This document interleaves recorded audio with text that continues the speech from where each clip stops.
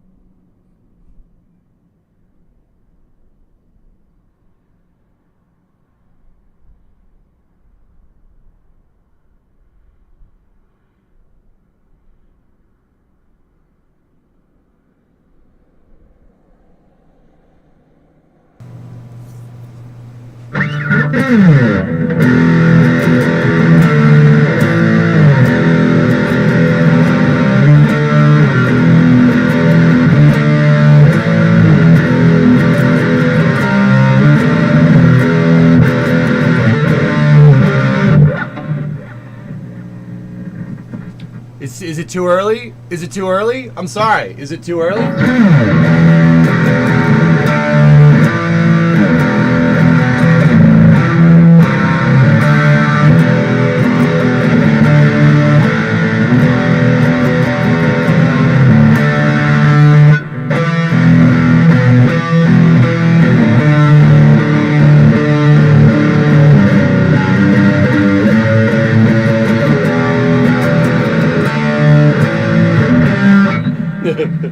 Too early? Too early? No, it's not too early. It's time to wake up.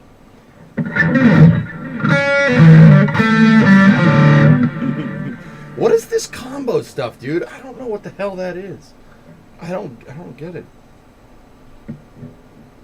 They added this and I have no idea what it is. I probably should go check my email, see if I qualified for some beta test program or something.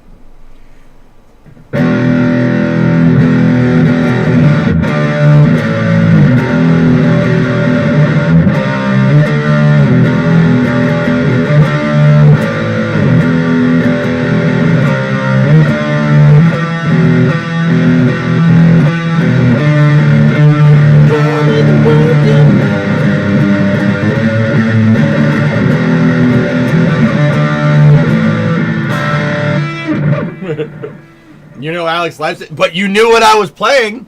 You knew what I was playing.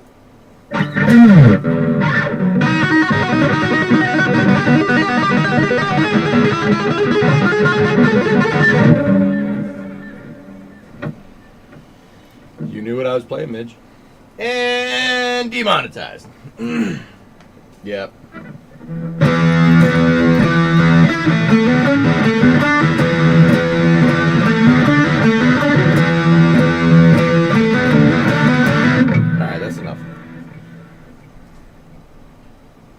community bid is like throwing money at a stripper. Oh.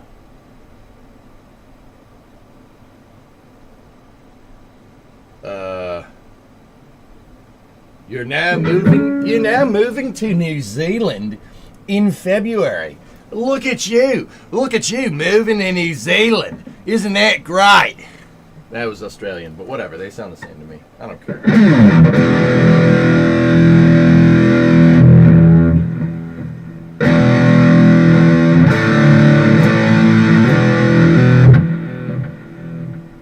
For mechanical engineering. Make sure make sure you make the right modifications to the A2 scope, Midge, okay? All right? We're going to do space news this evening? Yes, we are. But we got to go out in the shop. I got to finish with what. Hello, Lev.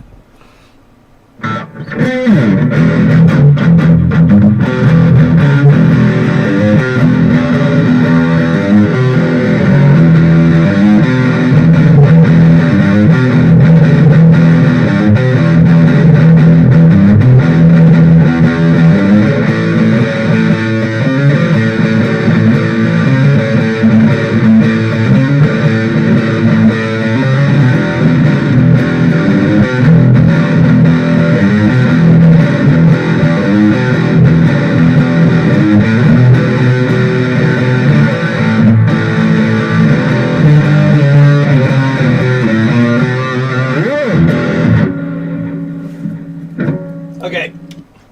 Shop time. Beef jerky time? You want some beef jerky?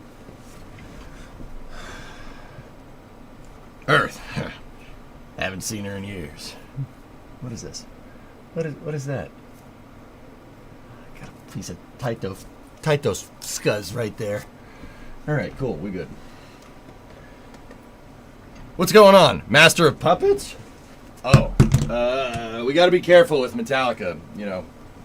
Or else James Hetfield will come and kick me in the nuts. I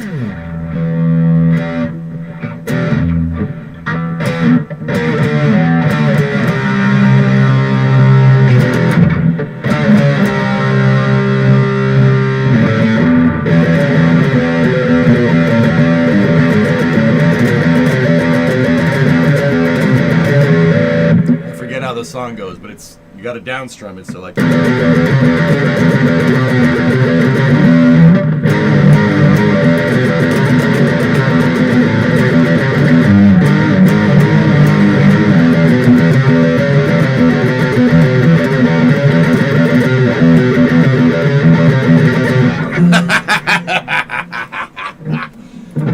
Into passion play, crumbling away. I'm your source of death construction. And Red Dead demonetized. Alright, we're back on the car. Let's go. That's what we want it to look like. That is the end goal. I've been able to use a very fancy computer modeling program to give me the car, to make the car look like exactly what I want. It's too big. No, it isn't. No, it isn't. I'll give you 3 guesses what show I've been watching. Cool. Sweet. Good. Shop time. Let's go. Is it going to work? Hey, Mac, did it work? Did it work? Ah! Oh, there it goes. All right. Forget about those modifications on your A2 scope. Stand by for lost signal from the office as expected. You wore out so many Masters of Puppets tapes. Oh, hell yeah. Hell yeah. Hell yeah. Alright, be right back.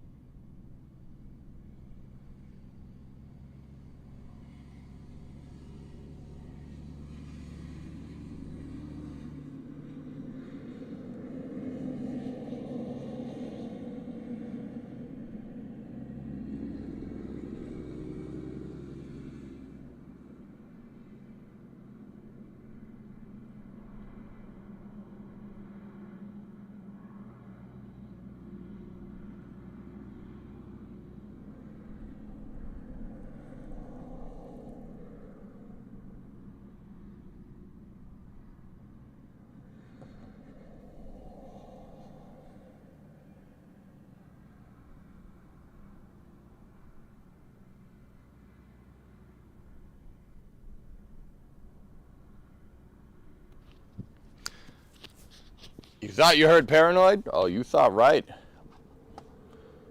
You thought right, boy. I'll take pleasure in gutting you, boy. Gladder than any man. I got to go take a piss. No, sorry. I think those are the lyrics, right?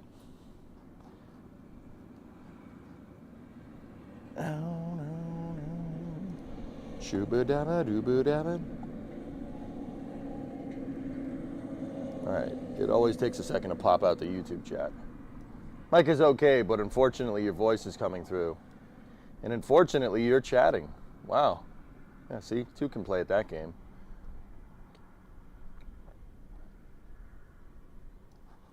Oh, EJ said a bad word. Oh no. Hey, Alleviate, I stepped away for a little, had some personal stuff. Only just caught up on the NASA administrating thing. Also, progress on the car. Wow, wow. Yeah, man, it's coming along. Yeah, the Isaacman thing kind of sucks. That kind of sucks, but a lot. All right, here, sync test. Sync test. Wow, wow. Hi, everyone. I'm Elon Musk. No problem. So, driving my Tesla. I love you. Wow, wow, wow. Yeah, all right, we'll give it a quick reset.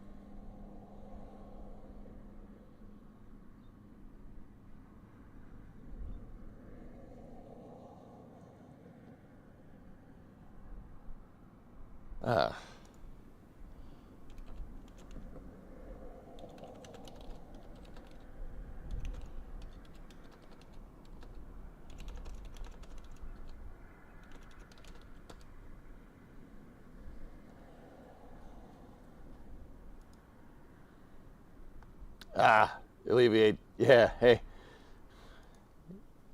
Sends love out, dude. Anyway, crew cab. So I did what I said I was gonna do. I got some good stuff here. How's the sync now? Live streaming X, nice. No problem. Driving my Tesla. I love you. Still bad? Okay. Still bad. Damn. I was gonna. Don't you screw with me like that, man.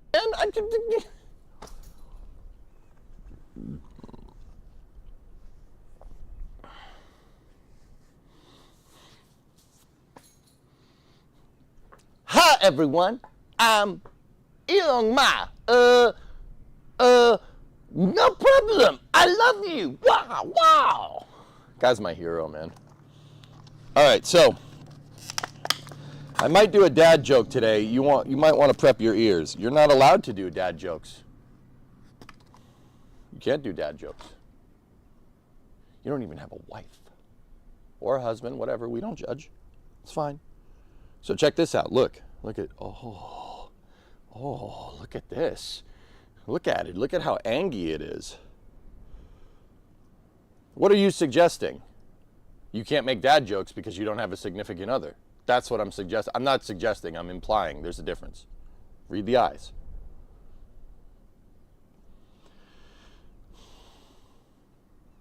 You don't? I'm trans. And Midge, if I gave a frick, I would have banned you a long time ago. But you're still here.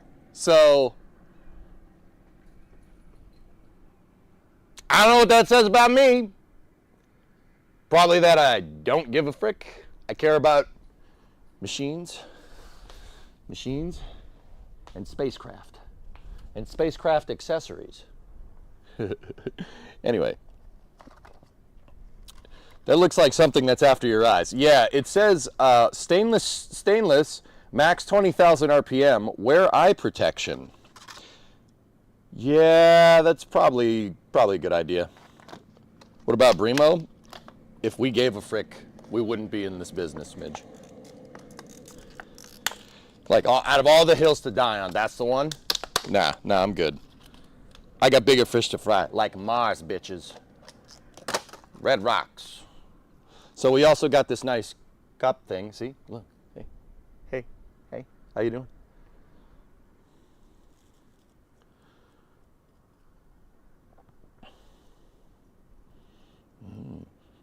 Ooh, smells great. You know you can get a wire wheel for a weed eater now. Got to try that out. Nice.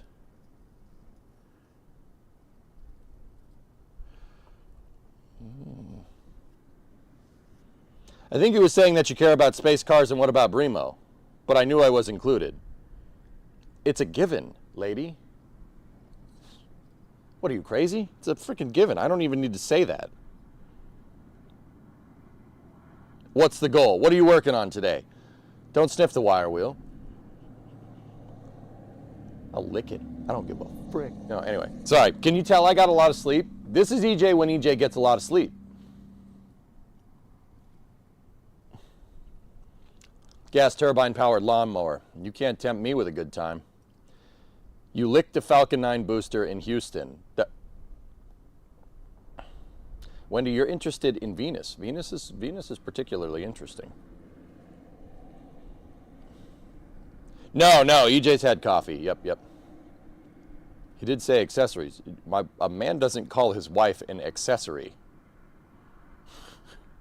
A man doesn't call himself +1. Anyway, all right.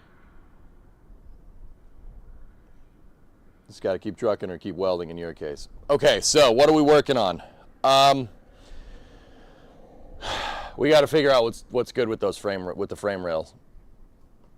Yeah, there you go, Alleviate. I licked a Family Mart chicken fillet. That's fair. Oh, Graham. Graham doesn't know what Family Mart is. You're missing out, bud.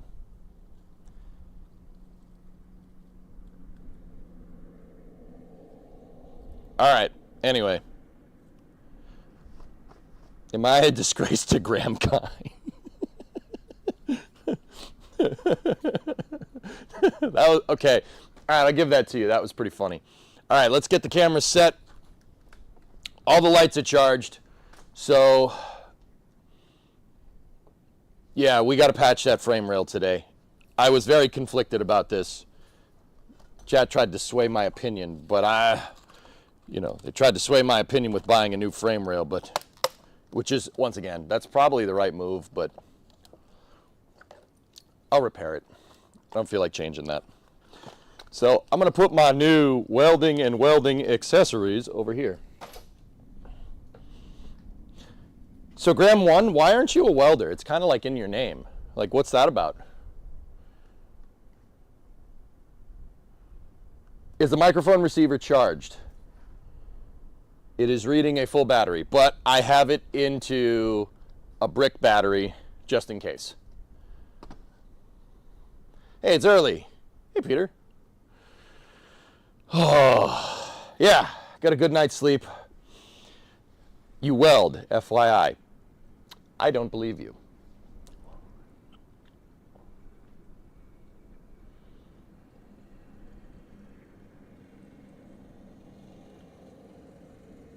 Frick you. No.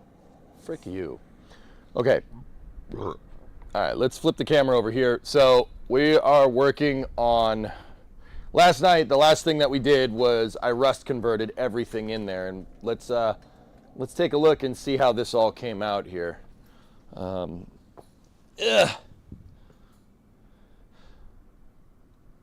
new frame rail would be smart. I'm not confident that if I put a new frame rail in, Stuart, that I'd ever be able to get it right. We'd never be able to. That's like the point of no return, man. The frame rails are like the root part of this, to speak in Kerbal terms. It's the root part. Rerouting is difficult in Kerbal. It screws stuff up in KSP, and guess what? It would screw stuff up here. I'd prefer to just reinforce the balls out of that frame rail, or just patch it and reinforce it. So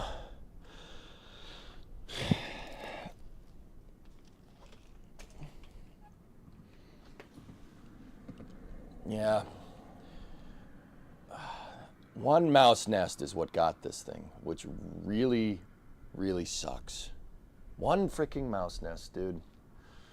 All right, so there's a bunch of different ways we could go about doing this. I mean, anything from replacing the entire damn rail, right, to, just doing a plate over that. Guys, I want to cut the rust out. At least the parts that are really, really thin. I want to cut them out. Yeah, I want to get the grinding wheel out, and I want to zip those right out of there. And then we'll go about replacing it from there. Now, here's where, okay, all right, full disclosure, I'm pretty sure I huffed too much paint yesterday and welding fumes.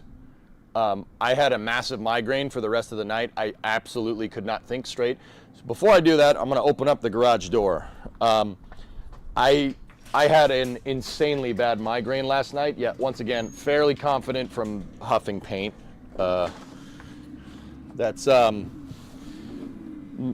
you know, that's not really a good thing. Yeah, I couldn't think straight. What I was trying to say last night, I couldn't figure out a way I wanted to do this. Everybody's like, just play it, just play it, just play it. Yeah, I was trying to get it right in my head. If I don't get it right in my head, it doesn't happen, right? So,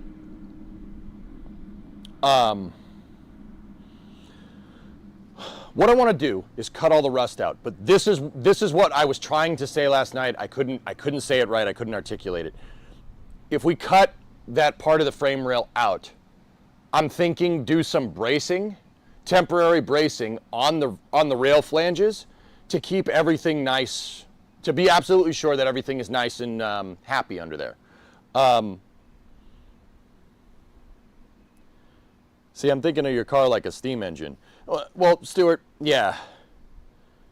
The body is integral to the structure in this design. That's what a unibody is. But yeah, the rails don't play as much of a structural characteristic as they would on a framed car, but we still need to make them strong. So what I think I want to do, Quatley, what's going on? Oh, is that a Swedish chef emote? Bjork, bjork, bjork, bjork, bjork, bjork. All right. So what I think I want to do with this, dudes, is brace the rail. A lot of temporary bracing on the rail, just to make sure nothing moves. All right. We'll brace it on the sides. We brace it on the top. I'm not sure how we're going to do a brace on the bottom. Right. Do you have anything else for ventilation? A few fans. There's a fan behind my paint booth right there. You can't really see it. And also you could see the 97 out there, but yeah, here, see? If I move my paint booth, yeah, see, there's a fan. Keep in mind, overweld welding is the hardest. Putting yourself in a position where you're welding from below is going to be really tough. Yeah, I got you. I know you weren't yelling. Don't worry about it. Yeah.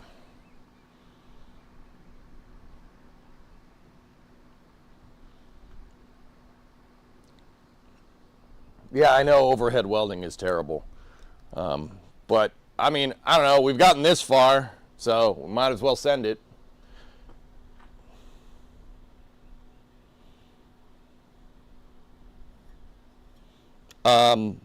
Okay, so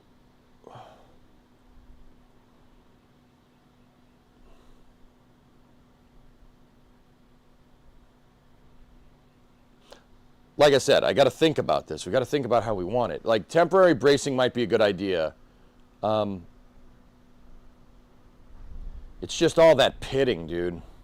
If I put a brace in the frame rail channel, what are we welding it to? There's nothing really to weld it. There's nothing to weld to it there. Also, I got to take the trunk cross member out. I put it in there for motivation.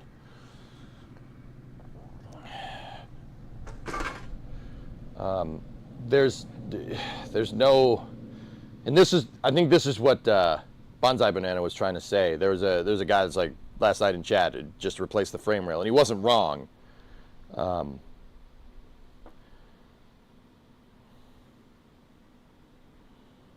I'm just not sure I'm technically competent enough to finish that job. Anyway, so the sides, how does your nozzle fit inside? It'll fit in there. Yeah, we could go to the sides. I mean, yeah. Yeah, I could probably do it. There is some pinholes, can't see me, on the left wall of the frame rail over here.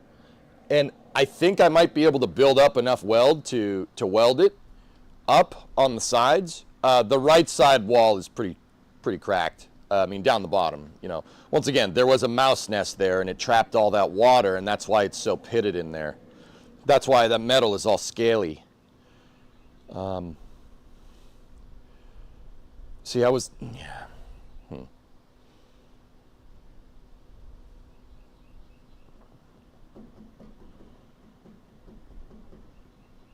I'm thinking. I didn't have much time to think about this last night. One, because my head was killing me, and two, because I fell asleep.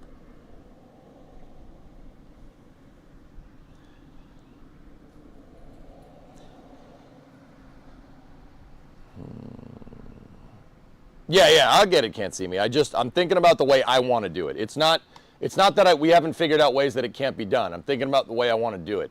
I think, you know, if anything, the conversations we were having last night, despite me being high as a kite, not on purpose, yeah, that wasn't on purpose. I really need to paint near the door. And, you know, we need to get good ventilation with the welder. It really was more about thinking about the way, like, so I'm thinking about what the frame rail does. And maybe, you know, rubber ducking chat. We up early today? We are up early today.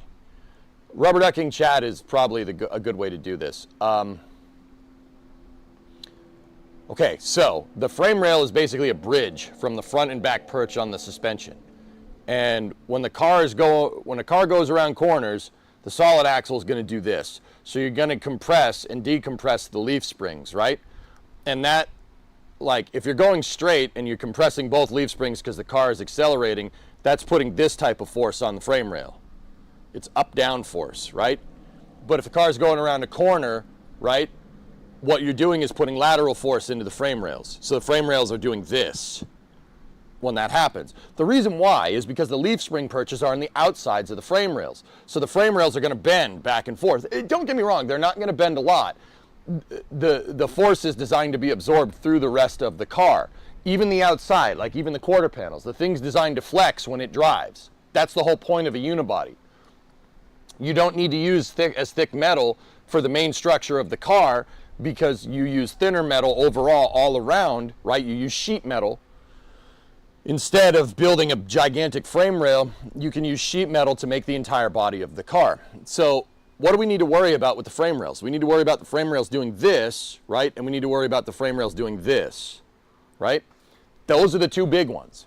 We have to worry about torsional forces being introduced to the frame rail, right? So left, right, and then up, down. That's pretty much it.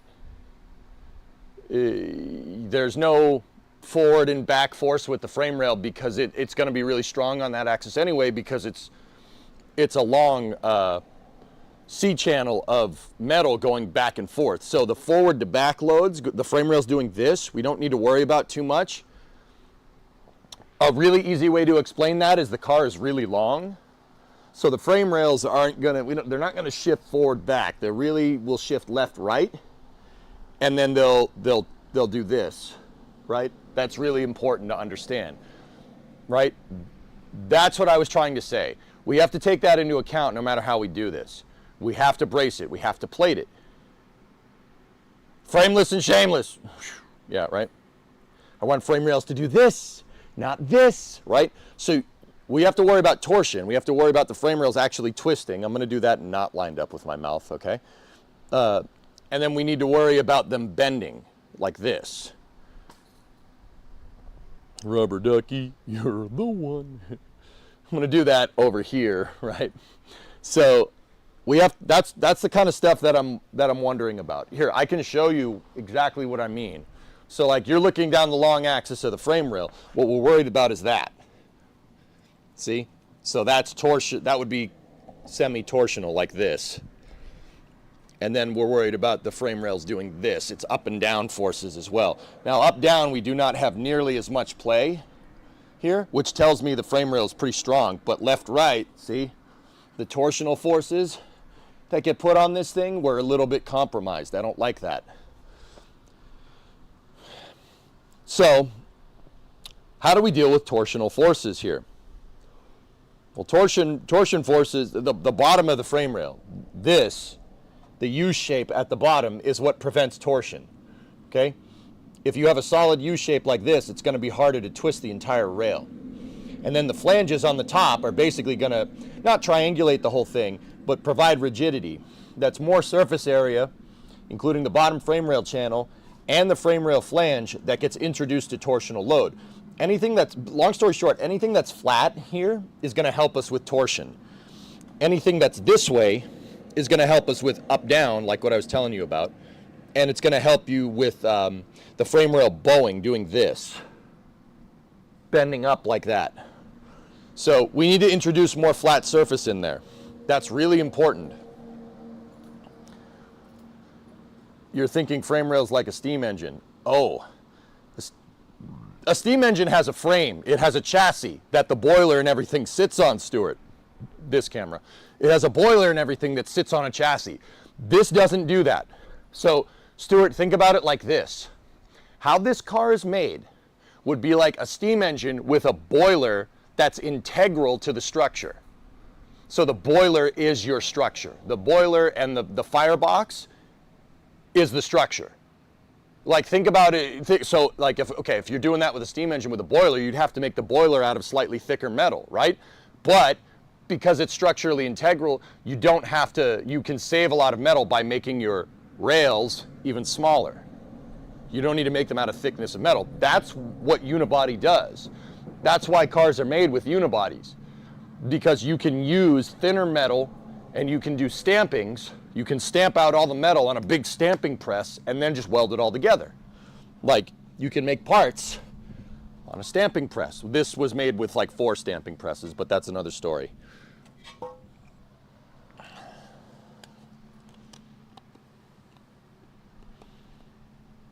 Does this car also run on frying oil? No. Trey, what's up, man? Just registered for college classes. Hopefully next 4 years go well. You'll be fine, dude. Hey, Pony, what's going on? I don't know, man. Maybe buying a new one would be the best idea. I'm just not sure I would ever be able to get it right.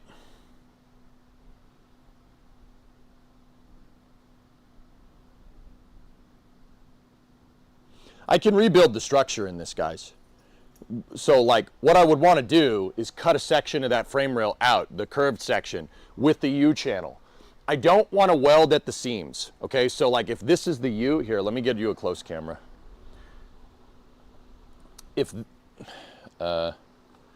Okay, so if this is the U of the frame rail, right? It's important that the armpits of this, so to speak, are nice and aligned. I don't want to seam weld in the corners, because then, you know, you could potentially get this. I don't want that. So what we could do is do some internal structure in there to bridge the U when we plate it. Does that make sense? Hey, Wounded. You have the skills to do either. It's really just, do you want to spend the money and save time, or save money and spend more time? Yeah. Smelloscope engaged. I don't smell. Man.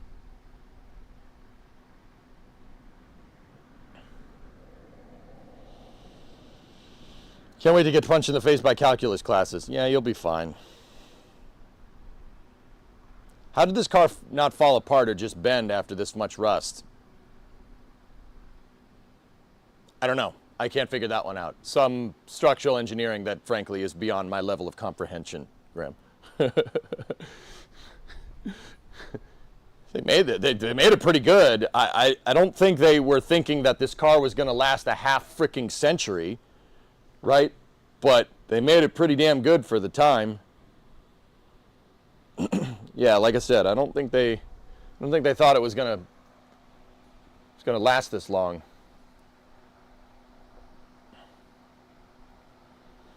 I got punched. 04 says, Trey, 04 says in the YouTube chat that he got punched in the face by calculus, and he made it this long.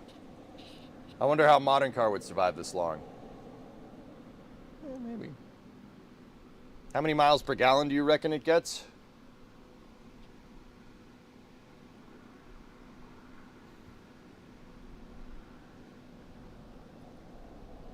All right, Graham, good night. You're the Mr. Beast of car rescue. You need fill time. Oh.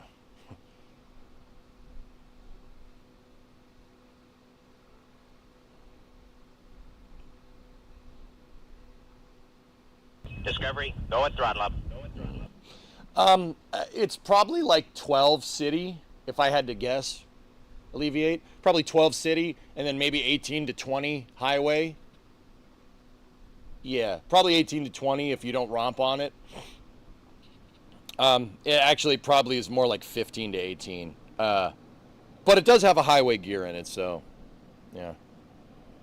Yeah, I mean, if we messed with the gearing in the rear end and we put a better transmission in this thing, that's not a 3-speed automatic, maybe we could do a little bit better. I'm trying to research applications for transmissions in this car. It's something I've been doing on the side while we're doing all the fixing. I've been trying to research different applications for transmissions in this car that'll fit in the stock trans tunnel that aren't a 3-speed. But 3-speed with a highway gear is okay. It's not bad. What speed does it do death wobble? 75 to 80 miles an hour is when it starts to pick the rear end up. This car lives at 65, 70.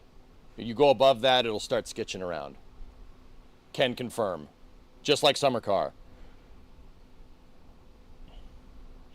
Wendy, you just looked up a 69 Coronet 7.2 liter. Well, that's the 440. That's the big block. I don't have a 7.2. I have a 5.2. It's the medium-sized engine, not the big one, unfortunately. If this was the big one, this car would be worth more money. All right, guys, I have to take a dump. I'll be right back. Sorry. This is normally when I'm checking the YouTube comments section on my videos. I'll be right back 1 second, okay? Yeah, I'm sure you needed to know that information. I'm positive you needed to know that information. I gotta go take my morning dump. I'll be back in 5 minutes.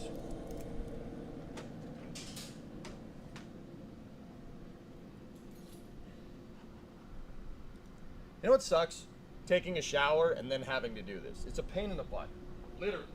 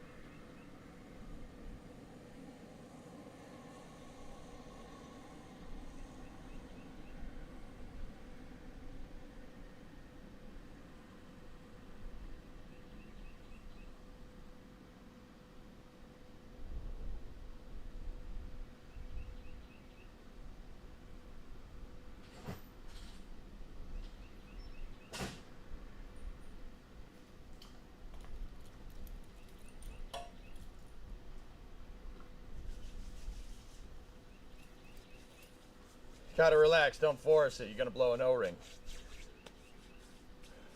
Yeah, you gotta blow an O-ring. We'll battle this together, brother. Did you wash your hands? Did you wash your hands? Yeah, of course.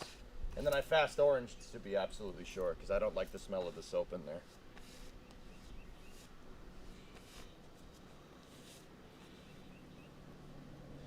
Wendy, so the 69 Coronet with a 5.2, 318 would likely get around 10 to 12. Is that not what I said? 10 to 12 city. You're back so fast. Are you sure you washed your hands? Would I put my hand to my nose like this if I didn't wash my hands? I washed my hands. I don't like not washing your hands, dude. You get the stank on your hands. You go wash your hands after you go to the bathroom. This is ridiculous. Yes! Some of you have some weird hobbies. My hobby is working on my car. I mean, but you know, it's 2025. You do you, I guess.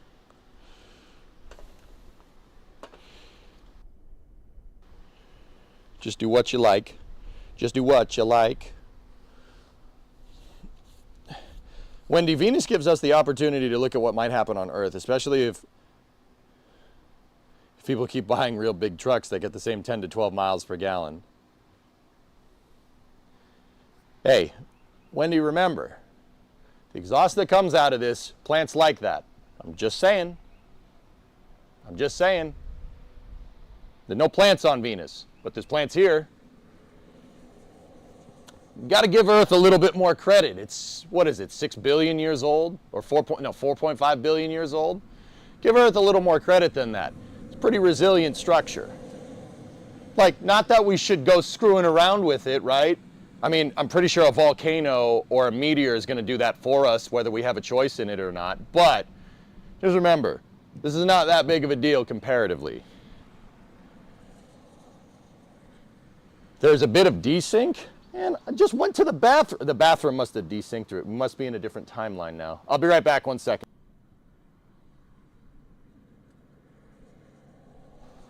Isolated, you got to get to washing a car, heading out to a car show later. What are you taking?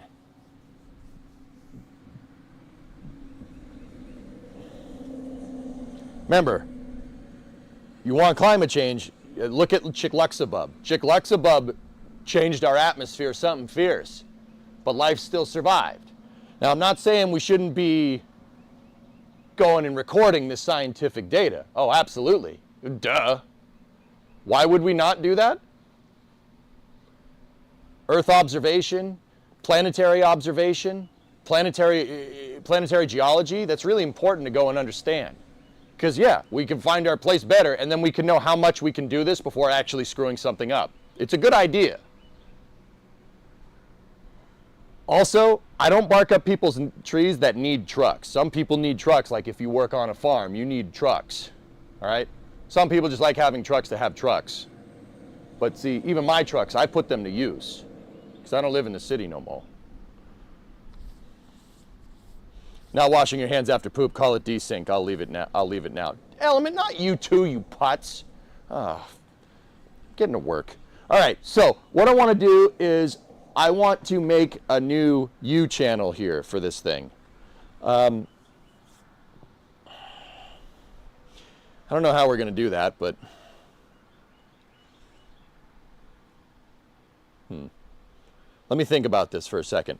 So the point is that the U part of the frame rail, the bottom part here. Let me get over here. Oh, okay. Actually, let me use the old. I'll use the old frame rail as a guide here. It's a little rusty, but see, this is the part that you really need to worry about. This part right here. See the U? That's really important, or else the thing will be able to do this. It'll be able to bend. See, the U makes it really strong. It makes it impossible to bend the top from the bottom like that. See that? Right? My mom tried to buy me a truck. I declined. I'm like, why I don't need a fancy truck or anything. I just need something that works. Graham, I understand the need to make it on your own. Very much. Do that when you're in your late 20s. If somebody offers you a truck at your age, you say yes. Okay? Ray, when someone says, are you a god, you say yes! What do you need a truck for? To move. To move around. Don't try to be noble right now. No, don't try to do that. You need wheels. You need wheels to achieve what you want to do in your life. If it's free, accept it. I can speak to being weird about this. People give me money on the internet. Okay? It's weird. Learn to accept it. Okay? Getting help when you're 18, 19, 20 is not a bad thing. Okay? Getting help when you're 28, 29, 30, she probably had stuff figured out by now, but look, you're young. Just, if your mom wants to score you an old beater truck, do it. An old Ford Ranger, S10, sure. They get 30 miles to the gallon, and it's a truck. So, if the U-channel, all right, so this part right here on the frame rail is, I mean, it's like this, it's toast, right? This is the back of the frame rail that we cut off yesterday. We still need to replicate this section, but that's another story. So the U-channel we got to replace. But if we're going to cut it out, I don't want to plate it. I want to make the U. So that would be very easy, right, if it was just this, if it was a straight frame rail. But that part of the frame rail curves up, all right? So we're going to have to think about playing origami here, okay? So I have to make a piece of metal that's a U, right? We have to take into account that the frame rail actually gets bigger in that part of the frame, right? We got to take that into account. We know yesterday from our bends that we need to allocate 1/8 of an inch for the bend with 16-inch gauge steel. That'll give us the proper radius to replicate the Mopar stampings, okay? We figured that out yesterday from patching the back end of the frame rail, which is good. Oh, that reminds me, I didn't take a picture of that finished product. Document.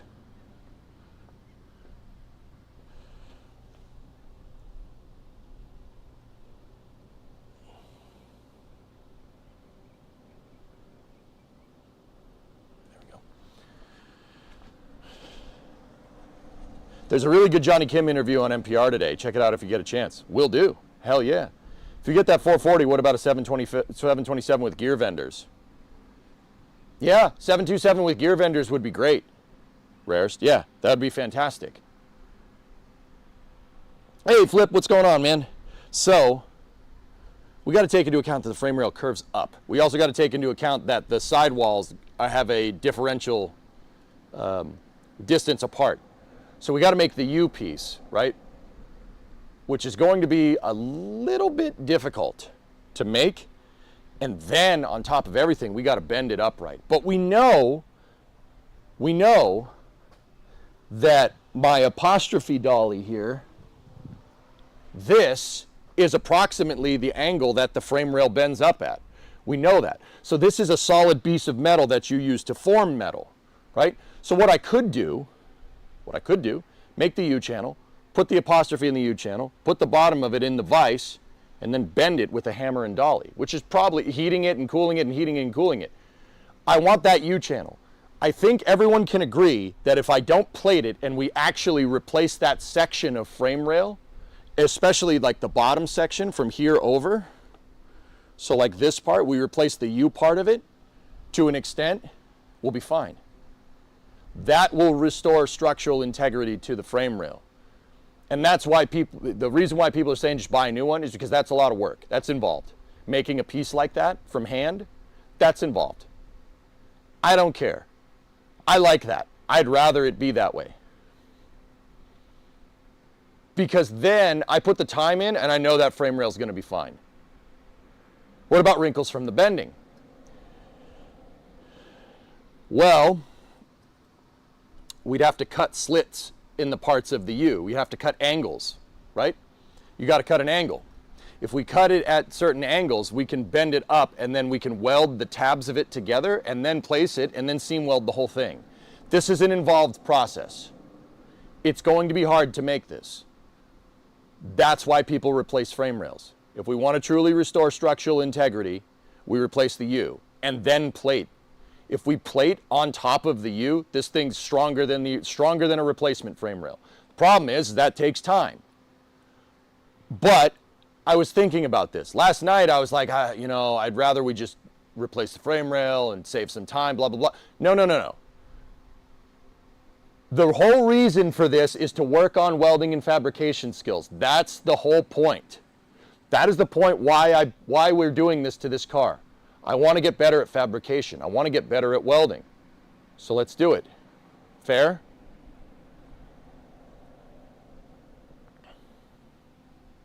$3,500 RPM at 65 on a big block hurts. Yep. Can you weld straight pieces to bridge the rusted gap? Sure, Swillfish. Yeah, of course. We could put bridging in there. I could take some of my metal strapping, or not metal strap. No problem. Driving my Tesla. I have 1/4-inch tube that we could brace up in here like this, in there. We could brace that all up in there. That'll never break. If anything, this will really stiffen the damn thing up.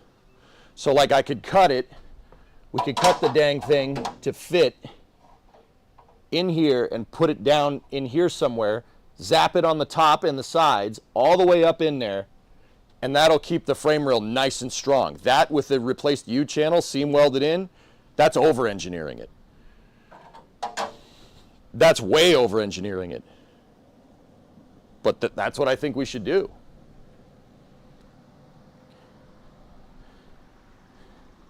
Can you wear a welding apron while doing this and only a welding apron? Nobody wants to see that, Nine. No, nobody wants to see that. Ain't nobody want to see that.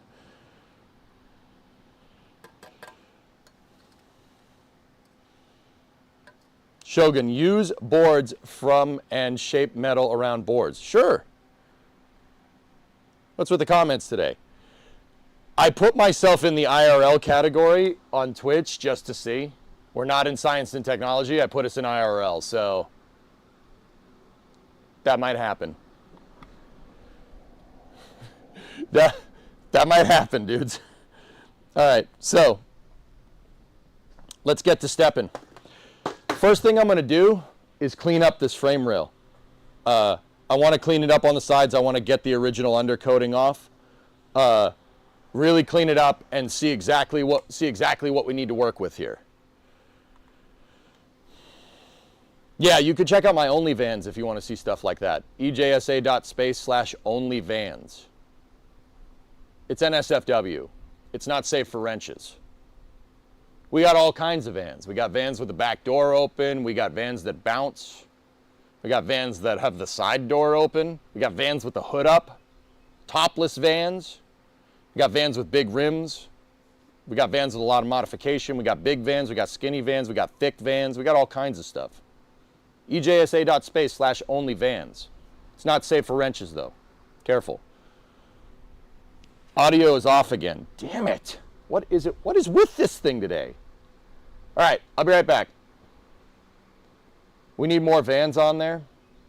Yeah.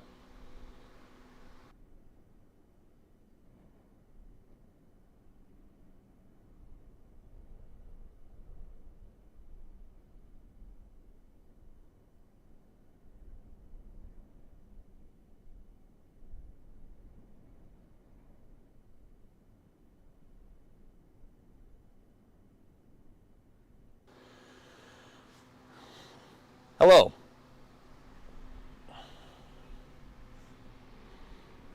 Are we back? Are we back?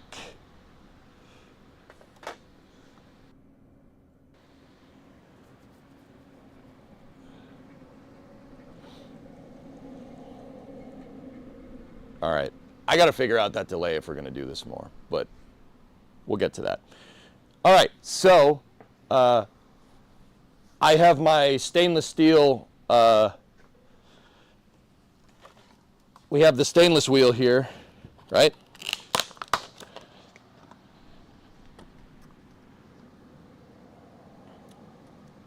We're going to put this bad boy to the test today. All right, so let's get the jacket on, because I got a feeling that this stainless steel thing is going to shoot shrapnel of stainless steel all over the place. So, you know,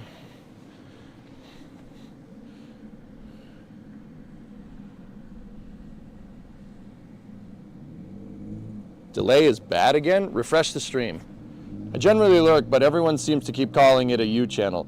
Isn't it a C channel? What am I getting wrong? I'm calling it a U channel. Knucklehead. It's C channeled steel, but it's a C channeled steel that's going up. So a C that goes up, U. It's not the right terminology. I'm using it to teach new people about this stuff. I know it's not the right terminology, and I know people would make a big deal out of that.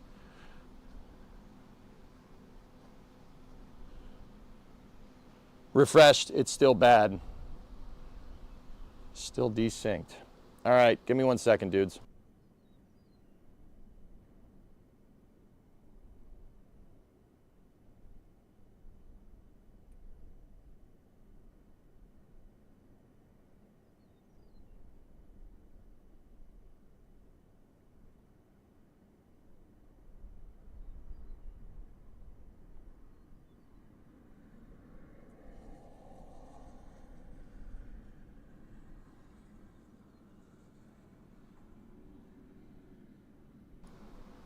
Why did the mic mute itself? I restarted OBS, the mic started muted. Oh, this computer's junk, dude. This computer is junk. It's old. That's what the problem is. All right.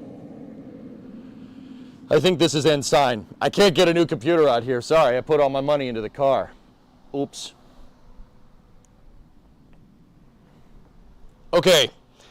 Let's get to this. I'm going to get a glove here. Now, I generally don't use gloves with spinning things. That's not a good thing. But if we want to put that stainless steel wire wheel on, we got to...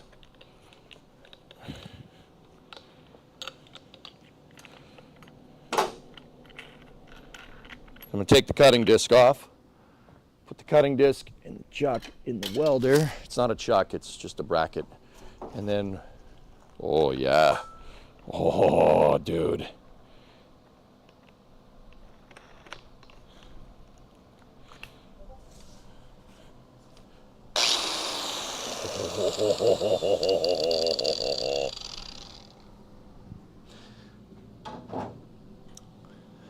$999. Does Mars Regolith provide any useful medium raw materials for basic welding?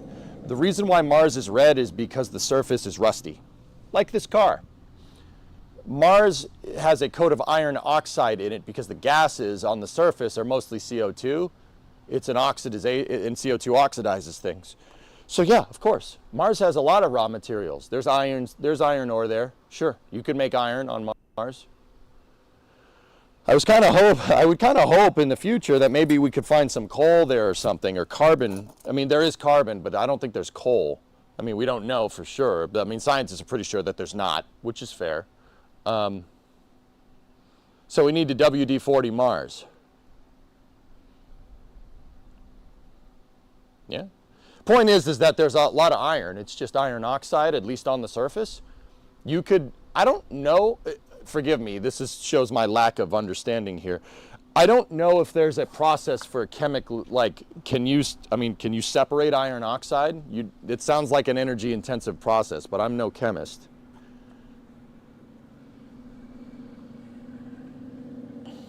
You kind of need dead plants for coal. Could be, there could be dead plants in the surface.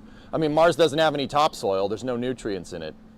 It's just all fill dirt and iron oxide. You're not going to grow plants in that without the nutrients, without plant nutrients. Giant thermite ball, yeah. I mean, maybe we should send a guy with a shovel and go find out. What if they dug down a couple inches off the surface of the moon and found orange rocks. The orange rocks were from leftover volcanic activity, but the point is that we are figuratively only scratching the surface of the moon, and we've basically drilled about this far into the surface of Mars. Now, don't get me wrong, with advances in modern science, we have a pretty good understanding of probably what Mars is made up of, But I'm not going to be fully convinced until we send a guy with a shovel that can dig a hole, or send an excavator that can dig a frigging hole, right?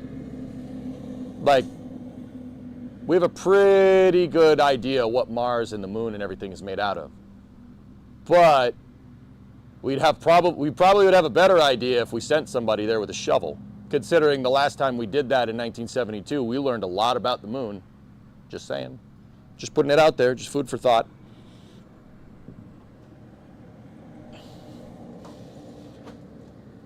Okay, so let me get you guys some good lighting. Good 3/4 view here. There we go. Starship is a good excavator. Remember IFT1. Yes, yes, yes. If you drill 6 inches into Earth, you wouldn't be that impressed. Yeah, exactly. That's exactly what I'm saying, Mark. Drilling 6 inches on the surface here on Earth means nothing. You're not going to be able to predict the entire geological composition of the whole planet from digging 6 inches down. What I'm saying is that we need Mars not anthropologists. We need Mars archaeologists and not archaeologists either. We need geologists out there. We got to dig. We got to do like a borehole on Mars if you really want to understand that stuff, to validate your predictions from like satellites and planetary observation. And this, remember how I always say that the science and the human exploration programs at NASA need to be intertwined? There you go. You want to put any skeptics to bed? There you go. All these people that say, oh, there might be life on Mars. I saw aliens. Look, there was a civilization on Mars. If you drill a hole and you figure out the exact composition of Mars, you can prove that once and for all. But we don't want to do that for some reason. It's weird. That's what I mean about programs commingling. They have to, or else they're easy bait for cancellation. Gee, that's weird. Ow, ow. Who put this tube here? Damn you! Damn you, tube! There. Okay. All right. Are we on the right camera? All right, let's see what this frickin' thing can do. Once again, if people are worried about not using gloves, I don't use gloves with spinny things. If the glove catches on that, my finger's going with it, and I don't want that. I would rather just a cut on my finger than my finger being not there. All right, so I'm gonna get in on this side of the frame rail. We're gonna clean it up. I wanna see what's under here, just in case, so we can find the full extent of the rot.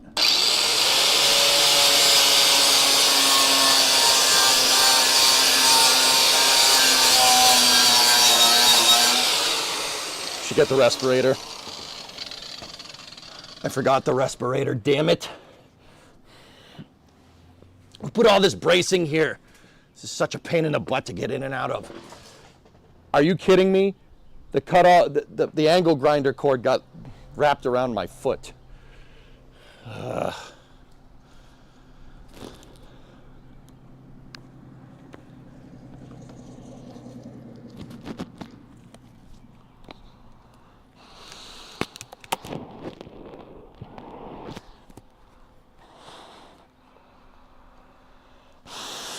Okay. Phone, wallet, keys. Phone, wallet, keys. Phone, wallet, keys. Oh, this is space. I'm in space. Holy shnikey, Stuart. Stuart gifted 20 subs. Thank you. I can't come out to show how happy I am, but I'm under a car. So, all right, let's go.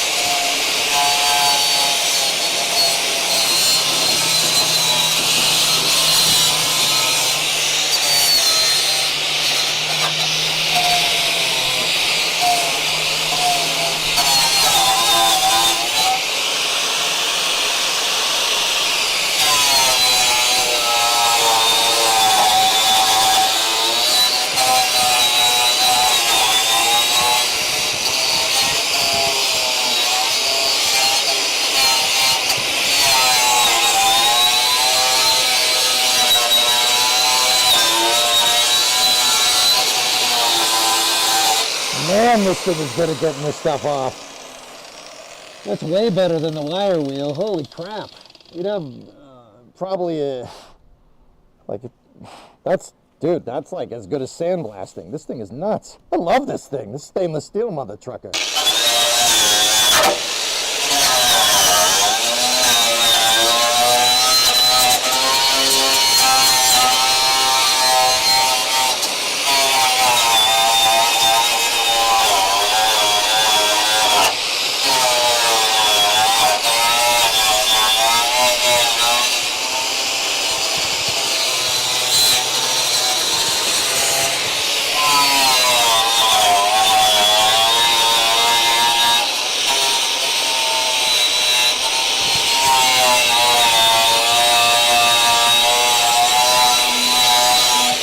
Now, guys, I know we're working over there.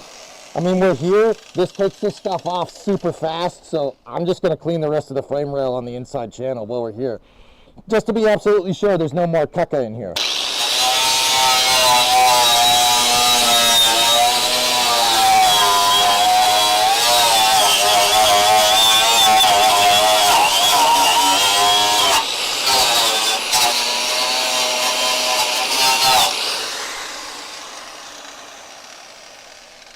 Hang on, I gotta make sure you guys can see what I'm doing. Oh yeah, you can. Cool.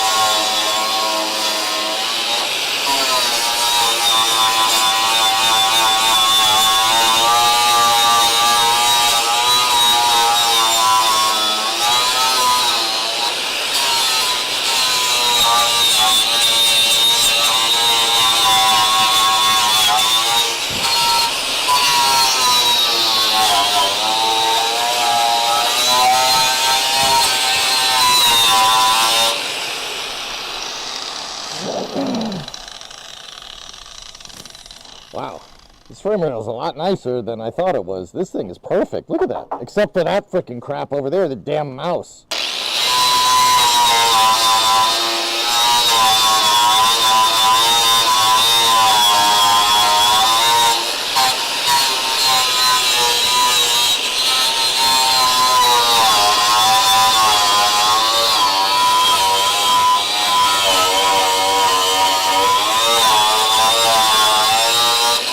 Oh, dude. Okay, guys, don't lie. Is this very satisfying? Is this like pressure washing stuff satisfying? You tell me. I think it is.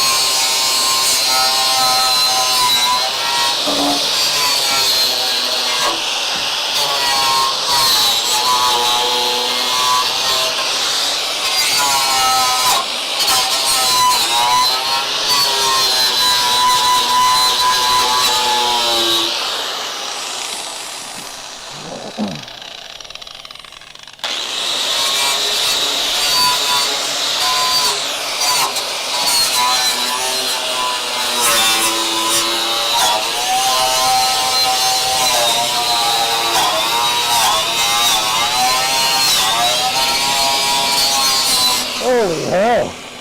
Okay, we got a little bit of a pinhole right there. That's about it though. And then another one back here a little bit. But dude, that thing is mint. Look at this. The vast majority of this is perfect. All right. Dude, that's so good, man. Look at this thing. You can still see the original marks that the stamping press made. That's pretty sick. I missed a spot right there. Hey, you missed a spot. Should probably shine the light on it. That probably would help.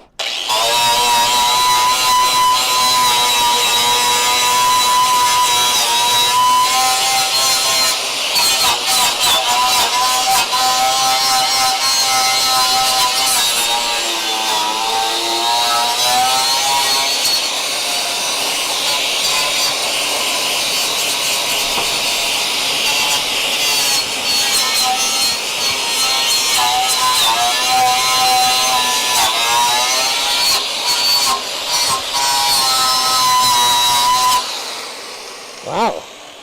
Can you guys see the lines right here? That's the lines from the stamp, from the stamping process. Because it stretched the metal there. It leaves stretch marks. Like me when I eat too much. Okay, good. Sweet. Should get the other side now. Yeah, we'll get it the other side. Clean this fricker up. Let's just clean the whole damn thing. Just so we can, yeah, see there's a little, I don't know if you guys can see that. It might be in the way. There's a little pinhole there. Little pinhole there. Other than that though, this thing is pretty damn solid. Sweet. Let's get the other side while we're here. I did get all the, oh wait, no, I missed a spot. Hold on.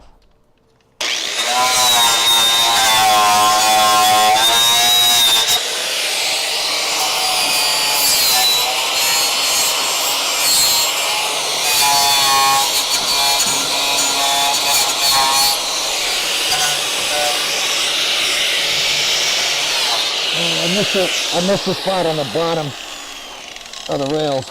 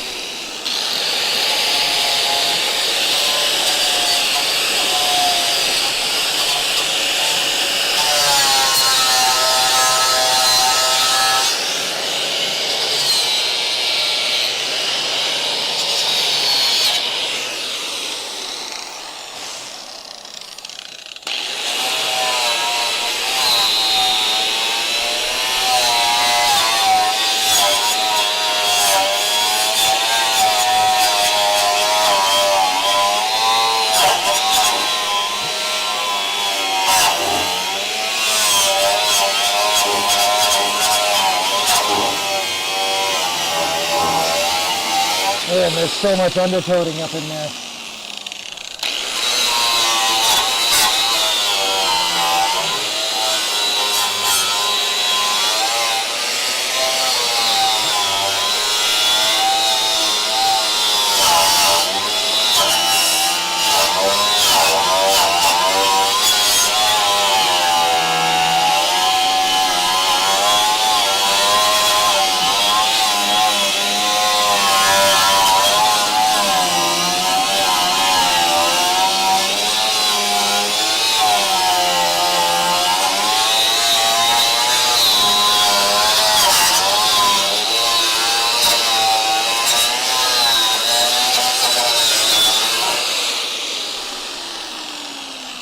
Hold on, a little bit more.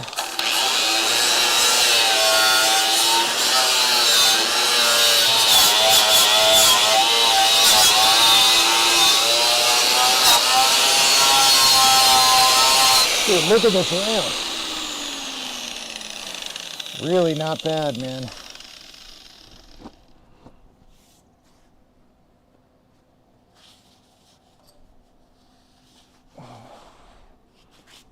Yeah, just got to fix this abomination up here. Cool. All right, let's get at the other side, dudes. Let me check chat for a second, too. Looks good, Goat. Yeah, that's what I'm saying, man. You can see the lines, dudes? Yeah. Isn't that cool? That's from the stamping process. Those lines that are kind of going diagonal. This freaking thing started as a flat sheet of metal, and a huge stamping press went boom and stamped it out. And those are the stretch marks in there. You can see them. They're lines that are kind of going that way. Hey, Techno. What's up?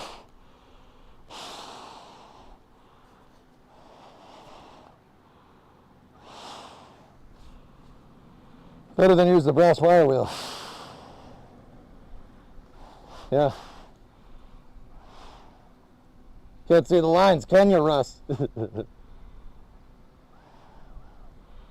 And the stainless wheel is better for where welding isn't needed. I noticed that this is good at getting gunk and rust off. Can't see me, but it's not very good at polishing the surface. So we'll have to go at it with the cupped wire wheel and go from there. This thing has got poo-poo all over it. I know you shouldn't do this. Forgive me. I gotta put like a plate in front of this or something. All right, well, a lot of this is already good, but we'll get after it. Booster 16 is stacking right now. Dude, happening level.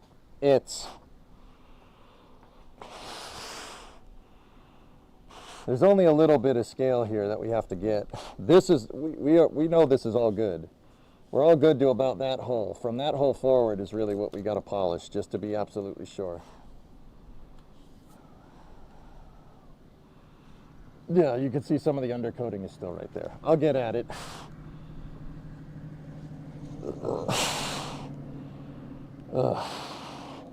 You guys can understand me, right? I don't just sound like Kenny from South Park. Vanilla paste! Vanilla paste! Vanilla paste! Vanilla paste! Oh, here it comes! Oh, it's going to be a rock! All right, here we go.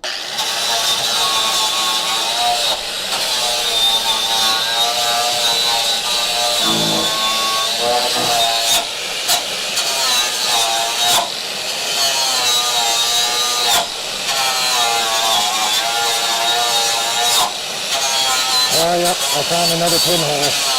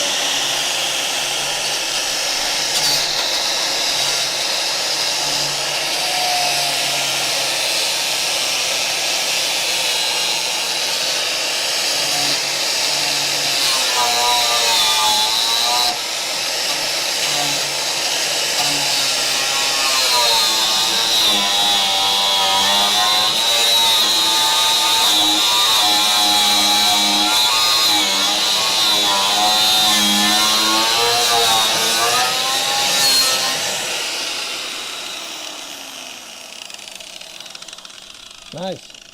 We're getting there, dudes. We're getting there. Nice. All right, just got to get from about here to about there, then we're good.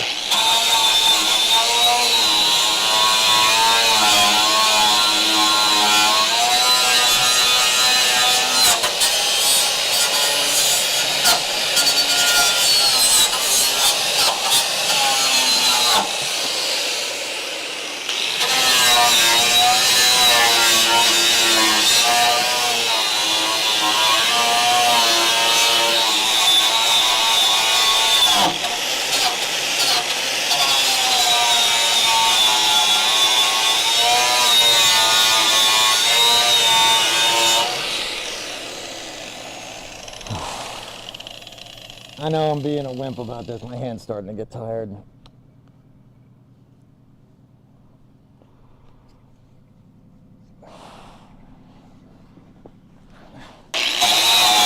Let your power through.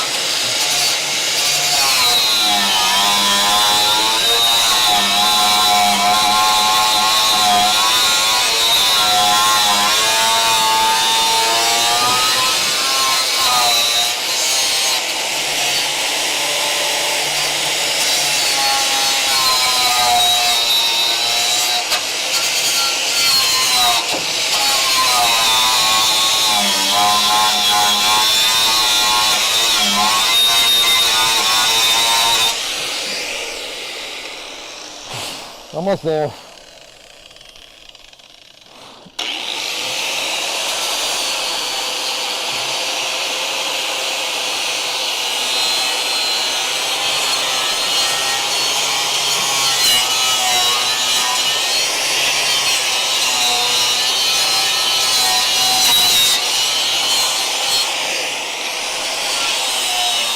Almost there.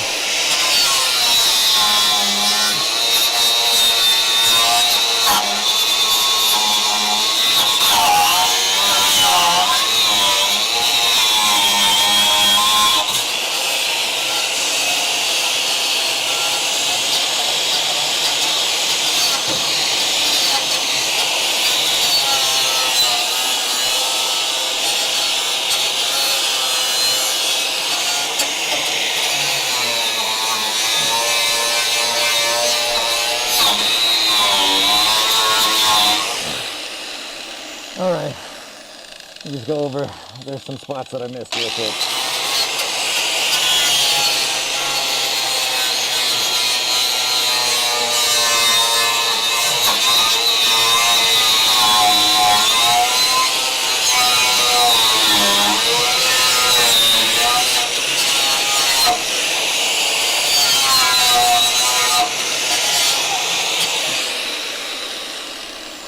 Frame rail's pretty good, man. Just this one spot. We'll fix it. It's okay.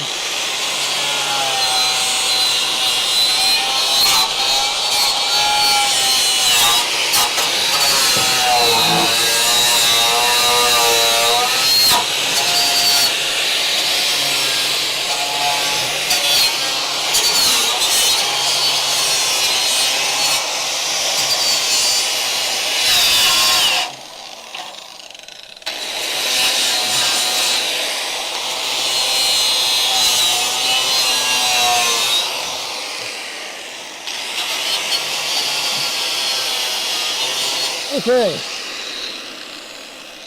All right, how's she look to you guys? That looks pretty good, man.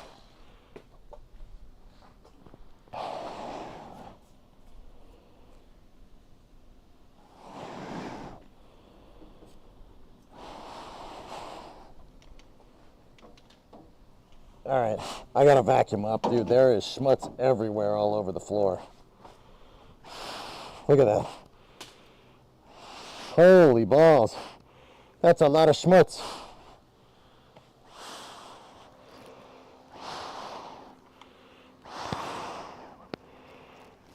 first. It's pretty good, right? Yeah, it's Mars regolith. That's what it is. I need some fresh air real quick.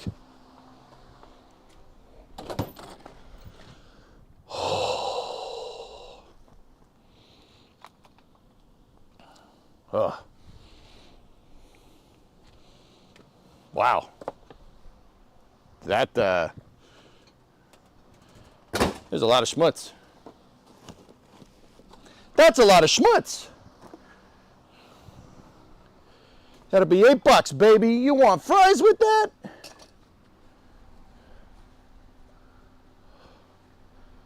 I think I inhaled too many paint fumes last night, Noswolf.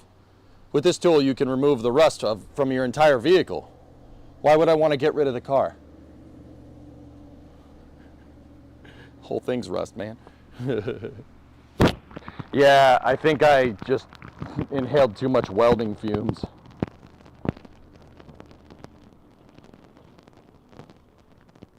All right, I'm putting the jacket over here, letting that air out for a second. I'm gonna open the door.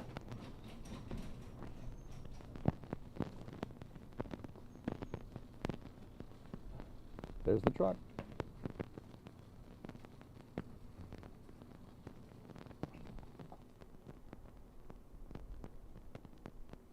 All right.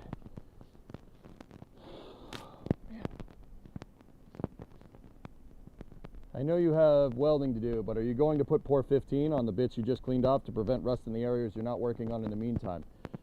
I'll steel it. I'll hit it with steel it, weld through the steel it primer. All right. But in the meantime,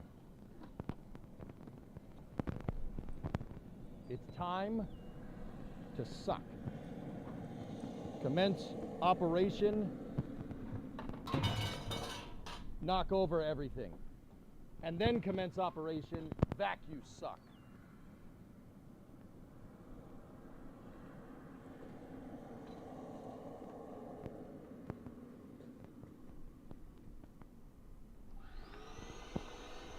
Oh, I gotta switch it to the right camera. Whatever.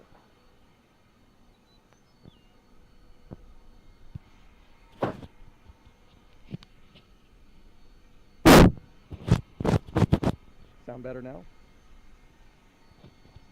Is it good?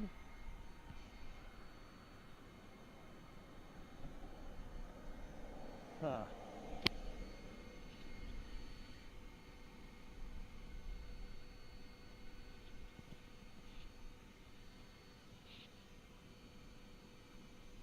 All right, hold on.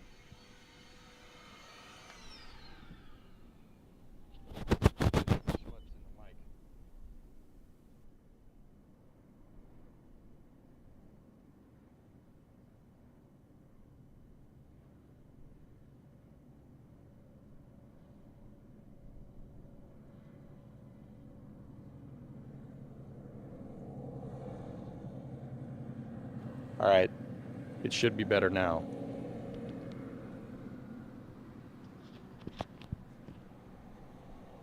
How's that?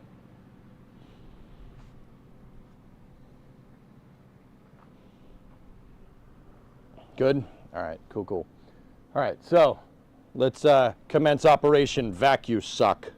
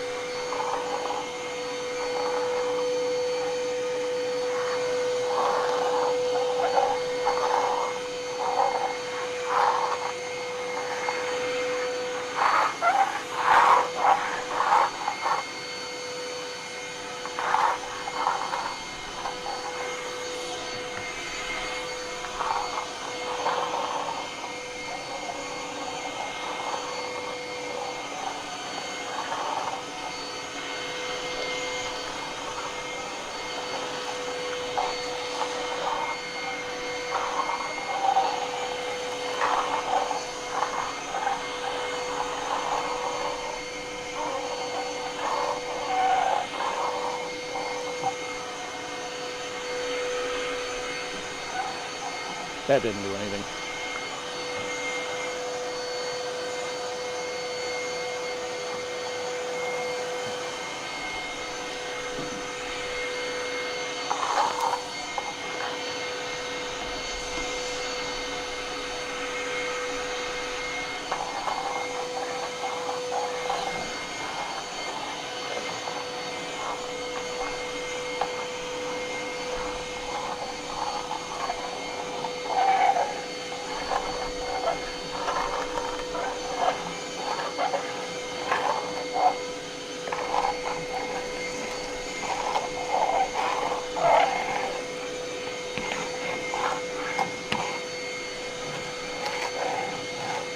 You got rust on my leaf spring, damn it.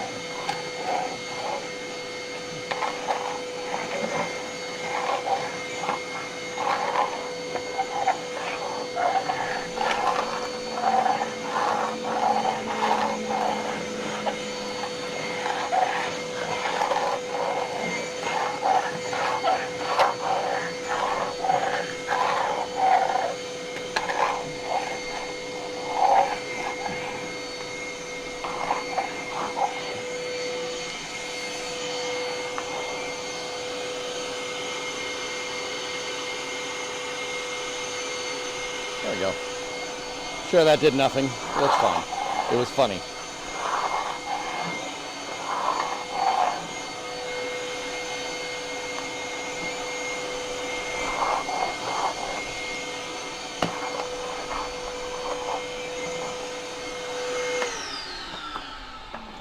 All right. Keep your work area clean. My dad always told me clean job is a happy job. He still tells me that, but he used to as well.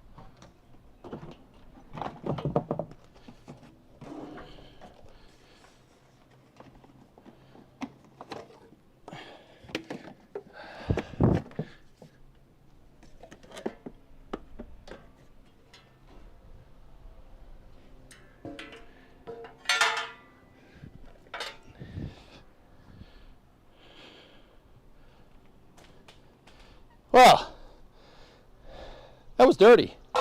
Ow!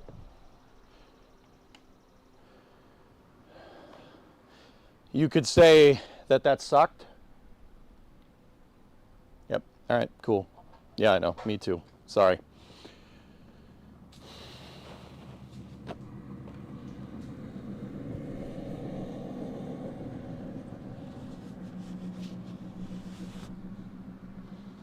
It's Mega Made.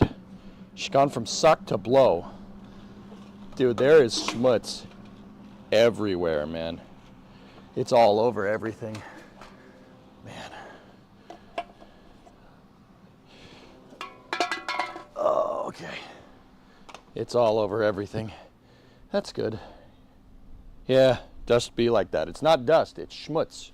It's different. Booster 16 is lowering onto the pad, static fire tomorrow. Flight 10, baby. What did I tell you guys? Don't take your foot off the gas. Did I not say that? Believe me, I played way too much Satisfactory to not understand industrial engineering. I'm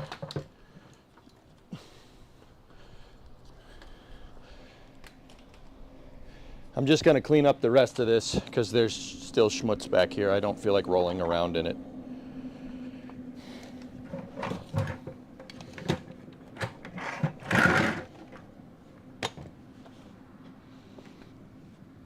This place is getting messy. That's how you know we're doing work.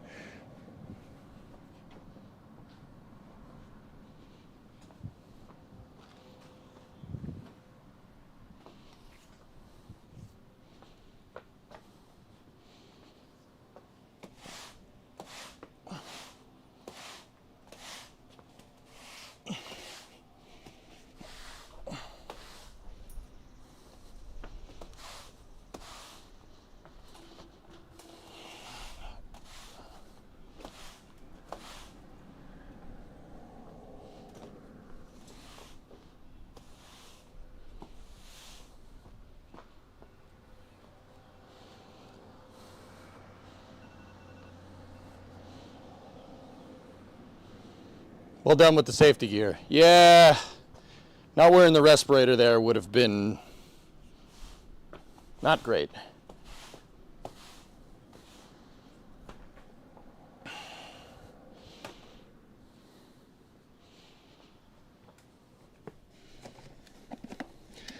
Dude, I can't tell you how much car is in this vacuum cleaner. Ow. It's okay, I just lost 5 brain cells, I'm fine.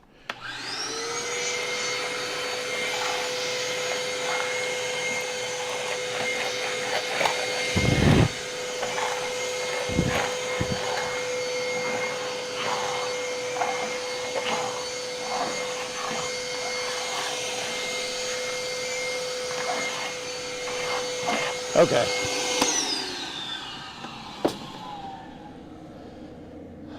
All right. Let's inspect our work.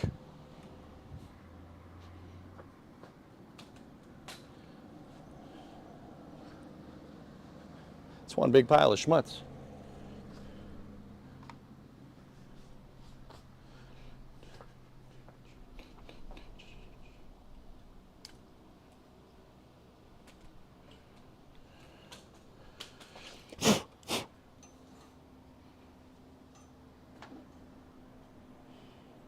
There's that one pinhole I was talking about.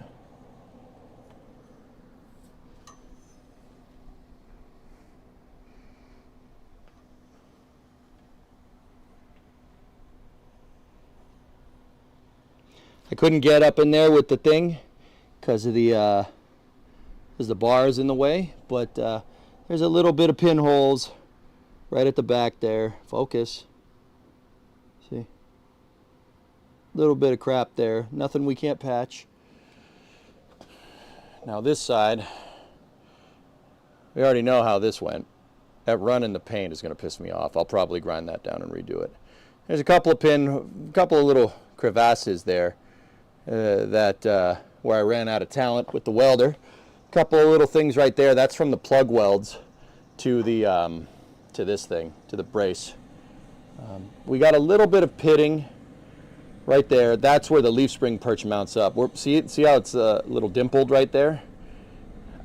We might have to, smooth it out. But the rest of the rail looks pretty good, except for up there, of course. I didn't get all of it up in there because that's just a tough spot to get at. But yeah, you can see a little bit of our seam there too.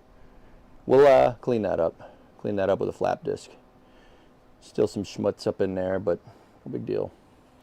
Yeah, you can see I missed a couple of spots here because my hands can't get up in here. Discovery, go at throttle up.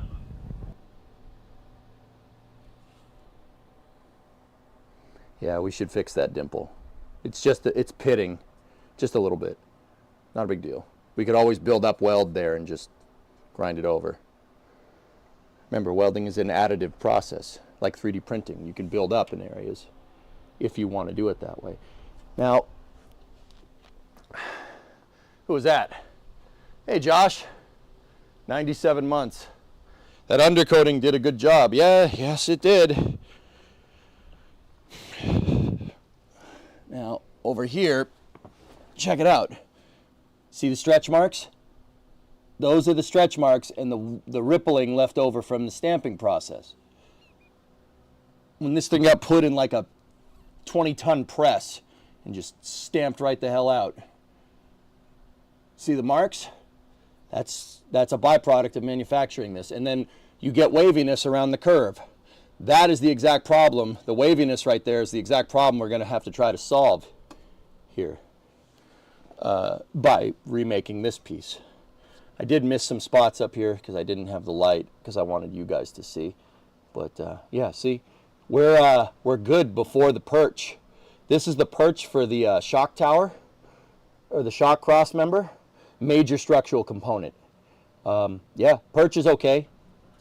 We're good up to the perch. There's good metal there. So, yeah, not bad, dudes. I mean, this is bad. Don't get me wrong. This is awful on any car, but we'll redo it. It's not an issue. So I'm thinking section like from here all the way to about here. section that out, remake this U channel, and then go. This is going to be a test of the fabrication skills for sure.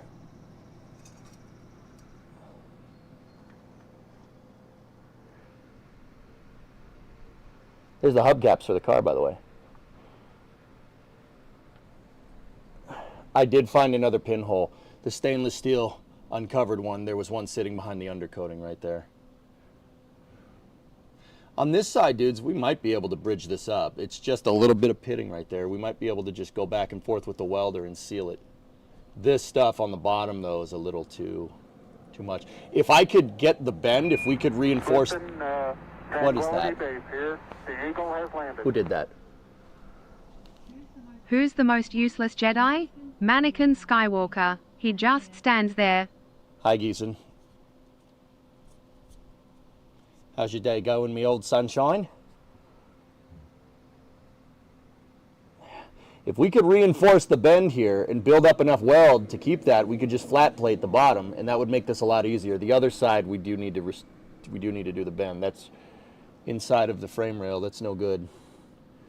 If we can save this, it saves us a lot of fabrication time. I mean, I think go at this with the welder. I'll just do my sloppy booger welds here, build up a ton of metal in there, and go. Because if I can save this bend, oh, that's going to save me a lot of time, and it will keep it nice and strong.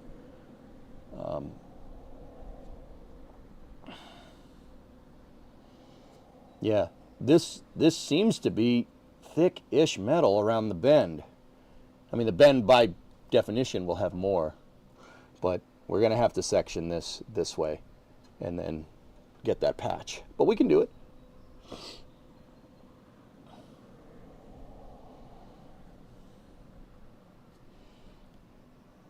So once again, I want to be very clear in case there's like hardcore restorers and body guys here.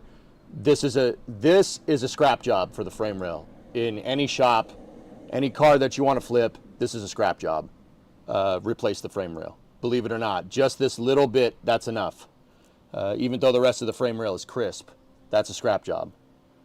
Like, I want to be very clear about that. But the reason why it's a scrap job is because the time it's going to take to fix this, you could have just replaced the frame rail. Now, I don't have the resources to do that here. I'd need a jig to make sure the front suspension perch and everything is completely aligned. I do not have the tools to do that in this shop. So, we're going to do this the hard way, and we're going to figure out why you would just want to replace the frame rail. So, I'm going to get the tripod, and you guys, we're going to stay over here, and I want to try to zip that with the welder. I want to see if I can fix it.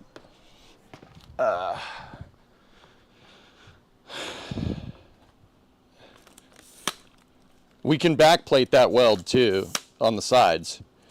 Oh, there's schmutz all over the tripod. Everything here needs to be hosed off. Problem is that some of it is electronic.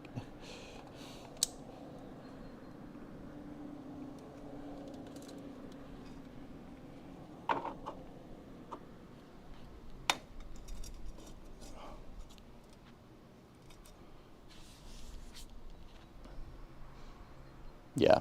Okay. If we can save this bend, we're going to save ourselves a lot of time. I'm going to try to see if we can build it all up in there.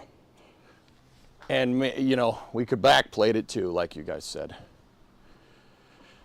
Could you place metal on the inside and use the hole as a plug weld? Yeah, sure.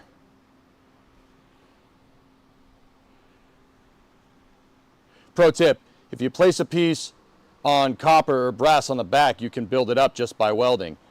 Copper or brass? You know what? You know what, Ned? People have been telling me that. And I'm fairly confident I don't have any copper or brass here. But if I did and put it back there, well, why? Teach me. I want to learn. I want to learn. Like, I know enough to know what I'm looking at here, but dude, I want to absorb the knowledge. Welding doesn't stick to it. Oh, yeah. That's a good point. It's best to just use steel, can't see me? Well, I'm trying to understand pros and cons here. I don't think I have copper or brass around here. I mean, I'm still building out this shop, believe it or not. Like, I don't have all the tools that I need. Because welding would just platen onto the brass. Would it stick to the brass? I understand copper or brass as a heat sink. I know that they're very conductive. It won't stick to it. Really? Is that because okay, back to geology here. Dissimilar metals don't stick. Is that because it's non-ferrous, right? That would be the right way to say that. Steel would just add to the structure. Copper or brass would not stick, just a way to form metal by welding. Interesting. Dude, I like that. I like the backing plate thing. That could really help us here. Can you imagine if we went relativity style? We bent a brass plate, put it on the inside, and just, I mean, it's welding upside down. That would suck. But we just, relativity, just 3D print with the welding gun by hand, 3D print the frame rail again. Could we do that? Like, okay, I know that's not, like, no one does that. I understand that. Could we do that, though? Just out of curiosity. We need a forge so we can melt metal. Yeah. So if you don't know what relativity space is, they tried this idea of, they basically had a 5-axis CNC table. So they had a spindle, a big spindle that was basically like it's a table, right?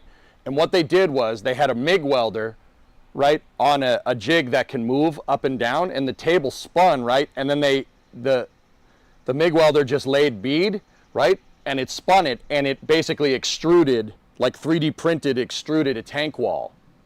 And it turns out that it's super freaking strong,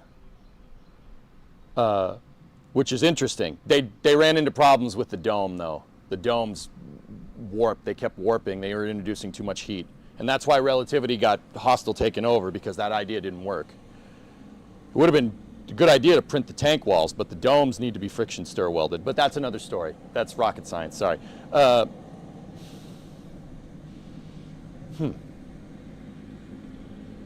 Cool, we could do that. That's sick, man. I kind of want to do it just to see, like, but I don't think I have any brass or anything, guys. Is there anything that would be brass or copper just out of the blue? Like, what would be copper or brass? That'd be actually pretty sick. Aluminum would work too. Yeah. Have any brass plumbing fittings? We got aluminum foil. I don't think that'd work. Copper pipe, copper plumbing pipe. I think I have some fittings in here. Oh, this is space. I'm in space. Rocket Rick gifted a sub. Thanks, man. Dude, I kind of want to do this. This is a good idea. That's cool. I want to do it just to see. Like, not that it's the right way to do it, but I want to do it just to see. Huh. Let me look around. Look around on the table. I have fittings. I know I do. How sick would that be to fix that like that? That would be super freaking cool, man. Yeah, like I said, I kind of want to, just for the heck of it. Brass and copper. Brass, copper, or aluminum. Brass, copper, or aluminum. I don't know. Would aluminum foil work? Like, could we fold aluminum foil and press it into the shape? If we make it thick enough? I think we'd blow through it. Too much heat. Yep. Like, even if we, like, crumpled it up into, like, a 1/2-inch thick crumpled ball of it, too much air in the layers. Yeah. Okay, cool. That's fair. Ow. Huh. Dude, I like that idea. This idea is cool. I want to try it just for the sake of it. Like, you know, worst case scenario, I take some of this flat stock, right? We take this flat stock, we're not going to bend that, but we could put this on the side and back plate to this, and that would, it's not going anywhere after that. Brass, aluminum, brass or aluminum. I gotta have something in here. There's gotta be something. Gotta be something.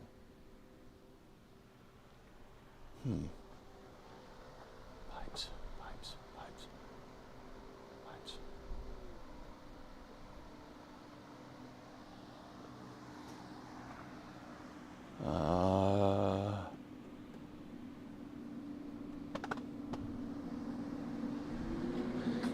Guys, you know what I'm realizing? The way you guys tell me if I'm thinking about this right. The way you go about welding, you treat it kind of like Bondo, right? I know that sounds ridiculous. I know that Bondo is not structural, like fiberglass, like filler, but like if you're trying to build up something, you're trying to build up a weld, you'd go at it like Bondo. You want to, like if you're trying to seam weld something and then smooth it, you don't want to add a lot of weld. You want to try to add the minimal amount of weld that does the maximum amount of pen, right? Am I thinking about that right? Got any copper pipes in the house that we could pull? Yeah, my wife would not be happy, and she's watching the stream though, so I wouldn't do that. That's a really bad idea. Why would I do something so dumb? Ooh, wait a minute. What is this? What's this? Is this aluminum?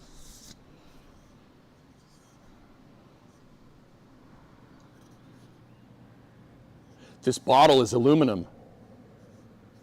Oh, dude, do you think it's thick enough? There's also gasoline in this thing. This has gas in it. I was about to say we could cut this up, but I'm not doing that. Not right now, at least. That ship sailed. Aluminum can. I got plenty of aluminum cans, but those are too thin. The wall is too thin. What about a thing you bought to fix our broken pipe? That thing's still sitting on top of the washing machine. I don't want to use that, Bree, because then we won't be able to fix the pipe that I haven't fixed. What's this?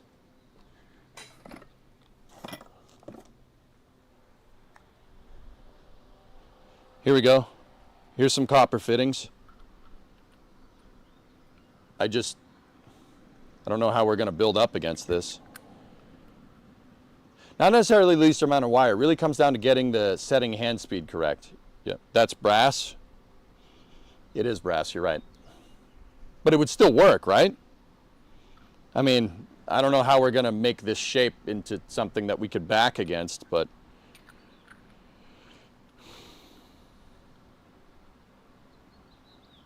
melt those cans down.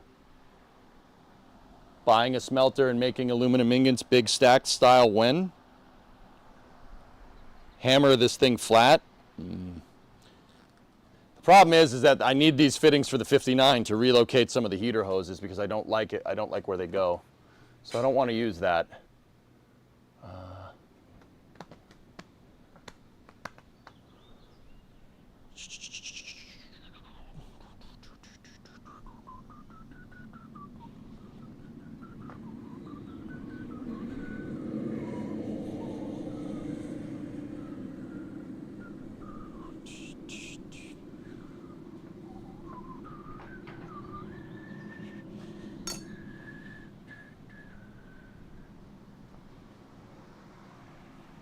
What are you trying to do? Tessa, I want to put a backing plate.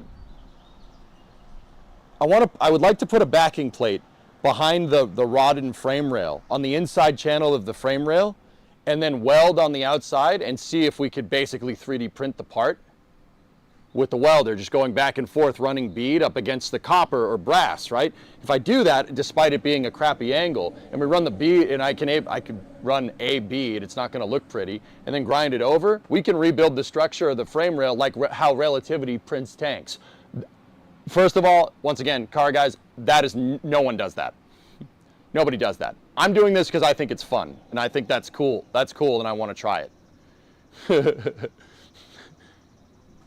That's the truth there. I'm doing this because I think I want to try it. I think that's funny. It's probably not going to work, but if it does work, that'd be sick. I like that way because fabricating that part that we need is going to really suck. Why not just use a piece of scrap metal? Well, Martin, if we used brass or copper, we could just pull it out when we're done, and then the frame rail is rebuilt. If we use steel, I mean, a steel backing plate will work. Of course it'll work. But then we can't pull it out. But, you know.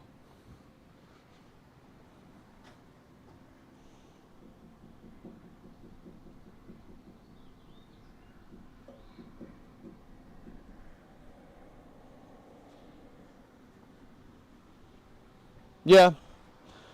I mean, you can order rolls of brass shim stock from McMaster. Not sure how thick. Yeah, okay.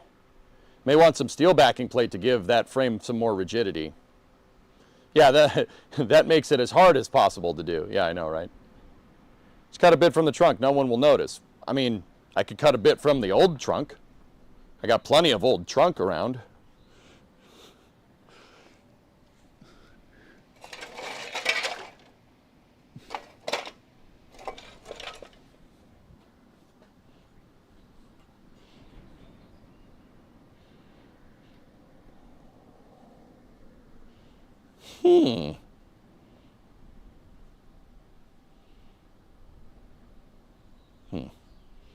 I'm thinking. I have the old bumper brackets that are shot here, but parts of that steel is good. We could use it, and it's thick boy steel. This is like 10 gauge steel or something. Dudes. Dudes. This bumper bracket is toast. Look. It's toast. It's got a hole in it. But the sides are pretty good. That is extremely thick steel. That's 1/4 inch. Or actually, no, that's 1/8 of an inch. We back with this, and look, it's already got a bend in it. Just saying. It's already got a bend. That might make this a little bit easier. I don't think it's the right bend, but it is a bend.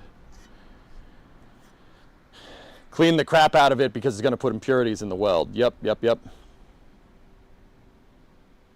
We're using 1/4 inch thick. Okay, Marvin here, Meyer. The first thing I ever welded was an exhaust, Jared. Just saying.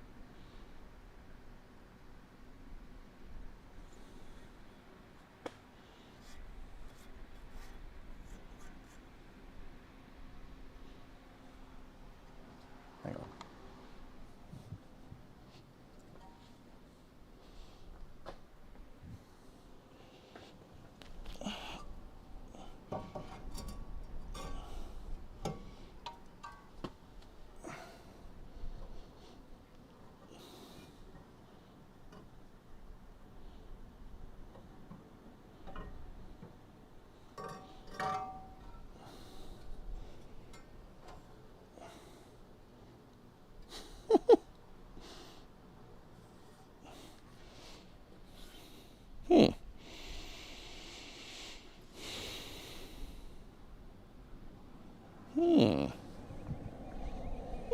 Pepper.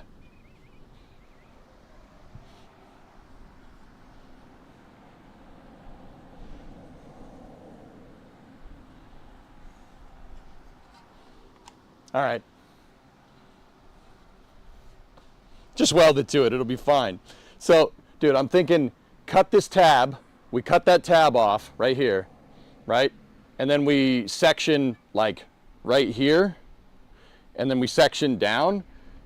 And this is the bend almost. That's the exact, it's almost the same. It'll most likely be tilted up a little bit.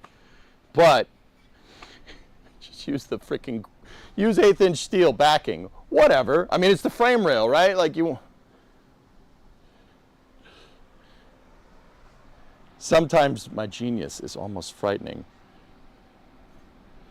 This thing's a little bit pitted and we're gonna have to clean it up, but man, this 1/8 inch, we're gonna go through some cutting wheels doing this, dudes. Let's do it. Screw it. This part's junk anyway. It's Titanic, pretty bad. Look at the back. It's not savable, and it's got 2 bolts stuck in it. I have no qualms about cutting this up.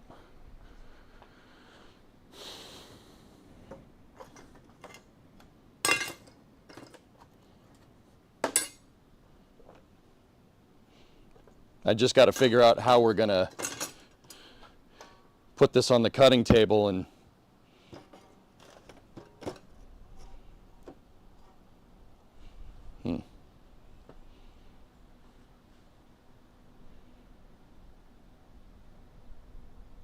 how the hell are we clamping that to the table?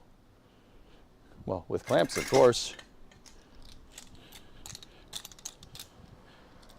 Need a bandsaw? Yeah, you're not wrong. Here, we can Vivitar it. The Vivitar. Sorry, the UI always shows up every single freaking time, and the screen doesn't work when there's an HDMI out because that thing's a piece of junk. So, enjoy the cool 1990s UI that's on this camera that I bought in 2025.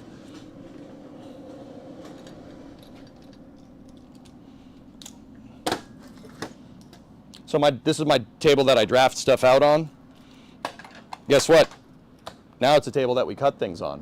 It's multi-purpose. So the first thing I got to do is get that tab off. Just want to give myself an open surface there. Let's get the angle grinder out, which has the stainless steel depth thingamajigger. It's right there on it.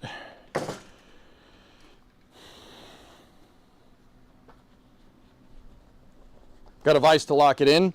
I do, but it's over there and I can't get a camera on it, and I thought you guys would want to see this, so clamping it to here should be okay as long as I hold it.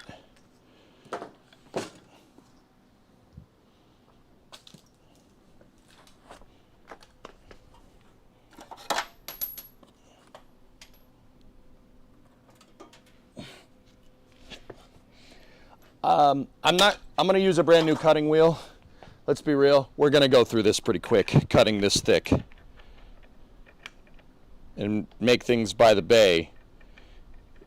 And lay by the bay. I just may, what do you say?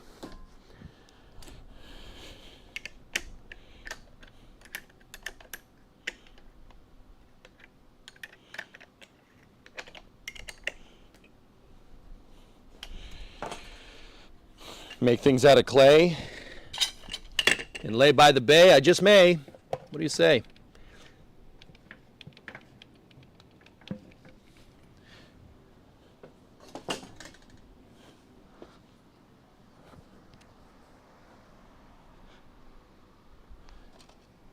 You can make a notch and finish with the Sawzall. Yeah, I could. Safety glasses on. All right, we're gonna have to get at it from this side.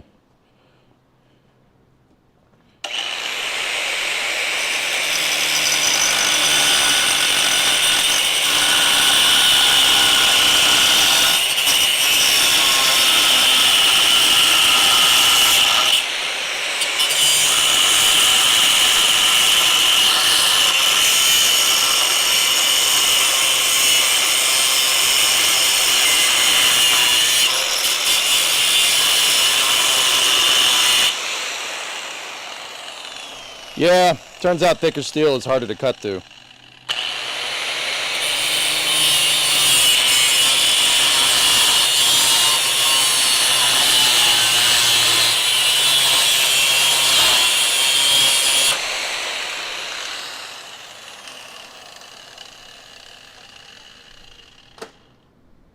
So, got some really nice backing plate there.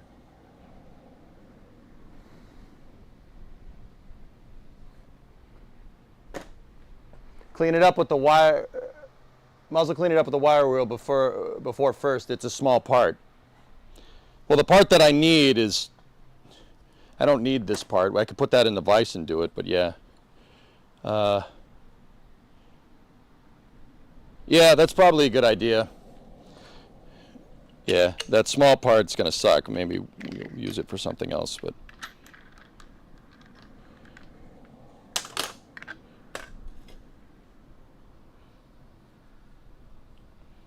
Yeah, it's easier to clean the whole part, the part when it's attached to something, right?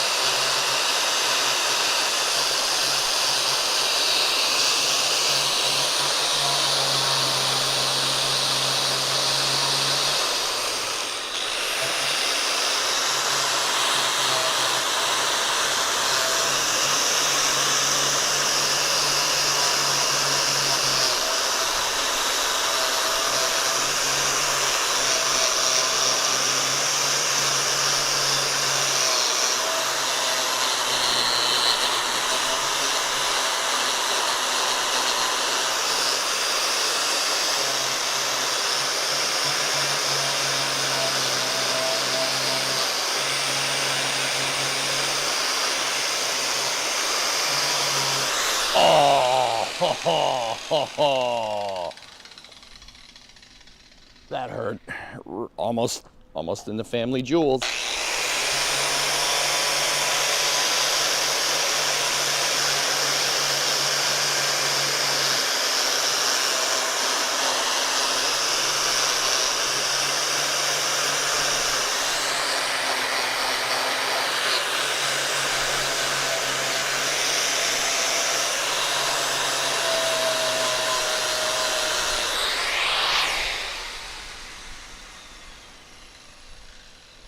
There is a clean HDMI output on that camera, but every time I turn the camera off and turn it back on, it comes back because it's a piece of snot.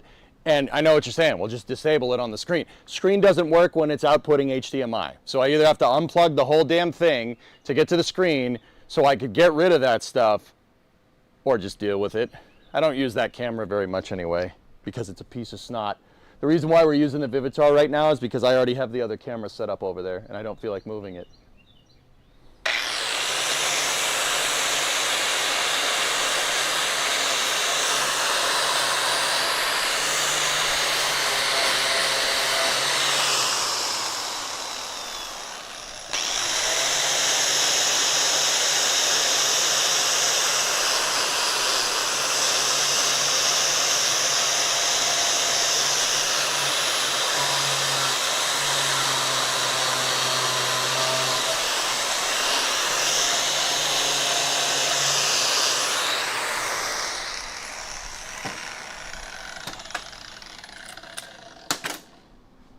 It's unique. It has character. That's right.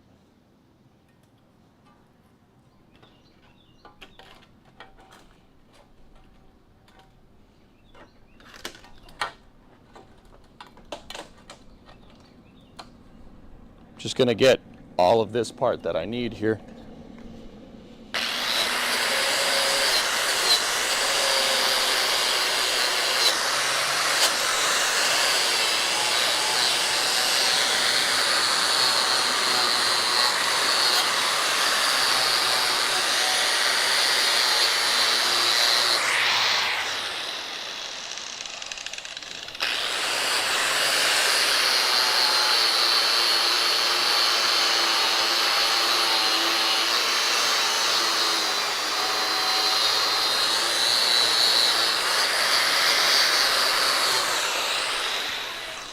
Hey, Bree. Did you say you had a Bluetooth speaker out here I could use? Yeah, it's behind the keyboard and monitor right there. Behind it. See a trunk pan? Behind the trunk pan, on the speakers right there. You got it? Yep. Thank you. Cool. Yep.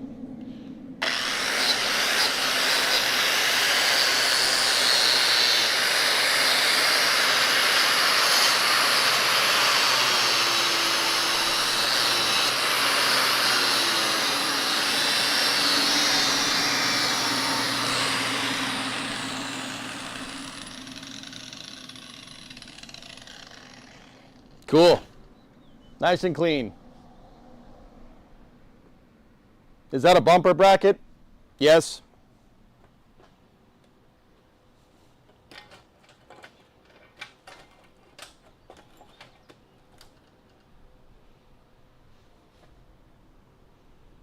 So just zip it right there. That's what we're going to do. I'm using this as a backing plate for my frame rail, because it's already bent to almost the exact shape that we need, and it's really thick steel, and that part of the bumper bracket is still in good condition. Ow.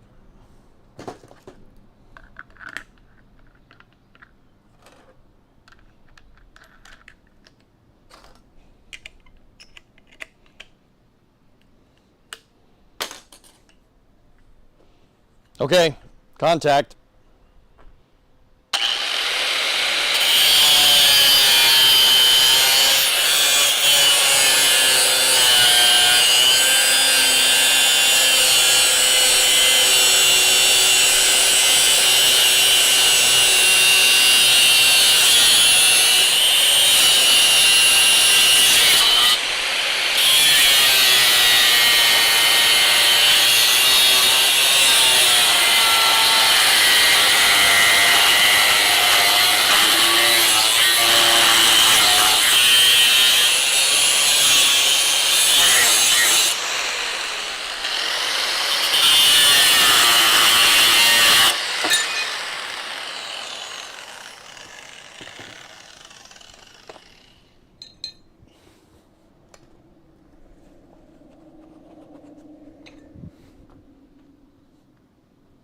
See? It's almost got the exact bend that I need. All right, time to test fit. Why does the camera say it's 2023? Oh, it's because it's a piece of junk. Drop it like it's hot, drop it like it's hot, drop it like it's hot. I might need to section a little bit more of this off. Because, look, we need this to butt flat, so we got to get rid of this burr right here. I don't know if I should do that on the grinding wheel. I'll probably do it with the cutoff wheel. Cutoff wheel would be better. See? This is the car that keeps on Discovery, giving. go at throttle up. Who is that subbing? I can't see it. Is that Theix? Sorry, there's sweat on my glasses. I can't see it from here. Theix, 90-month resub. Thanks, man. Is it just me, or is there a choppy frame rate? Dude, I'm telling you guys, that camera is caca. I wasted money on it. I should have returned it.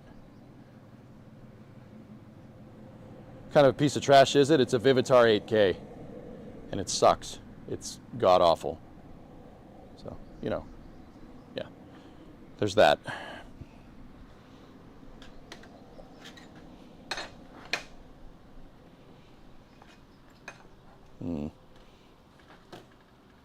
There we go.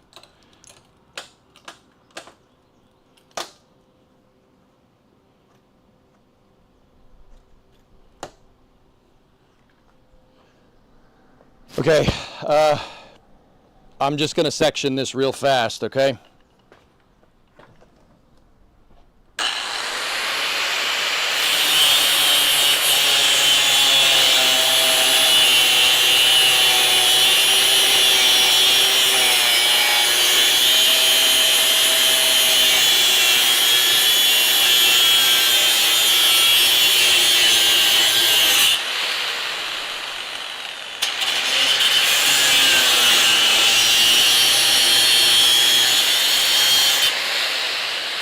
Sweet.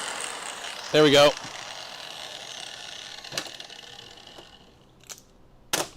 Just gonna clean that up with the bench grinder. You know that's really hot, and it was enough for me to feel it with my fingers. That's how hot it is. My fingers, the nerves of my fingers are toast because working in a pizza shop. I'm gonna go put this on the bench grinder real quick, clean it up, and yeah, then we'll test fit it.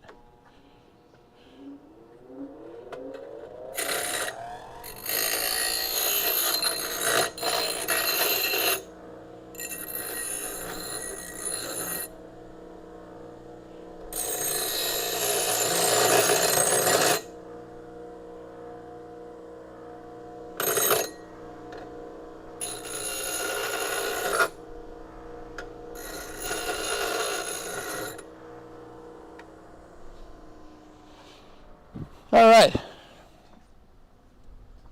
let's see what this does. Apparently Tori Bruno is starting his own podcast. Cool. Is that the new camera? No. Well, kind of. That's the new camera right there. What are we doing today? Tekezo, we're making a backing plate for that rail.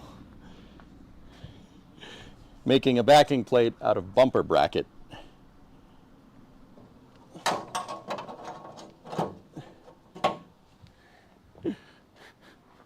It's a good idea. Oh my goodness. It actually works. Look at that, dudes. That fit. Oh my goodness.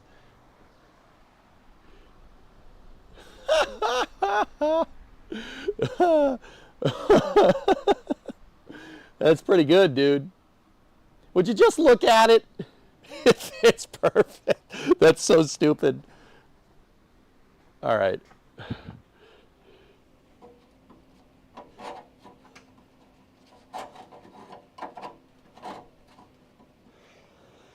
Let me get in there and take a look, just to be sure.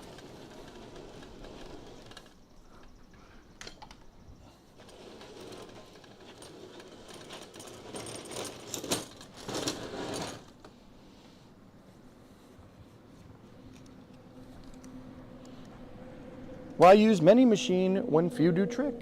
So what I'm going to do, what I decided I wanted to do is try to rebuild this with weld by using backing plates. Okay, so that's what I wanted to do. So there's this piece of bumper bracket that had a really nice bend on it, right? And if we put it in there, it backs all the holes almost exactly that we need to pinch up. And trying to save this bend and rebuild it and rebuild structure into it is, well, going to be super useful for us. I think the bend is almost exactly the same. In fact, that would be about where that needs to go.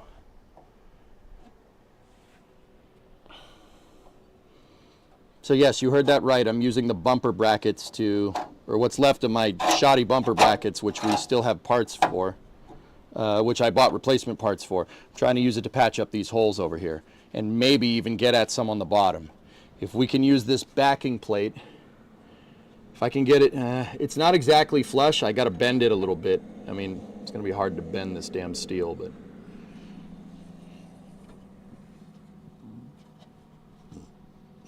it's not completely flush up here, dudes, because the frame rail keeps curving and this thing goes straight. So if I bend this tab a little bit, just a little bit up, we could match the contour almost perfectly. And this piece is 1/8 inch steel. It's not that, that's really good, really strong. It's not gonna break. Fellas, real quick, I have the vise right now, and I'm just gonna get the sledge out and see if we can bend that tab just a little bit. Wanna hand me that wrench, Jimbo? Nah, the bigger one, the sledge. I'll put you guys on, yeah, no, actually this camera's fine. So I have the little bit in the vise, and I'm gonna use the plate that I left because I cut off way more than I needed to kind of bend it out.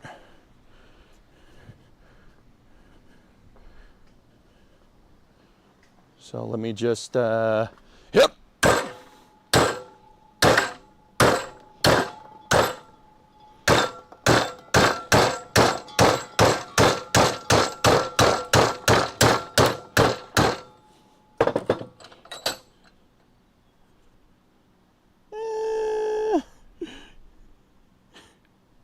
Okay.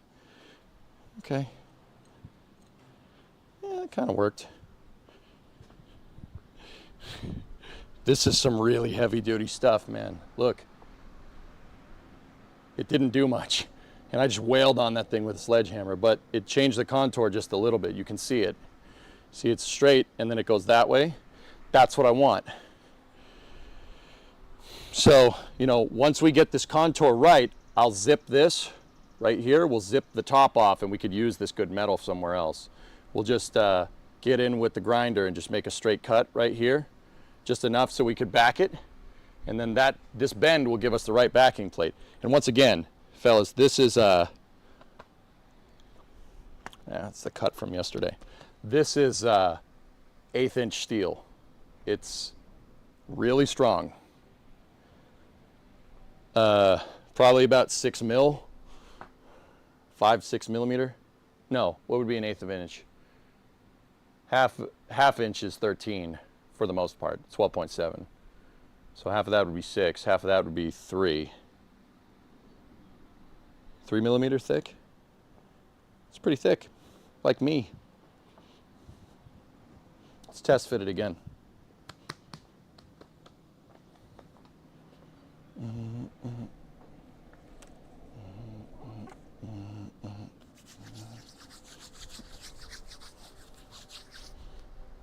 $3 mil, repeating, of course. Yeah, of course. Switch it to the other camera over here.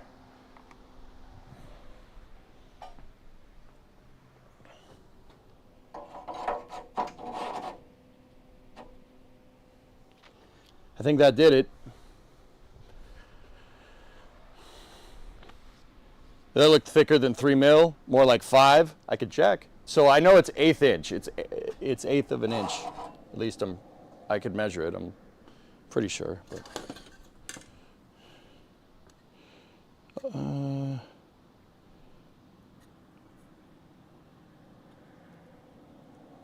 No, not 1/8 of an inch. It's less than that. 16th. It's a 16th of an inch, so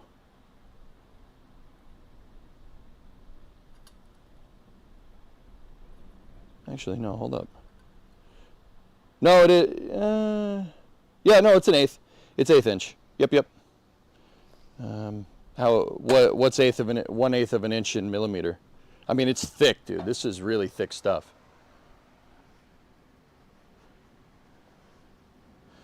39 thousandths of an inch is 1 mil. Oh, yeah, no, it's big. And we're at 80 thousandths?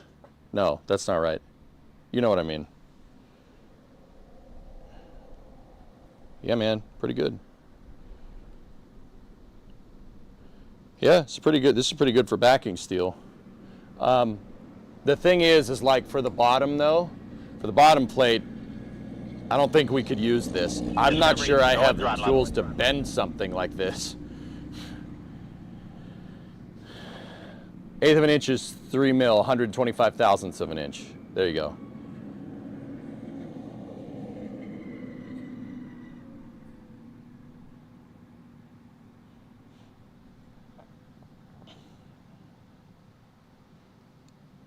Sweet. So what I'll do now, the fitment is pretty damn good. I'm gonna zip the top of this so it's just the U. We don't need all this up here.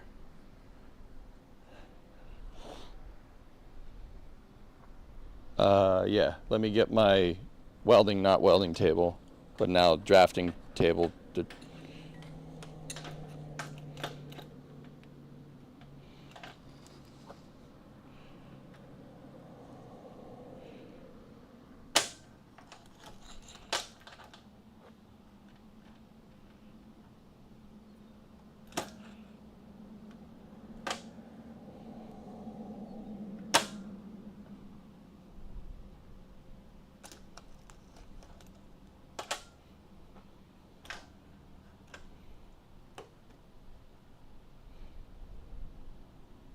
okay, I'm gonna get safety glasses and the cutting wheel here again, and we'll just zip off the last section and then we'll put this thing together.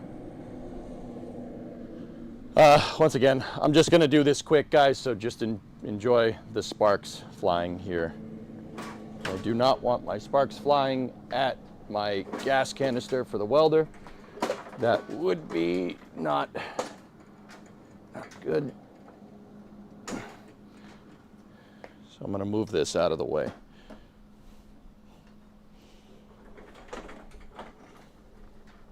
Cool.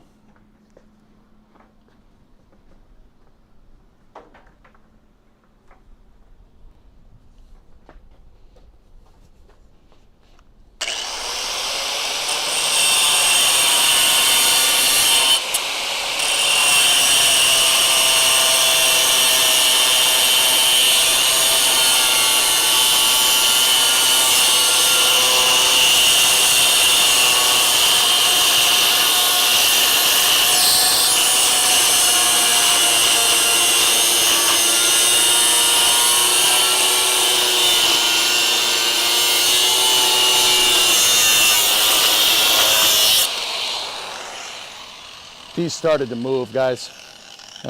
Just give me a second. It started to move, so I'm just going to reclamp it and go from there.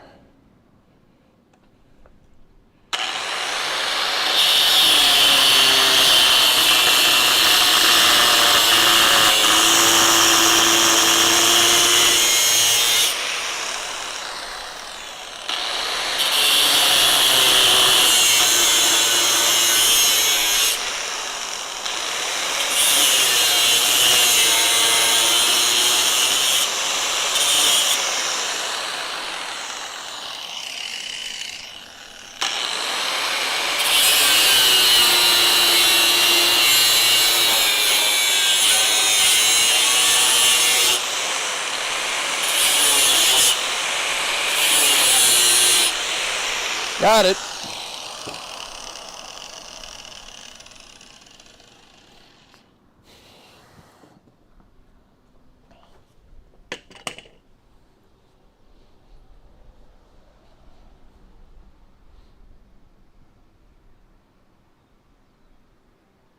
I'm just going to clean up that burr right there.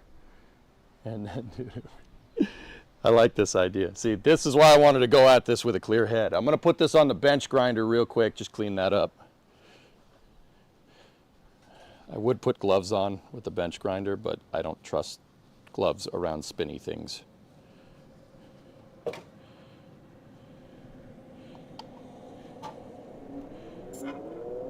right, wait for the bench grinder to get up to speed.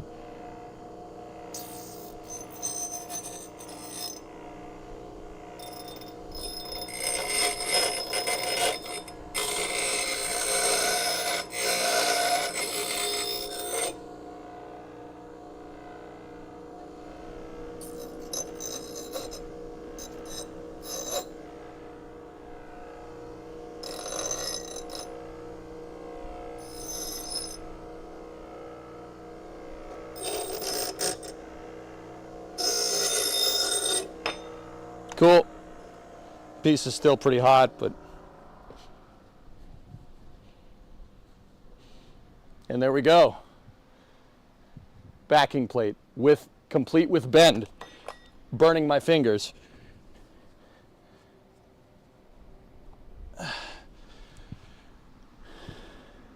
See? I kind of want to quench this thing just because it'd be really satisfying, but nah. It's good.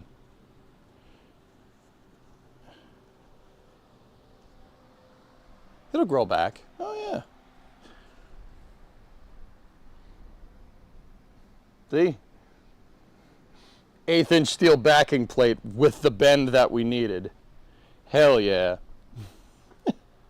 It's really funny that this is the way we figured out we want to do this. Because once again, guys, if I can back and we could fix one of the sides, if we could fix the right-hand side on the screen, left-hand side of the frame rail, the side that has those little pinholes that's closer to the Harbor Freight bucket, if we could fix that and we could back all that, oh man, a coffee can of water goes a long way. Yeah. I don't think I have that.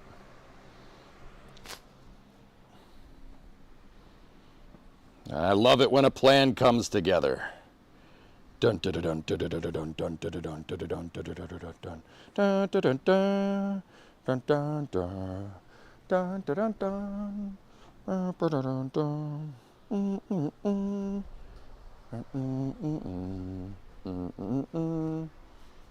I'm waiting for the metal to cool off so I can handle it. Make the part for the other side. Yeah, we could do that. I need the bumper bracket again.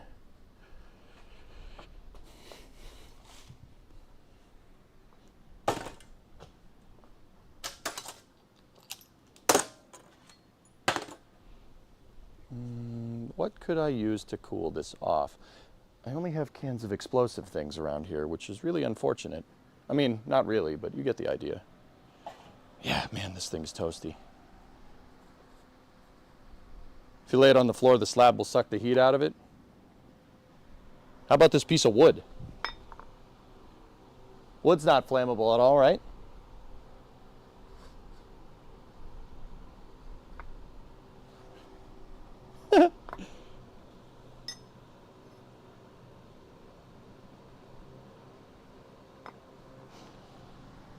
Put it in the fridge? That's a good idea. Now there's a good idea. I could run for mayor. There. That'll suck the heat out of that.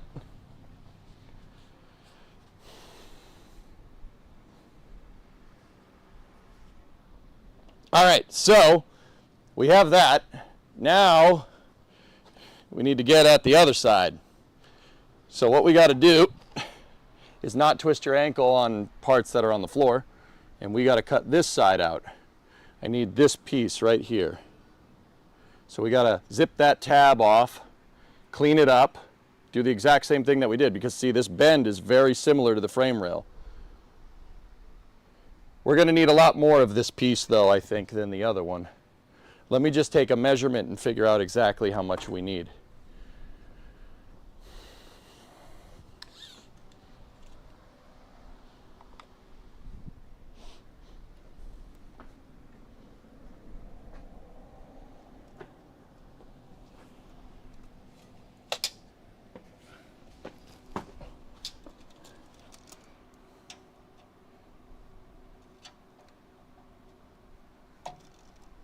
5.5 inches for the most part.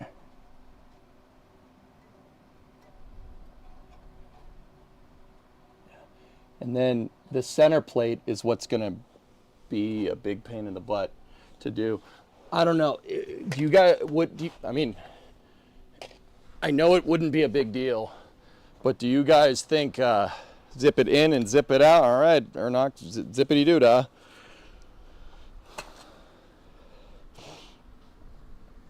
The walls are not flammable, no. I mean, I'm pretty sure they're not. It's fiberglass insulation with a cover plate on it. Yeah, I'm pretty sure we're okay. And by pretty sure, I know we're okay. This building is a permitted building, guys.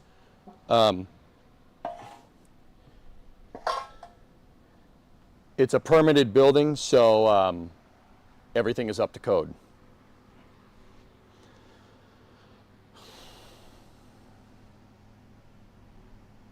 A bunch of slight breaks will make the large radius. Well, so Takeza, what I was asking is that bumper bracket is 1/8 inch steel. I don't think I can bend 1/8 of an inch, but I mean, wait, are you saying like take the grinding wheel and scribe lines in it and then bend?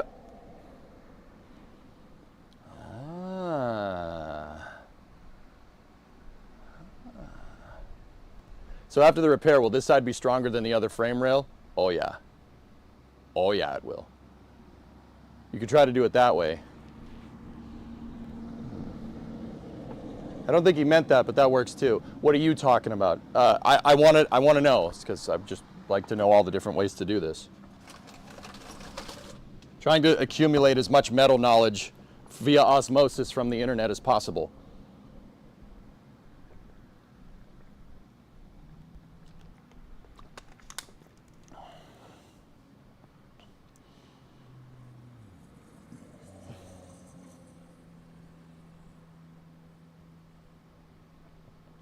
Could you use the wider side of that bumper piece to also cover the middle? You need a press brake to bump the bend like that. A finger brake will flatten it. Yeah. Your bench brake won't break 1/8 of an inch?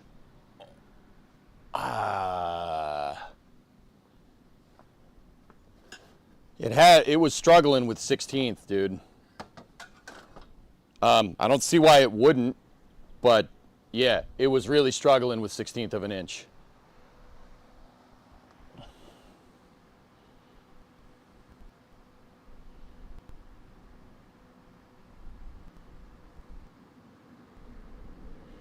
Anyway, let me, I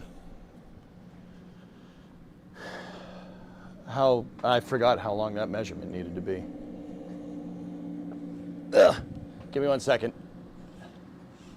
You only need like a 5 to 10 degree bend. Yeah, it's not much, dude.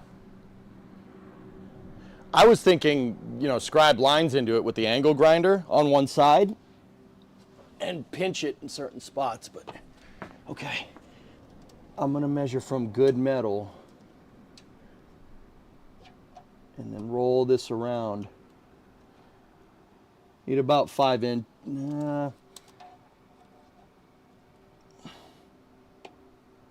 5.5.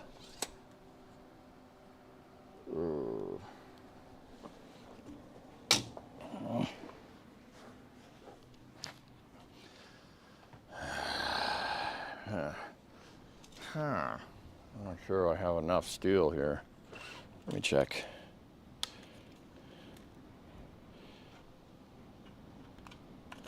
The bumper bracket, I don't think the bend is enough.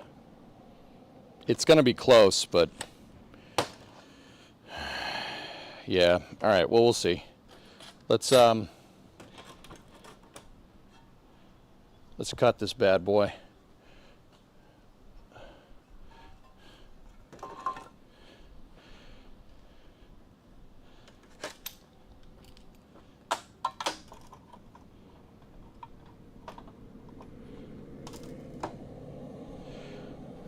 Actually, first I'll clean up the piece.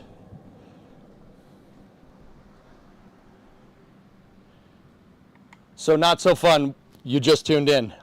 Here, let me get my part out of the fridge. So I was thinking how we were going to make, oh, it's nice and cold.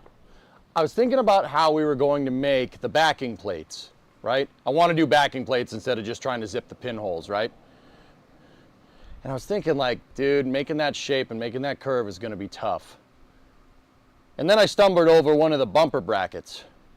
The old bumper brackets, not the new ones. The ones that are wasted completely. And I cleaned up the metal and I found 1/8 inch steel that is pretty much the exact shape that we need. So I'm cutting up the old bumper bracket, the usable parts of the old bumper bracket. The old bumper bracket is wasted. It's 1/8 of an inch steel that's rusted through in certain spots. So no, right?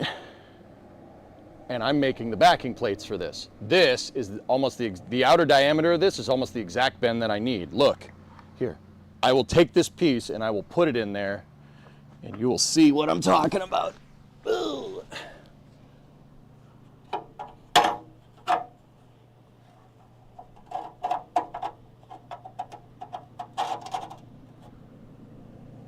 See?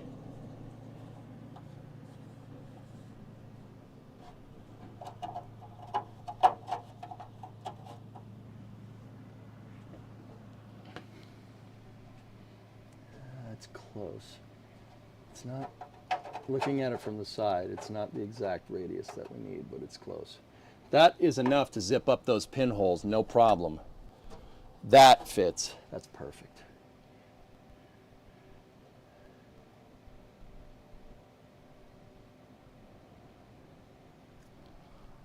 So I'm going to make one for the other side, right? And then we have something to back up against here. And then we'll zip them in from the back with my crappy seam welding abilities. And we go from there.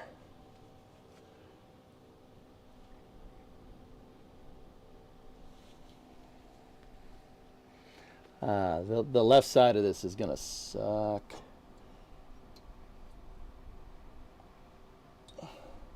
Yeah, so I'm going to make the other side now. I might need to cut some reliefs into this piece because it's not completely flush, because the angle that it bends at is not exactly the frame rail, but it's really close. But then again, if we build up weld against it, who cares? But yeah, with these angle pieces, right, we can, see what I mean? Just do that. It's pretty damn close. And it's super thick boy steel. Super thick boy. So I'm gonna make one for the other side. We might have to cut some reliefs in it, but yeah, that's what we're doing, man. Using what we have. Trim it to fit. Yeah, I think so. Leave plenty of metal on the next piece. That frame rail is going to disappear when you weld. Yep.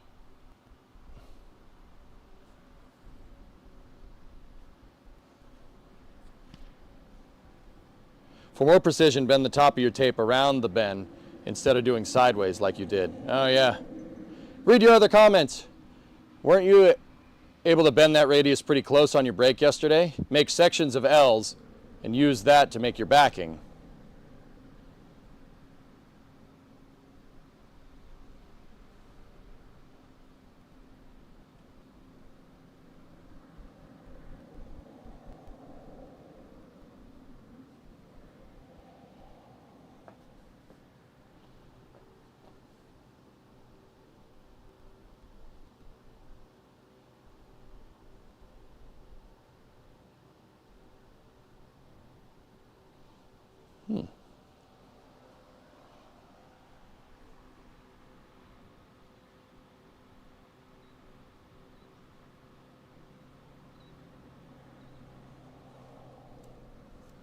I like that idea too. But the bumper bracket, I thought the bumper bracket was cool.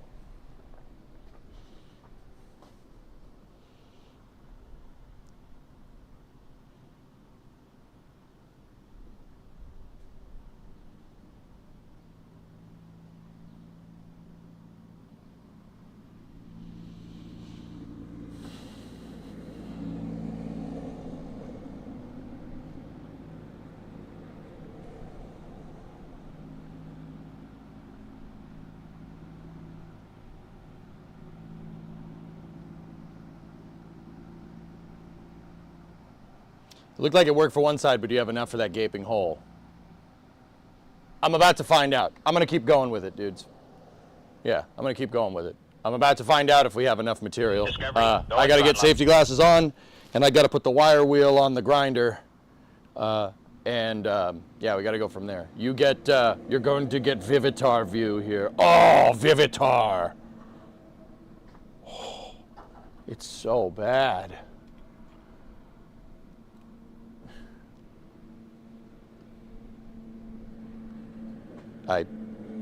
You know what? Give me this damn thing. We'll try to get that stupid stuff off of there. Here, look at the floor for a second.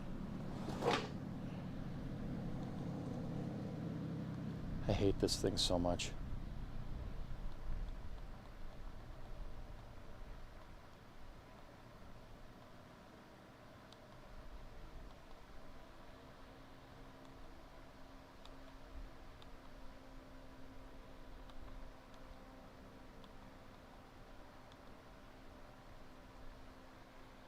This game is so bad. Oh my God. Stop. What? All the buttons are just mode, down to settings, hit OK.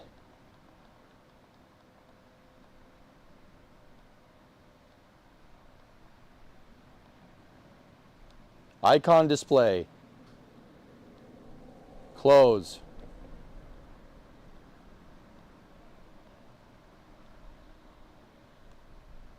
No, no, no, no, no, no, no. There we go. I hate this thing. I hate it so much. I shouldn't have bought it, but it's a meme at this point, so it's fine.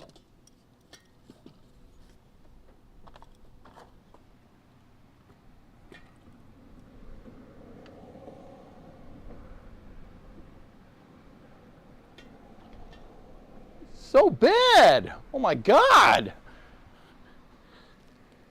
All right, let's clean up that bumper. The good thing about this is that that shot is super overexposed, so it actually makes it, you know, like, it's kind of easier to see what I'm doing with an overexposed shot. The problem is that it's overexposed and it looks like poop. Poop? Boy, Boucher knocked the poop out of him. Poop?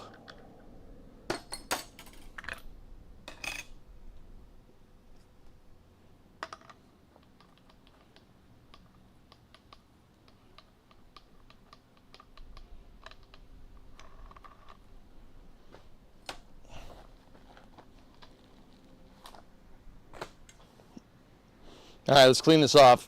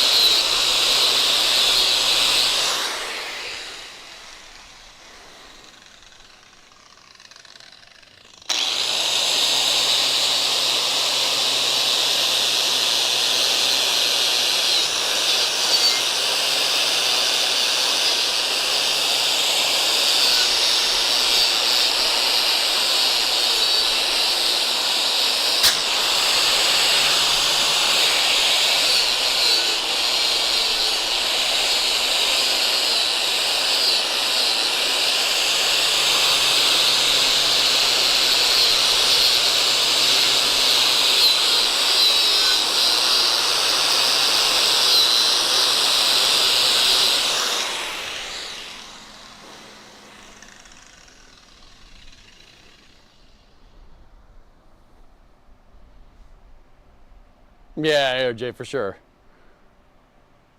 The Smith family. Why, how long have y'all been eating poop? We don't do that. Oh, never mind.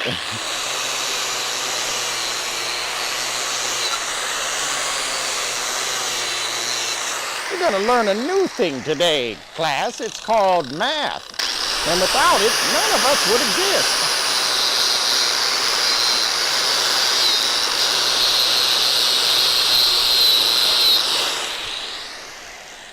All right, that's clean.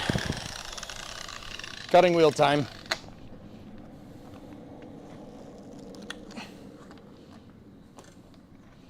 Marty, we're gonna start with math problems. What is 9 times 5? I don't know, something like 40? That's right, 9 times 5 is something like 40. Class, I'm giving him an A.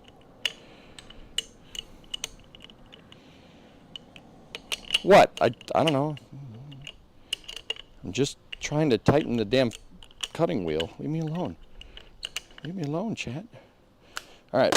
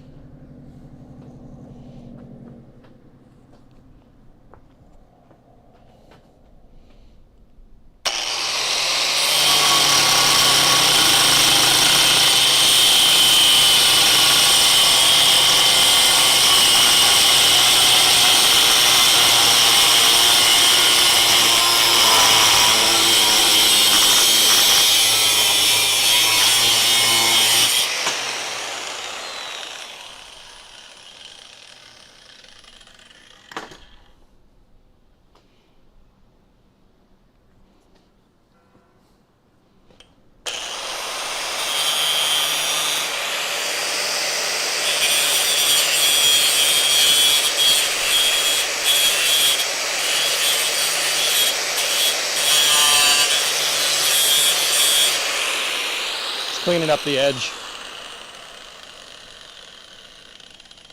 All right. I don't like the angle that this is at, so I'm going to change it. Well, yeah, you know, I could get it to work going this way. That's fine. Let's just make sure we're measuring this right.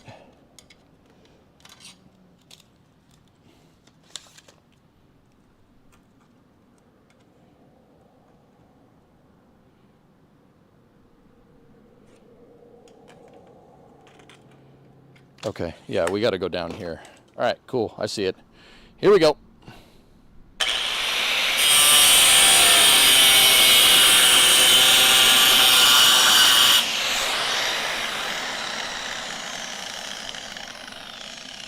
Hang on, I'm good. One of my earplugs came out.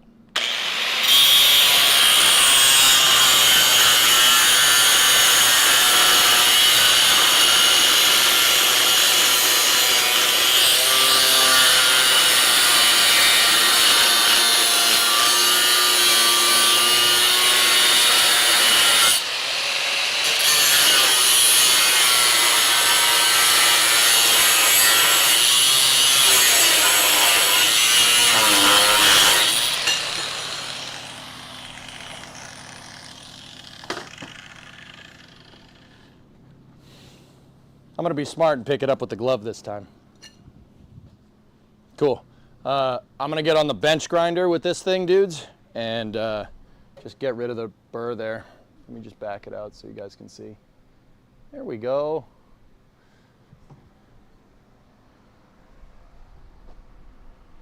There's a gigantic honeybee by the by chat. Cool. Neat. Come on, bees. Germinate my plants or something. You got to be careful about using gloves with a bench grinder. Be very careful. I'm not putting my hand near this thing.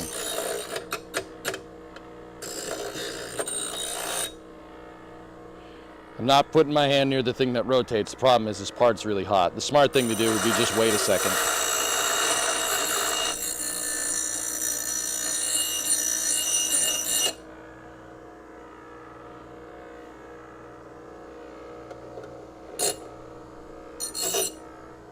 Good enough. Got to put this part in the fridge for a second, dudes. Dude, you know I have an irrational fear of bees. It's a honeybee? Who cares? The honeybees don't sting. Honeybees are the ones that pollinate plants and stuff. It's the big guy, the big bee, the bumblebee. Bumblebee, stop lubricating the man. They're all flying murder machines. Only if they're German bees. Ah, yes.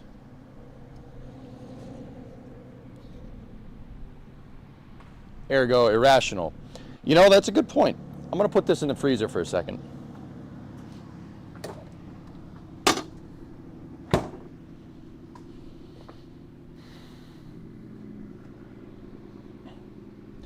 Carb cleaner. Spray carb cleaner on wasps and stuff if you want to kill them.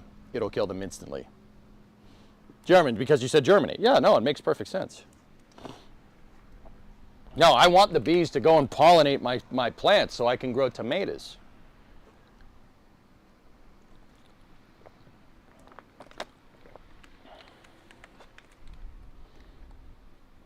We want to grow tomatoes. Brake clean works really well. Yep. Dude, that thing was huge. It was like the size of a golf ball. I just hope they're not trying to make a nest in here. I really don't need that. They tried to before up on the sill of the garage door on the outside of the barn or the shop. Yeah. Carb cleaner. Now, don't get me wrong. What tried to make a nest was wasps. Oh, there he is. Hey, buddy.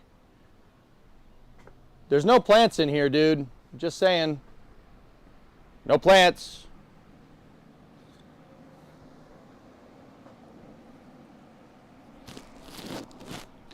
You can manually germinate tomatoes. Just flick the flowing buds at the top of the plant a few days in a row.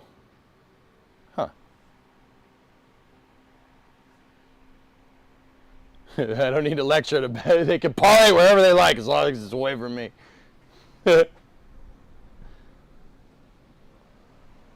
I mean, like, guy, I'm sorry, this is not the place to find plants. There he goes. Okay.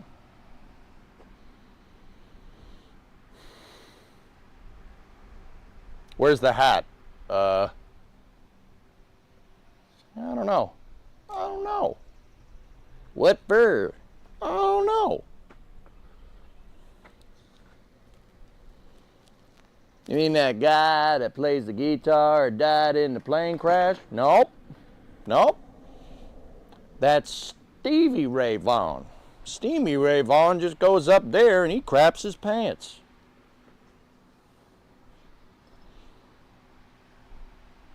It's like some British Holocaust or something.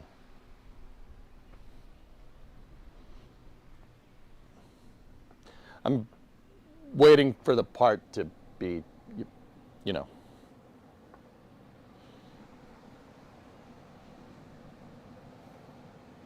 Vesper, you have a bee nest in the walls of one of your rooms.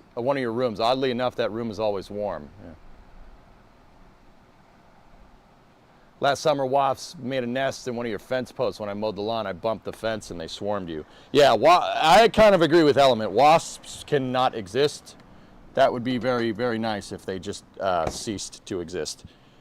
But whatever. Bees, I don't have a problem with. All right. There's still a little bit of burr on the end of this thing right here. I'm just going to get at that with the bench grinder. We will go back to the Vivitar. The Vivitar. The cooler actually cooled this off pretty quick. He's spitting the cooler. Gotta let it warm up.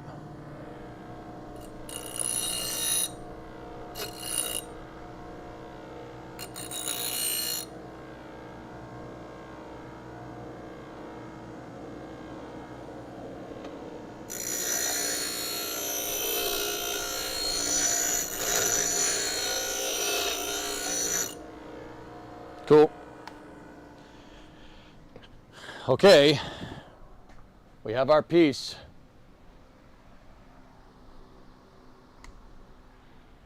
And now, the moment of truth.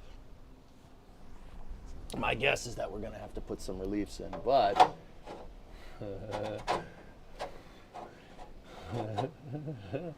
all right. It's not exact. We're going to have to bend it a little bit at the top. I'm going to have to cut some reliefs in, but it does look long enough, dudes. We made them long enough.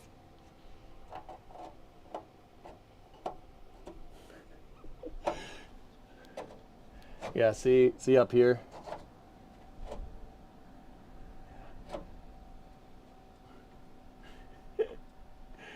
I can't believe this is actually working.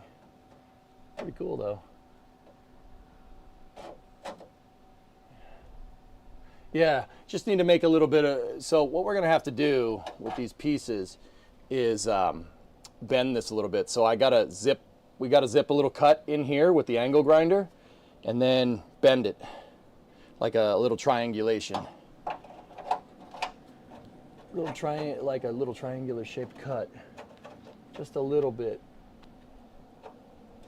And it needs to be done on both pieces. Now, we have a lot of extra metal on this side, which is good. But yeah, there it is, man. That'll work.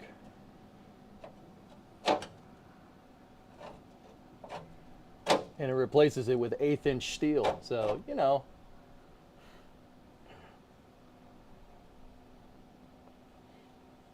Okay, so I think the part that we need to section is going to be like right there.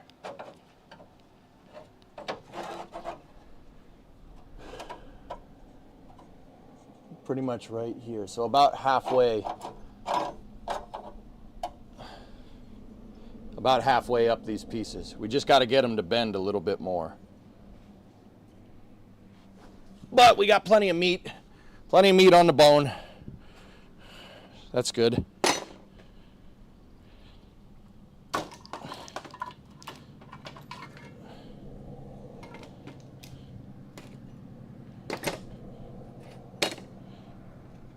I don't know how I'm going to do this.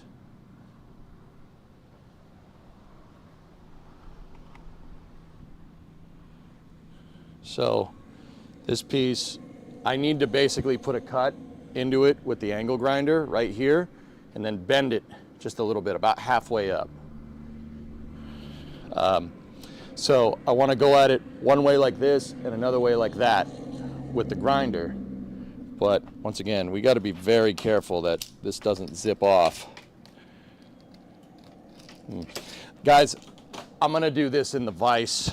I don't trust clamping it to the table. If the clamp comes loose, it's going to shoot this thing out.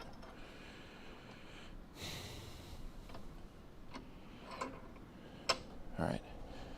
So I'm going to take my cutoff wheel over here and I'm going to just put a V-cut into this piece and then we'll bend it. And that should get it right.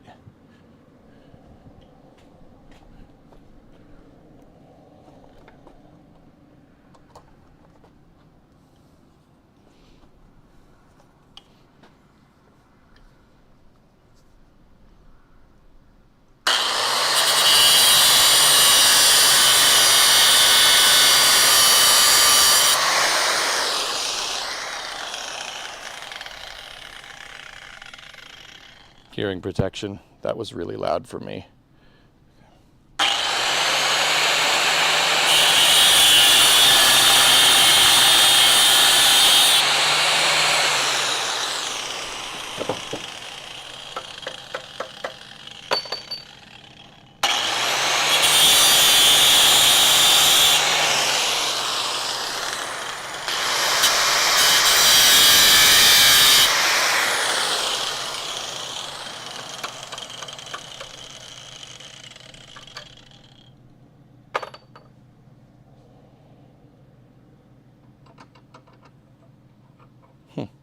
All right, cool.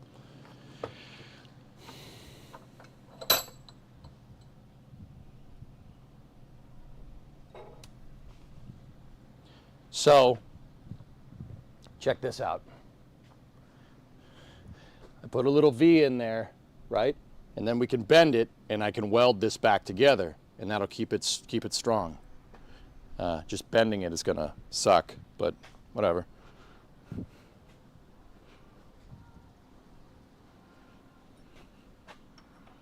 I might need to go a little bit further with that V. Hi, I'm V. People call me V, but you can call me V.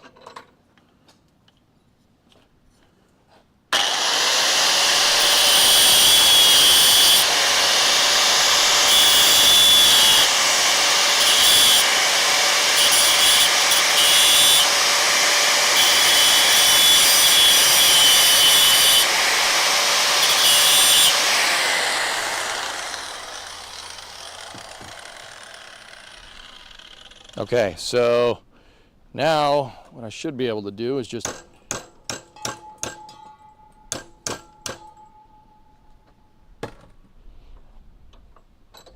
hit it a couple of times with the hammer.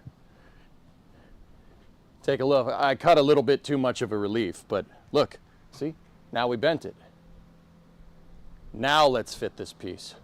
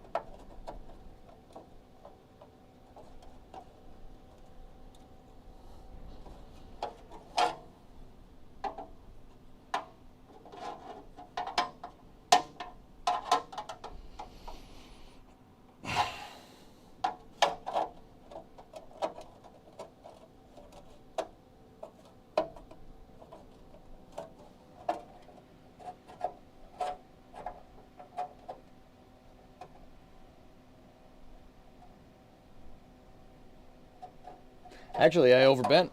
Too much of a relief. We're gonna have to build it back up with the welder, but yeah, that was actually too far. Not bad. That's good though. Let me just introduce a little bit of back bending. We don't want to go too hard because you don't want to fatigue that metal.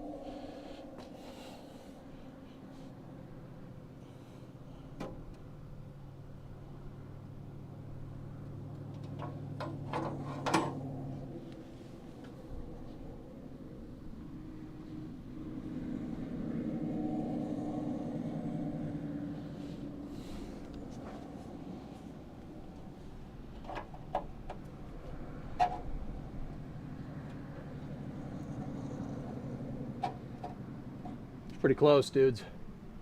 That's pretty damn close. Yep. Yeah, that'll work. Yeah, that's right. We got the curve. It's pretty good, man.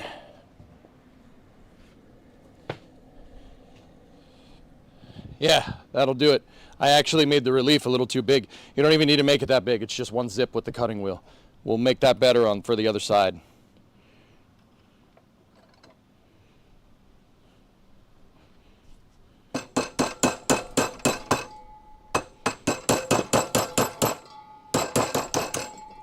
I'm just flattening out a little bit of the end of the bumper tab here.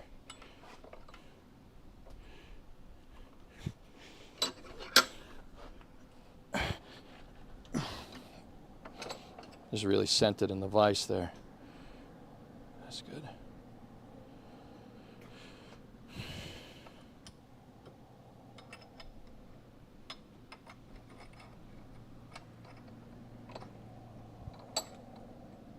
Hang on, I just gotta adjust the tab one more time.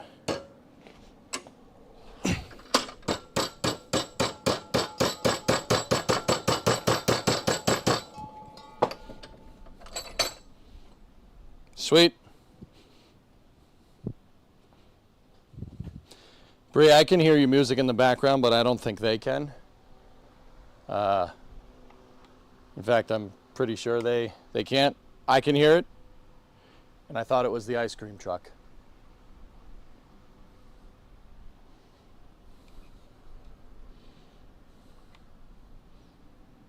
Yeah, you guys shouldn't hear anything.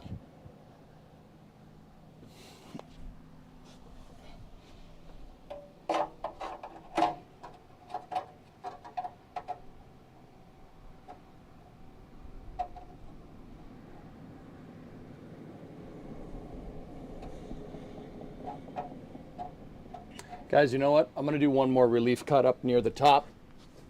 Just one more quick one with the wheel. Just to give it a little more fit. The closer we can get it to the original frame rail shape, the better. This one isn't gonna even be a triangle, it's just gonna be a straight cut.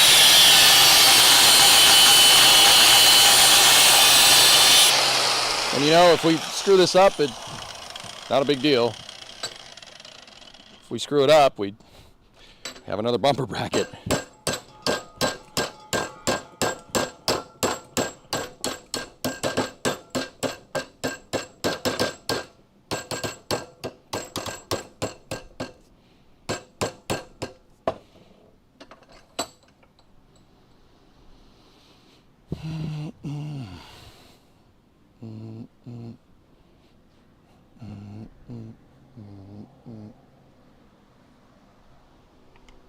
So see, I just put a little bit of a relief in there so we could get some curvature right here, just a little bit, not as much as here. In fact, on the other side, I'm just gonna put a bunch of slots in it and then we're just gonna bend it into place, which is probably what we would have done if we made this part from scratch anyway. But this already has the bend in it, which is what I'm after. And this is thick steel, so it'll reinforce what we already have. I gotta switch the camera. But this is metal work, dudes.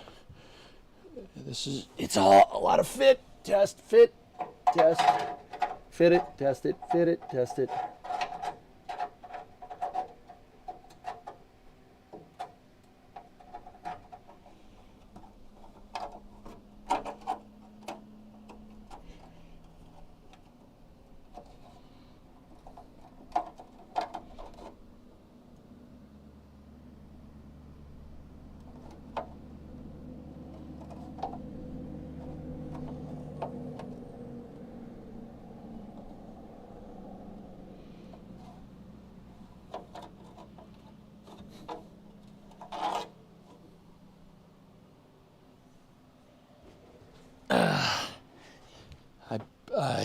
I bent it a little too far in the wrong direction.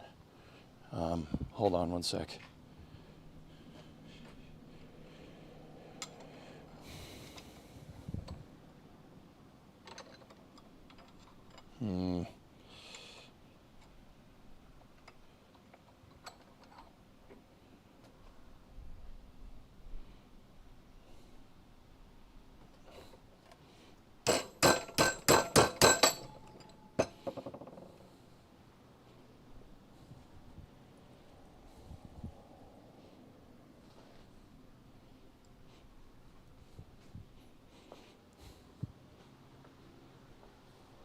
You get the metal brake? I have a metal brake, yeah, but this already had the bend in it.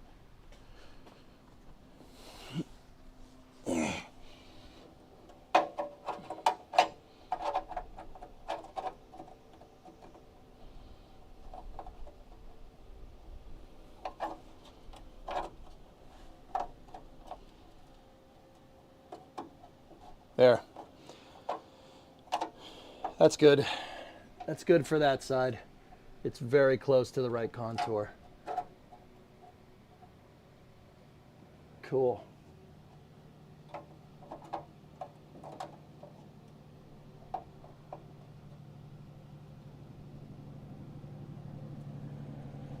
Yeah, man. Pretty good. Now we have something to back up against. We could fill in all this stuff and make it thick again. Grind it down and it'll still look nice. The rest of the frame rail is just so damn pristine. I just want to make sure that we do it right. Okay, next piece. Where did I put the other piece? I think it's in the, oh no, it's not in the freezer. I cut it out. Sweet. All right, so, yeah, like I said, this already has a bend. It's a piece of the bumper bracket. It's already bent. can just make the piece, make the inner plate, and we make it out of 1/8 of an inch. That should silence anybody, not silence, anybody that's like, no, that's not gonna work. Oh no, this is gonna work. It's not going nowhere. So, overkill farmer style, I like it. Yep. We will go back to the whoosh, whoosh, Vivitar. So what I'm gonna do now, dudes, is I'm gonna section this piece right here. I'm gonna leave a lot more on this side because there's a lot less frame rail over there. So I'll probably section it like right here, like that, and then we'll cut our reliefs into it. With the wheel, I'll cut like, I don't know, 1 every inch or something. And that should make this part fit.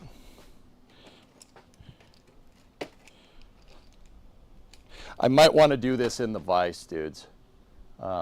Yeah, this is, well, I don't know how we're gonna get at this in the vise. Oh no, okay, I got a way to do it. Yeah, I'm gonna do this on the vise, guys, just because it's a little bit easier. I don't have to worry about the part flying everywhere.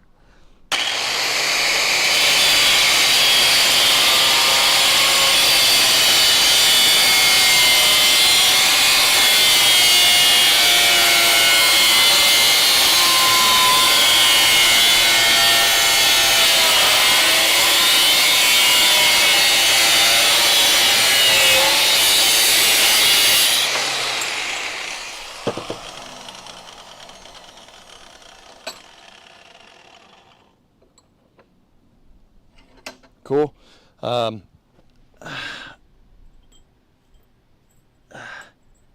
ow, ow. Stupid thing. All right, so now I'm just going to do one more.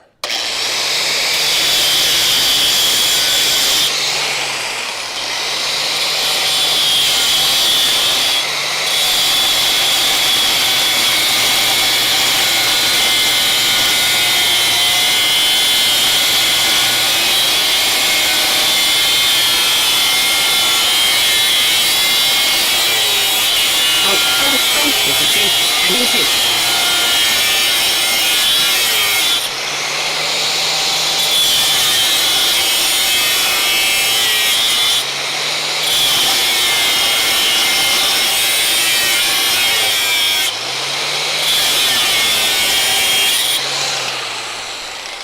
Nice. I dropped it, but I'm using a rag because I know this thing is scorching. There we go. So with this side, check it out. With this side, I left a lot more material up there. See that? I left a lot more. And now I'll put a couple of sections into it, and then we'll bend it to get it to match the profile. I'll put probably 2 or 3 in it. Just, yeah, bear with me here. I don't have a camera that can reach all the way over here yet. I'll fix it later. Okay, piece is back in the vise.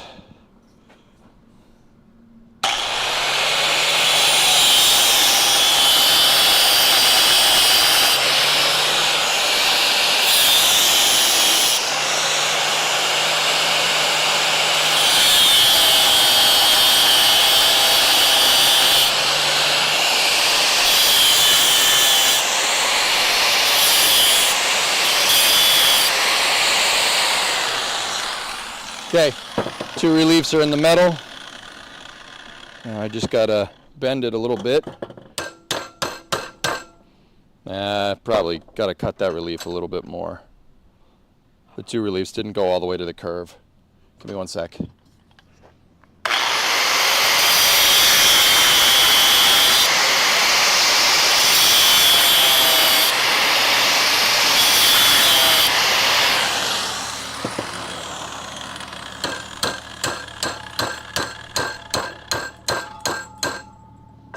Okay, 1 relief down.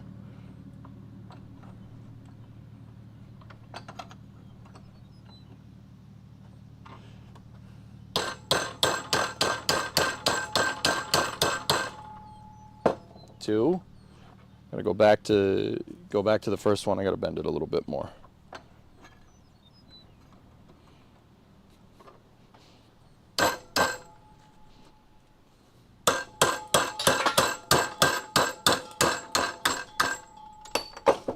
Good. Gravy.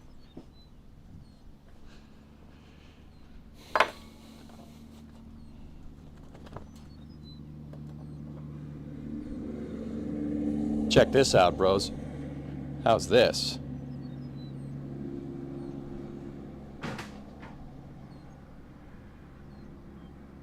See the two reliefs? I cut two reliefs in it so we could bend it a little bit more.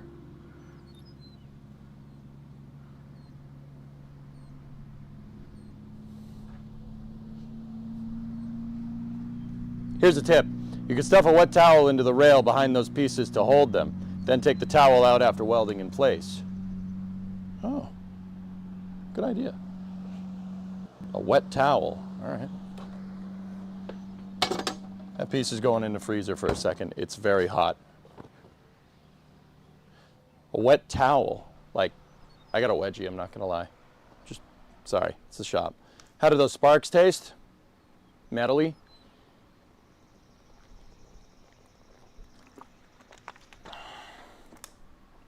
Will something like this work?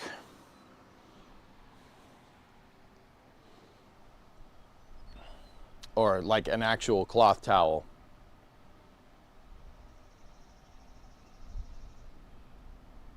Moist enough to not catch fire. All right. See, this is what I just couldn't picture in my head yesterday, dudes. I couldn't picture like how to get this exactly right.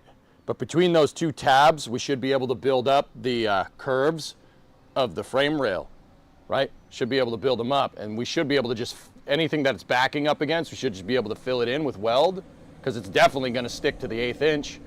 And we essentially turn every one of those the holes in the frame rail into a plug weld.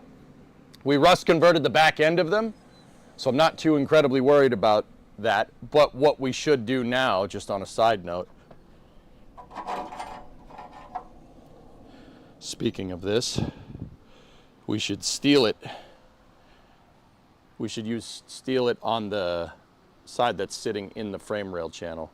So we should paint this piece with steel it, with weld primer.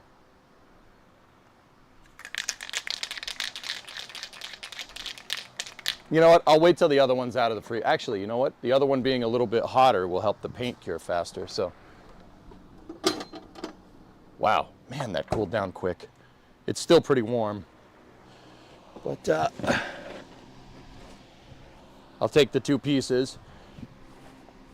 I'm putting them in my paint booth over here, and we'll hit it with steel it.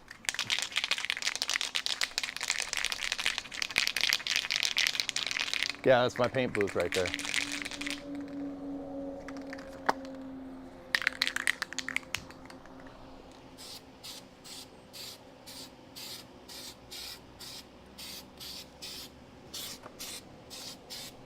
Cool.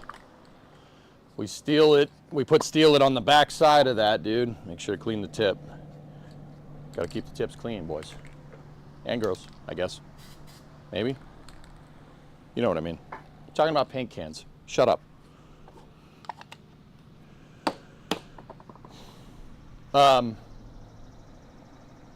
Yeah, we steel it, I did steel it on the back side, because the steel it will provide us a layer, so like if water ever does get in there, it's not gonna rust the metal. Why not just weld it raw? So this is weld through primer. It's called Steel It. Right? It's a weld through primer. It has stainless steel, it has 316L stainless in it, dude. And you can weld through it. So it's gonna protect it. It'll protect the paint, or it'll protect the metal. Like if water does get in there, Shaw, the paint will displace it. So you don't have to worry about stuff rusting from the inside out. It's especially good for repair work like this. Don't worry, that's only one can. I have another can, we have a couple of cans of it. I bought a package of it because I have a feeling we're gonna need it with this car. We're gonna give the car the best chance it can get of lasting another 56 years.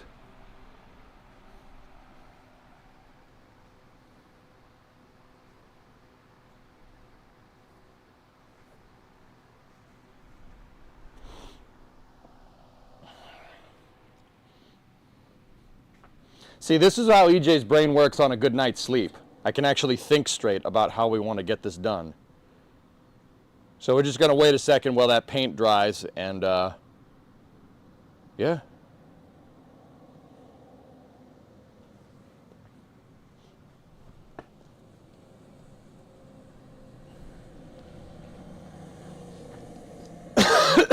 Just turning off the light right there.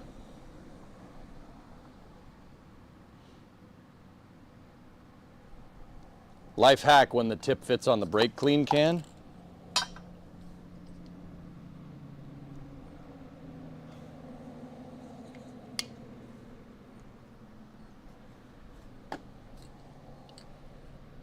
Nope, not the right type.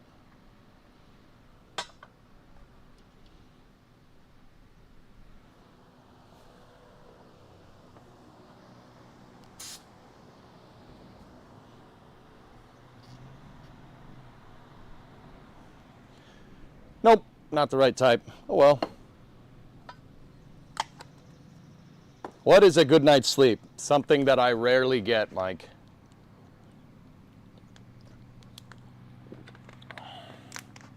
What's the frame rail made out of? I guess a low alloy steel. It's I believe, Shaw, don't quote me on this one, it's 16 gauge mild. I think. It's not like the frame's made out of chromoly. Chrysler wasn't that, Chrysler was a little too cheap for that. No one does that for what it's worth. No one's gonna make, like, that's overkill for this application. Car would end up costing 100 grand or something.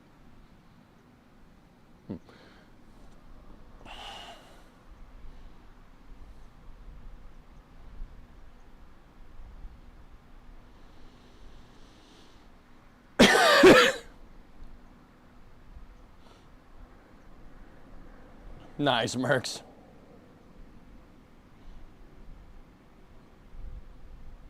I wonder if it would work with seawater. I could see the spray being useful for Navy ship welders. It says it's anti-corrosive, but I think that's more...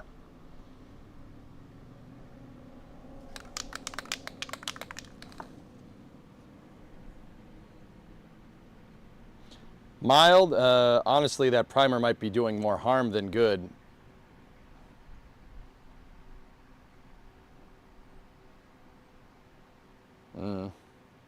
Maybe, who knows?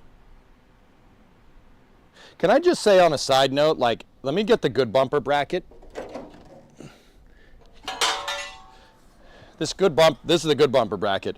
This is the piece that we just cut out right there. We cut out this piece on the old one, not on this new one. The reason why I cut the old ones is because we have new ones. You guys bought the bumper brackets, not me. I was gonna patch the old ones, but the crazy thing is, dudes, can you imagine how much force you need? Because this was stamped. This is a stamped part. Imagine how much, you could tell it's stamped because it's got some waviness in the metal. Right there, see the waviness? Right? This part was stamped. Can you imagine the stamping press, how strong that needs to be to make this? This part was a flat piece of 1/8 inch steel, and a stamping press just went boom and stamped it out in one shot. You know how strong of a press you need to make this in one shot? That's actually absurd. And it's crazy because you can tell that the stamping press also cut it. So it was stamped and then cut right after because there's scoring marks on the side of this thing.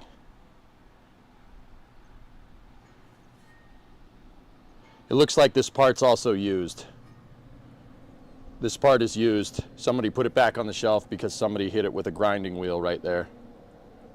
Ah, it's a used part. Somebody returned this. Somebody went at it with a flap disc over here. Maybe that was from the factory though, who knows? Whatever, I don't care, it's straight.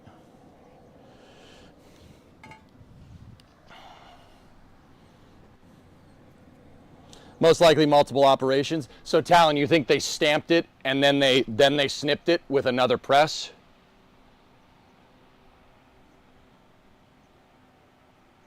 Stainless and mild steel will form a galvanic couple, especially with an electrolyte. But like, I mean, if that's what people do when doing this stuff, then it's clearly okay. That goes against what I learned in school, so I'm confused.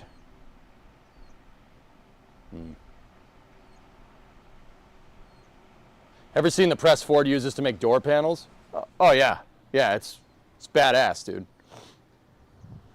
Anyway, Shaw, everybody does this to protect the metal, so I don't know, man.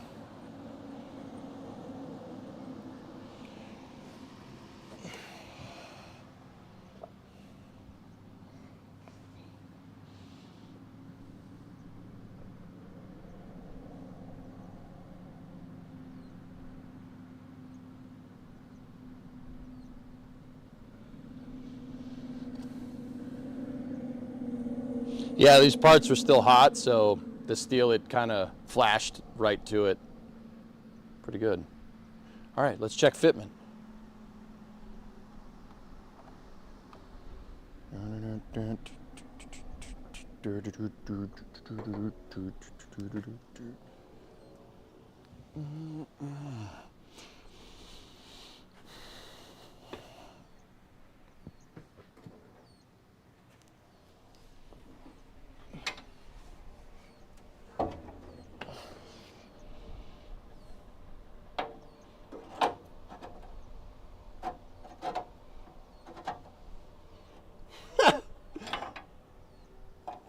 Not bad, dudes. Not too shabby at all.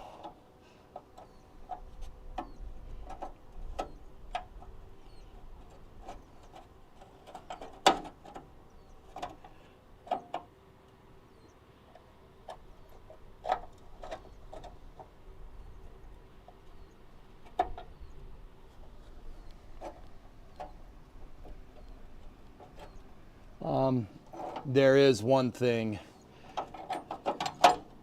I put some contour in this thing. I may have put too much heat into it.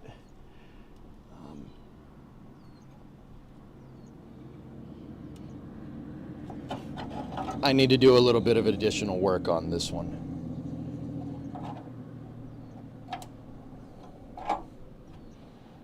Yeah, no problem. So, so you see how this piece is kind of curved? I need to bend it straight. So we got to put this in the vise and kind of hit at it to bend it perfectly straight. It's got some curve to it. It's okay. Yeah.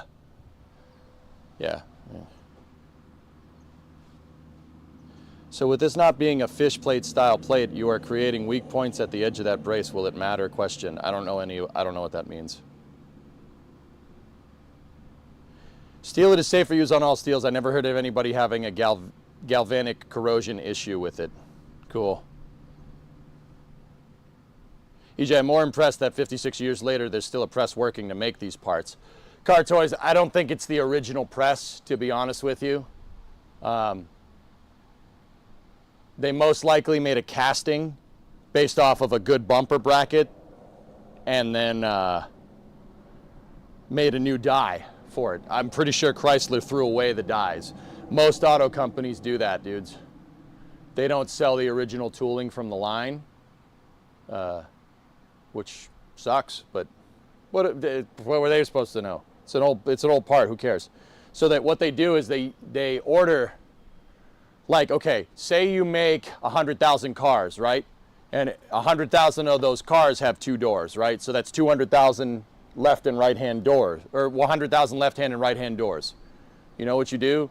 And this is just material buffering for the automotive industry, right? You know that some of these cars are going to get into accidents. You know that some of these cars are going to get hit. Some of these cars are going to need new doors. Some of them might have a defect, right? So you know what you do. What automakers usually do is they hire what's called a AAA manufacturer. This is what it's called in Detroit. This is what Bree's dad taught me. They hire a AAA manufacturer, and the AAA manufacturer, you know, when the run is over, they give them the tooling, right? Or they make their own tooling, right? Or you source from multiple manufacturers, right? So like, An example of a AAA manufacturer is if you're a GM, if you like GM, Fisher, if you like old school General Motors, Fisher, AAA manufacturer. GM contracted it, they sourced out the bodies for the cars to Fisher.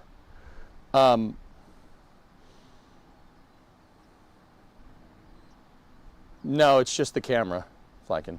The car has not moved. It's on jack stands. It can't move. So they would either have a AAA manufacturer building doors at the same time. So like 100,000, you need 100,000 left doors for your 100,000 cars, right? They'd have one plant make like 75 and the other one make like 50, but you make more. You make more than what you need. You stay ahead of the production run, right? That gives you a material buffer on the line, so you're never going to run out of doors. And then when the production run is done, right, you just have that AAA contractor just keep making doors for another couple of years. They stamp out like 50,000 more doors, right? You made 100,000 cars that year. You have 50,000 stock of extra doors, and then anytime a dealer needs a new door, you send them a new door. No, Jens, not yet. But yeah, a little bit, see, that's industrial engineering, dude. Detroit practically invented this, man.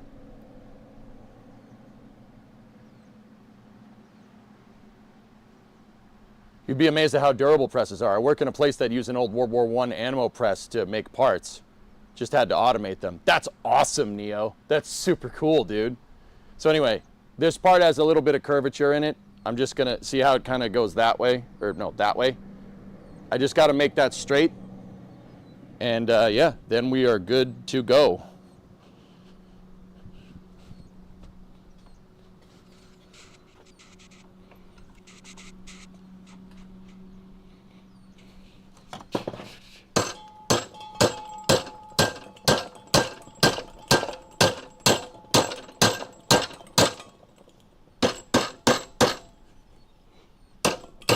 There we go. Sweet. Just needed to send it a little bit with the vise. I'm going to clean up the burrs on this piece, but see, now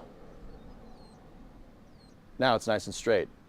Yeah, it's still curved just a smidge at the bottom, but that's okay. That's okay. I'm going to bench grind this thing out, and then we'll get going.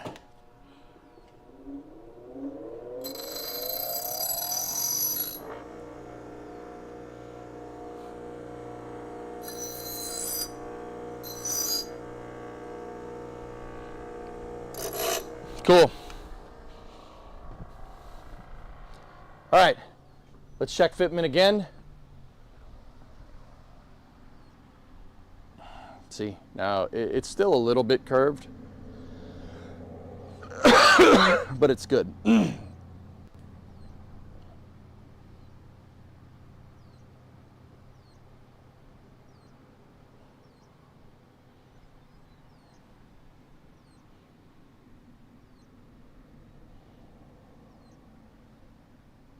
Thing's so curved, if you threw it away, it'd come back.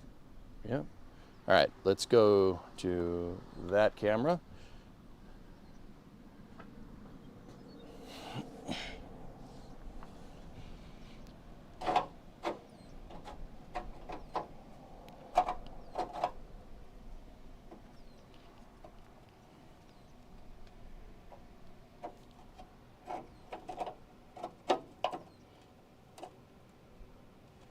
Yeah, we got to beat the devil out of it a little bit more, guys. It's just not gonna, it's not gonna fit.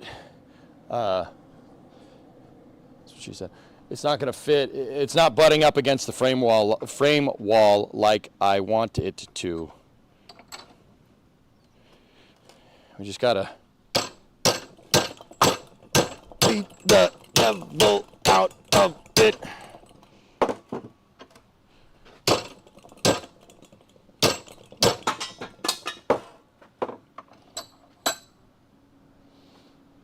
Cool. It's pretty straight.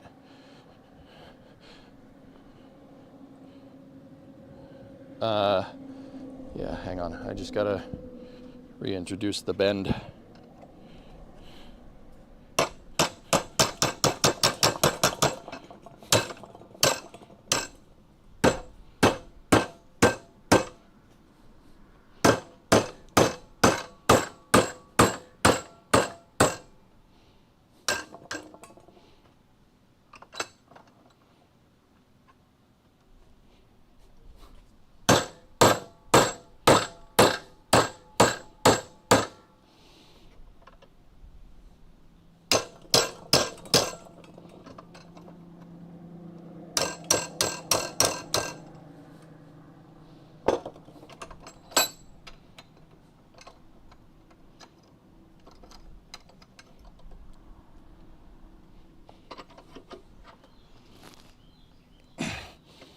I'm just doing some work on the vise. Give me one sec.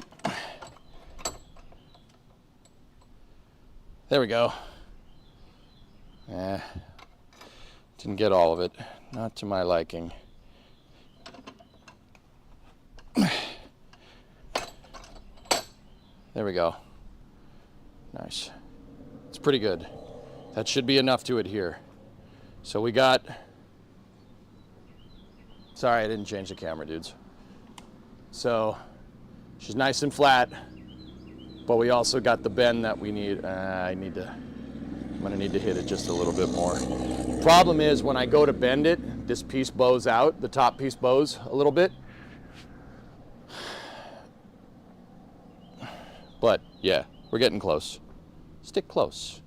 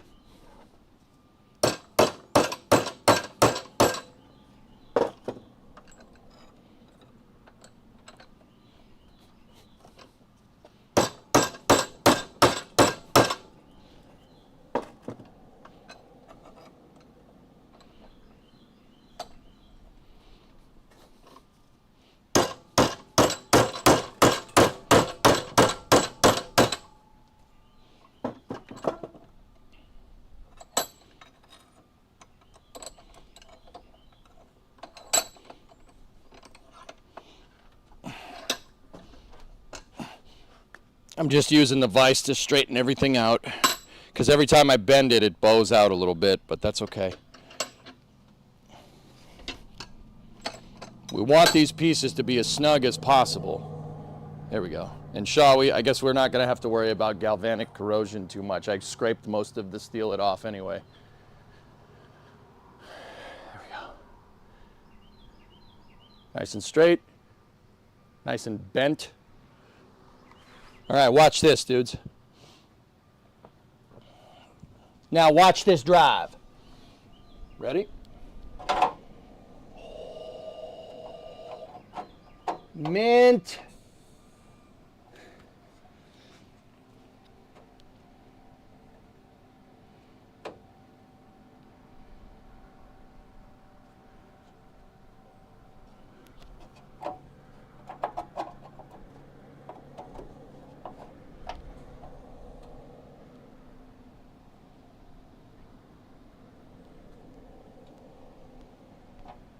Pretty damn snug, dudes.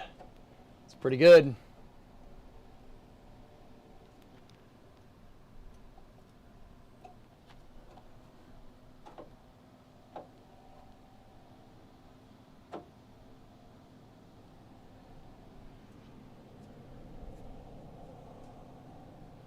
So now we have a backing plate. Now we have something to build up against.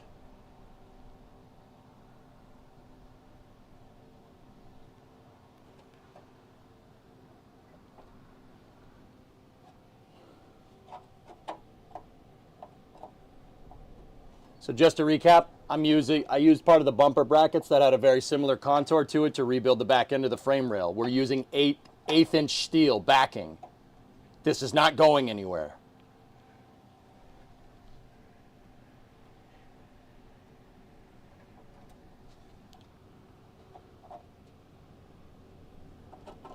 You might not be able to get all of the pinholes with this, but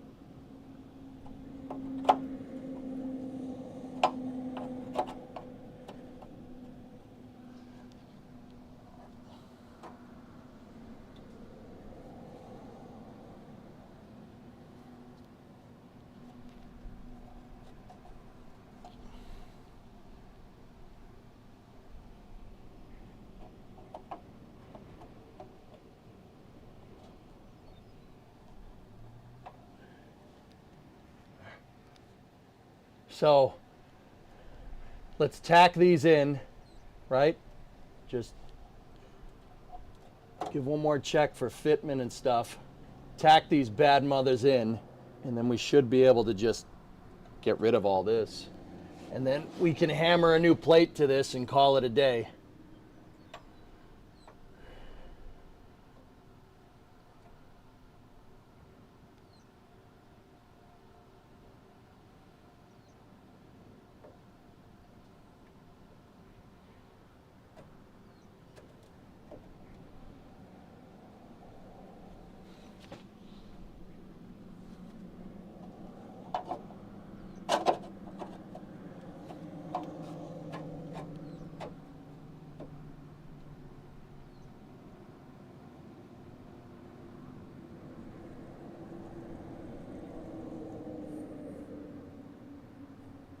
Yep. Because there's no way we're saving this in the center. We'll blow through for sure. But now that we have the bends on the sides, I could just take a straight strip, right? Bend it up to these rails after they're tacked in. Seam weld it, plug weld it to the rails, or to the 1/8 inch steel, the bumper bracket, and it ain't going nowhere. Any objections, fellas?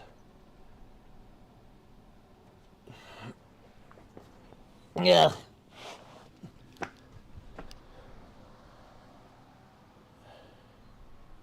Here, I'll give you guys a little bit of a better angle because it's hard to see exactly what the patchwork looks like from there.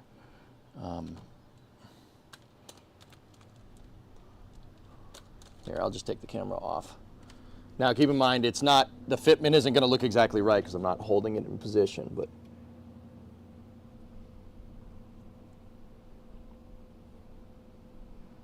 see this? We're going to zip that in place to reinforce, and then we'll make a new plate, cut all this nonsense out, fill in what we can, right? We could fill this stuff in over here once that plate is in, because I have 2 on either side. Look, that's not going nowhere. And we match that contour pretty damn well.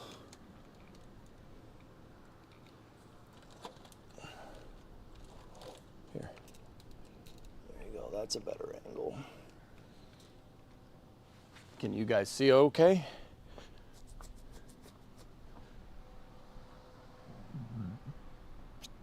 Yeah, it's not in focus. I got to tilt the camera up so you see more of the car in the foreground of the shot.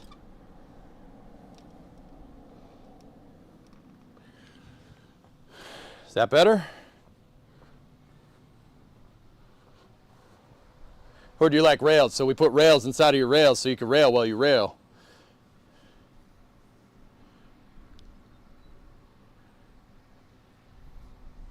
All right, dudes.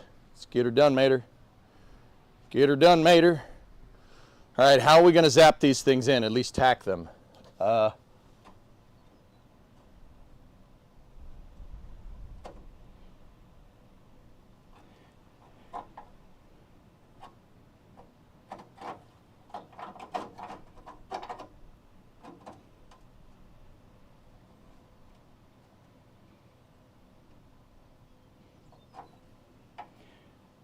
You know what?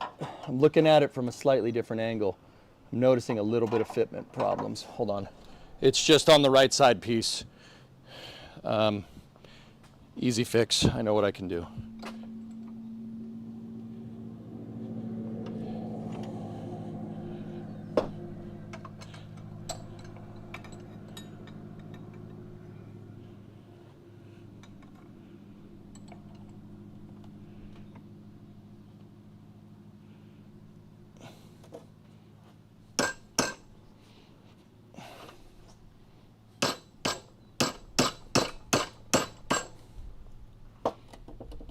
There we go.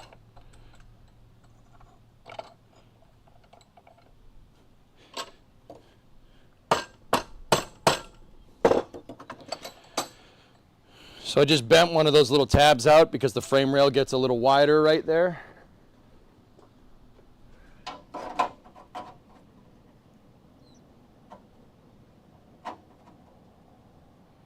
Cool. All right.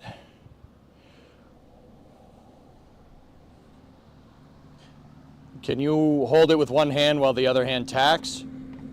I was actually going to ask you if that's okay to do. Is that all right? Can I hold it with my hand? I don't know. You can do that? Yeah? All right, cool. All right, let's get the welder out. Let's get to stepping. So the first thing I'm going to do, dudes, is we'll get the screen right left hand side of the frame rail.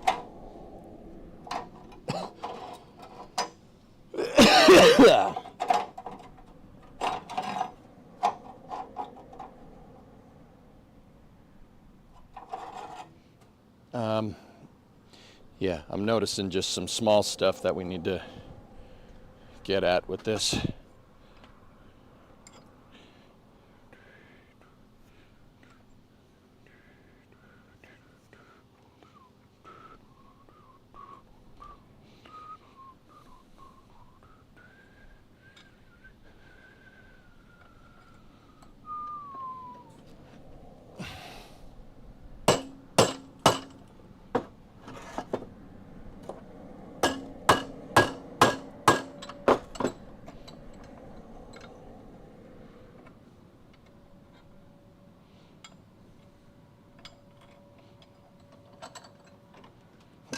I just have to do those same things with that one tab piece that we did. Just bend it out a little bit. There we go. Because the frame rail expands right here, dudes. That's really the big one.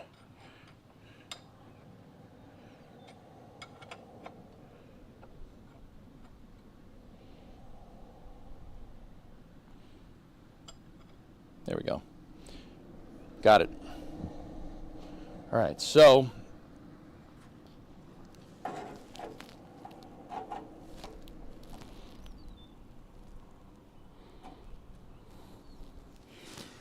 we are going to go right through the pinholes right there. I should be able to hold this with gloves on, right? And we should be able to tack through the rust holes. And then once we do, it's going to be in there. It's going to not really be going anywhere. Ever. Again. Cool. Yeah, I can do that. That's comfortable. Let's get the welder out. But yeah, this is fab work, dudes. Takes a second. You have to kind of go back and forth. Like, is this good? Is it not good? Is it good? Is it not good? You have to measure a freaking 1,000 times. But when it's right, that's right. That's right. All right, let me get my welding jacket on. Hey, get your hands off of my rust holes. Those are my rust holes. Get your hands off of my rust holes.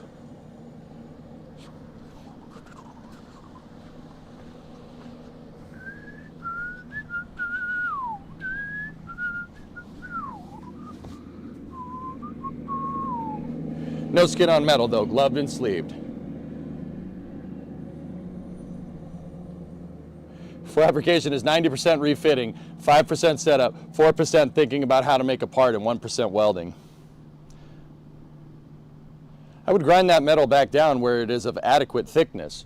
Oh, she's adequate thickness, Doom. My backing plates are 1/8 inch steel. I made them out of a bumper bracket. We're good.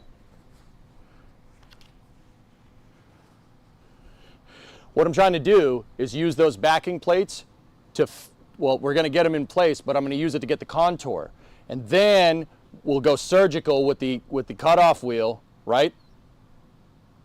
Surgical with the cutoff wheel, cut out all the crap, and that's going to maintain the shape of the frame rail. And then we replate it with 16 gauge. That's what I want to do. It's going to be a lot easier. We can build up weld where we need it, try to save as much of it as we can, because it's just pitting, right? You know I'm surgical with this thing, Jake.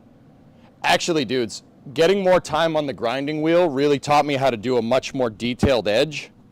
You want to cut in a straight line on the grinding with the grinding wheel? You know what you do? Scribe the line in with the grinding wheel and then grind it so the wheel doesn't wander around. If you sit there and you scribe a line perfectly straight and then just cut through that line, it's making a guide for your wheel. I don't know if that was given information, but I never used to do that. Last for a safety tip. What safety tip? What are you talking about? You sit behind a computer all day. Keep a grounding strap close. Grounding strap close, Lycan? Yeah, I already knew that. Thank you. Thank you, though. Good safety tip, Egon. Now go sit behind your computer. No, I'm just kidding, man. I'm just giving you crap. Yeah, that's how it's done. Rust holes are delicious. They melt in your mouth. It's worth the risk. Okay. All right. We ready to do this, brosivs? Brosivs?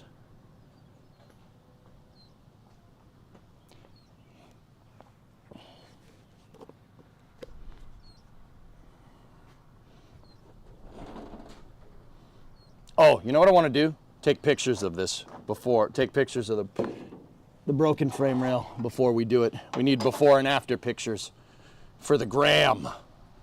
I don't post on Instagram, but maybe we should.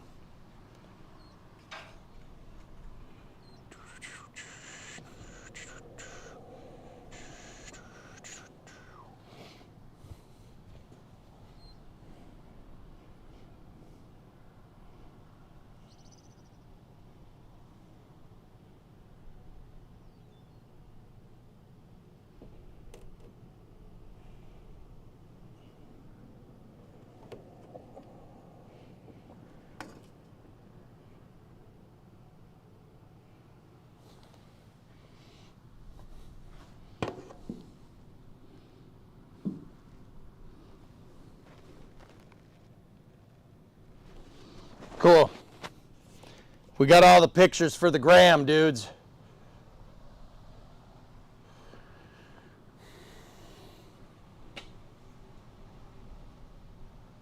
Until EJ starts taking sponsorships and advertisements on stream, he's not an influencer. I am not beholden to any corporation. I am beholden to you. No, Mr. Bond, I expect you to die. If you got 1,000 Instagrams, you got a kilogram. I'm influencing people to buy a project car and learn a trade skill. Yeah, that is what I'm doing, yes. EJ was hired by Big Welder. He was hired by Big Welder.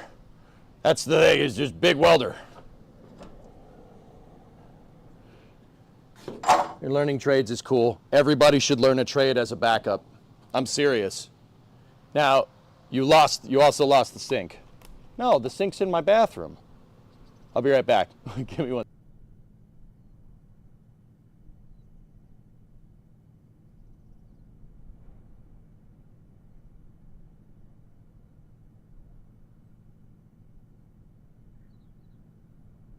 Hi.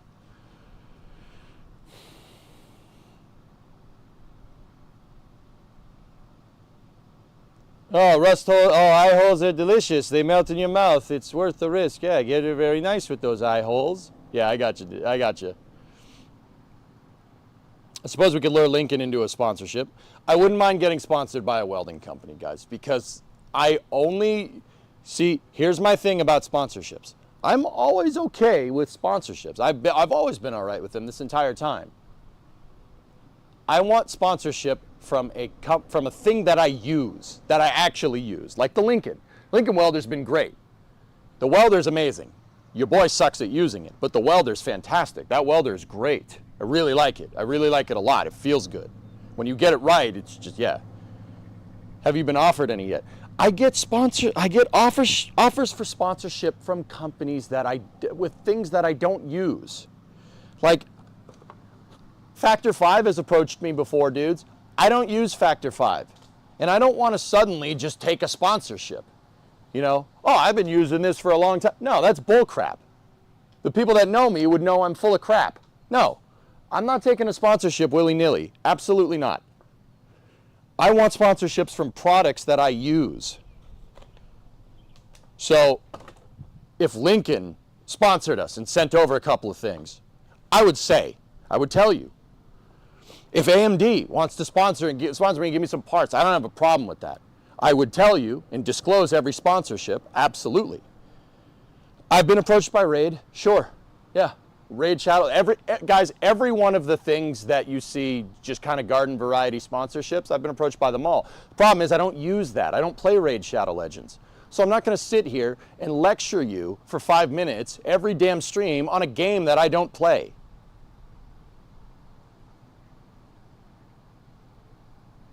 I don't think AG1, I don't think I've gotten an AG1 before. This stream brought to you by Ford baseball caps. It's a trucker cap, actually. Okay. All right. But that's my thing. I don't take sponsorships from products that I don't use. Full stop. War Thunder come knocking yet? I don't think so. I'd have to go look. What do you get in that Real Fake Doors sponsorship? Look, won't open. Real Fake Doors. We appreciate that. This makes the stream feel not like plastic. You guys sponsor the stream. You guys support the stream. That's where it ends. I'm open to sponsorship for stuff that I use, period. Full stop. Problem is, I'm not a tech bro. I don't use half of the stuff that they offer. Oh my God, it's still a commercial. Tag Lincoln Electric in a post. They still sponsor you. They would sponsor. Yeah, there you go.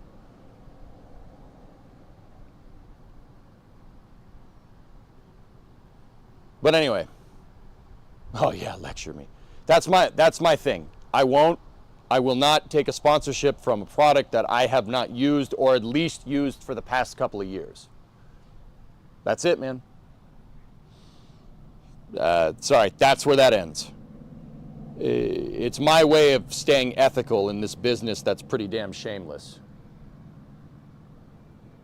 Stream makes it feel like we're actually hanging out. Like I could bump into you in real life and have a beer. That's usually how that works. Your stubborn integrity is refreshing.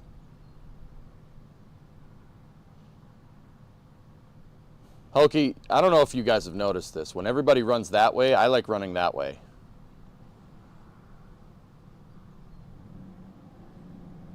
No, you guys sponsor the stream. That's it. That's where that ends. Let's get back to work. We're talking too much.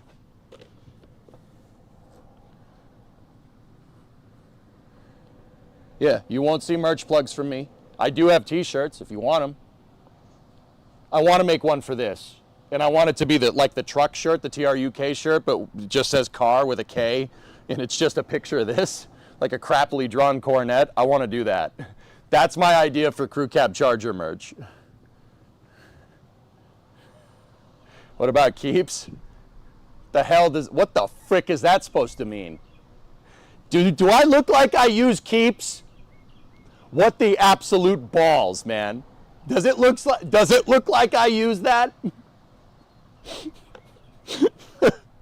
That's why I ask. I told you I won't take a sponsorship from something that I haven't already been using. Does it look like I use a balding loss prevention technique thing? No. You should probably start. Frick that, dude. I don't have time. I don't have time for hair. What is just hair? What am I gonna do with that? Frick that. I got stuff to weld. It's called Keeps, not Grow. There you go. Dude, the only thing that's going to save this fiasco up here is a hair transplant at this point. It's not great. It looks like World War I up there. It looks like Verdun, okay? It's a battlefield. There's no foliage, okay? Miracle Grow. The only thing that's saving me at this point is a hair transplant. Like that, let's be real. All right, anyway. Now watch this weld. Welders online. Gas is good. Verify flow rate pressure at 10 liters a minute. Square cubic feet an hour is a little bit different, but yeah. Pressure is verified. Range is go. Let's do this. Yeah, or not. Yeah, believe me. Yeah, we can get hair. I got plenty of hair. It just doesn't grow on my head. It grows on my chest. What the hell were you guys thinking about, you weirdos? All right. So, Flykin, you said grounding strap. That's a good lesson. Thank you for the pro safety tip. So, we need to find a good spot for the grounding strap. And that's the reason why I cleaned up all this stuff.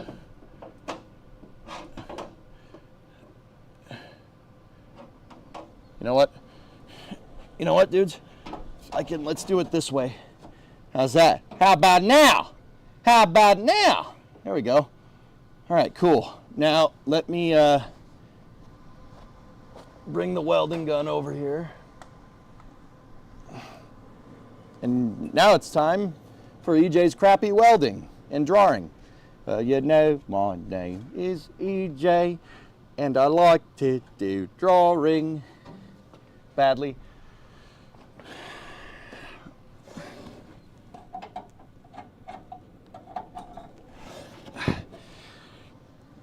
Somebody put a damn wheelhouse in the way. It makes this really hard to get at.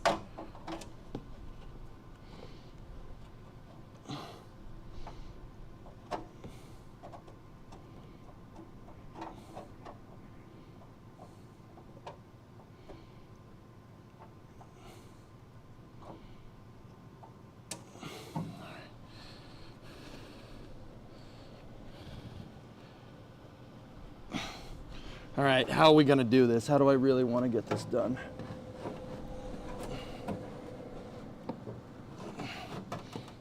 Nope. Yeah, right hand up over. Seems to be the trick.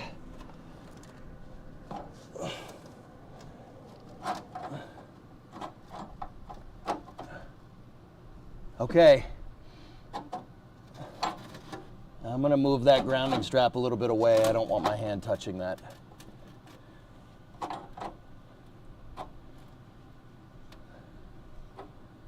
Okay.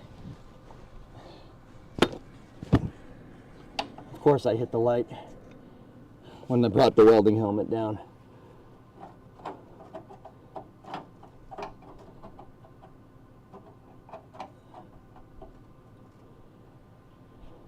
Ready?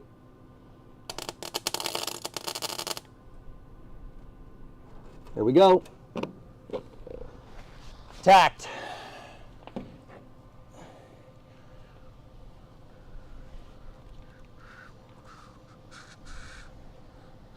I gotta get the cutter.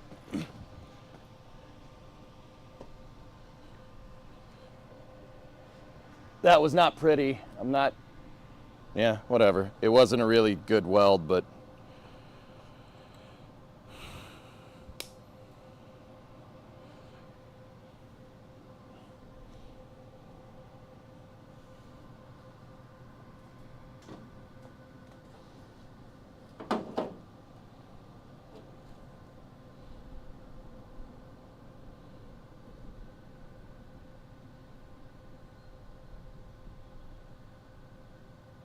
yeah, that'll work.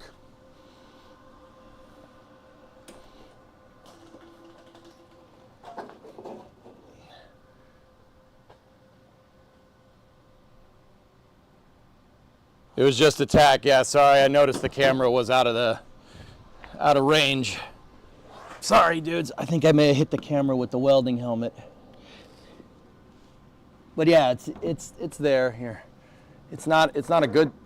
Oh my God, take this stupid welding helmet off. This is so ridiculous. Yeah, I just zipped it a little bit in there. It's not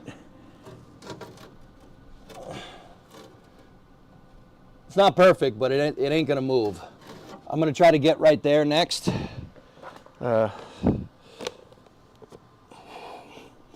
can bring the grounding strap closer to us this time. Okay. Or I could just hit the light out of the way, you know.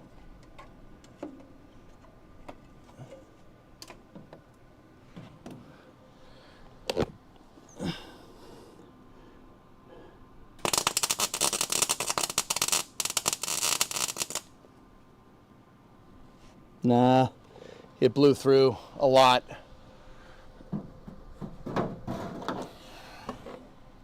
Not anything we weren't expecting, though.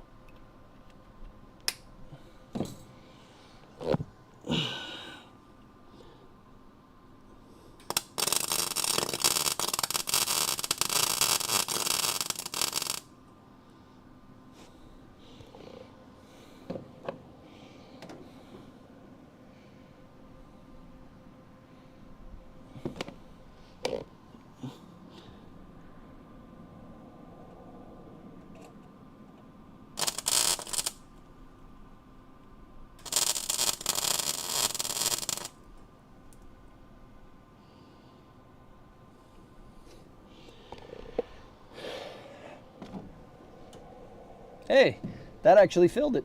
All right. Cool. Nice. Yeah, see, as predicted, this is pitting. So that means you're dealing with varying metals thicknesses here. So part of it is okay. Part of it is still pretty good. It's just the parts that were the lowest are the parts that burn through. So if I just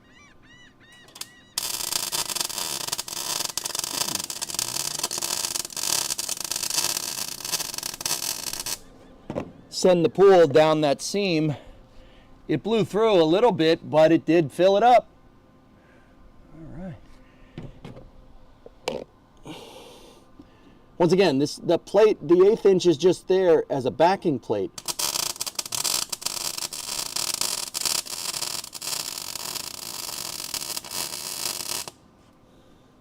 So we can rebuild the structure. Oh, yeah, okay. Yeah. And just as I thought, the bend is good metal. It's blowing out on the side a little bit, but the bend is pretty good. Killer. All right, I'm gonna keep going, dudes.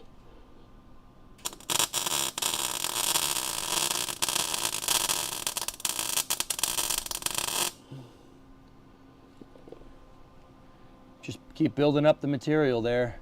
I'm just gonna layer weld over weld over weld over weld.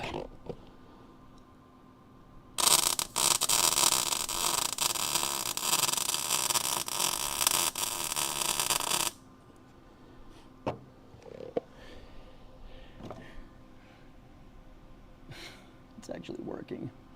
Oh my goodness. Something we've done actually works. I finally mended something.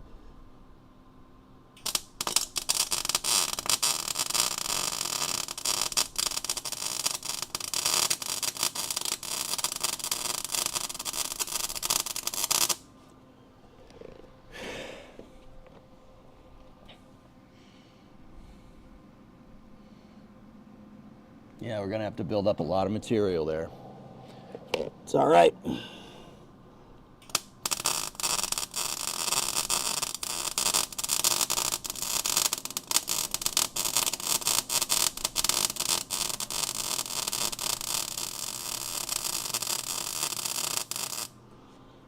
Oh yeah, baby. Oh yeah.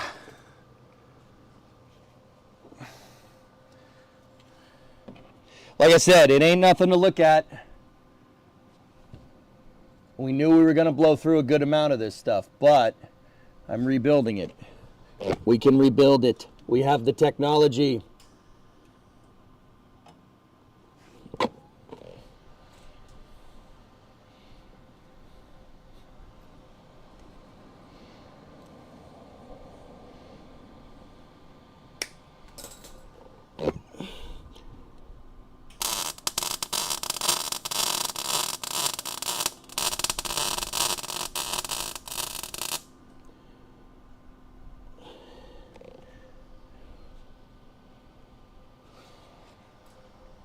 Like, I know these welds are cuckoo for caca puffs, but it's okay.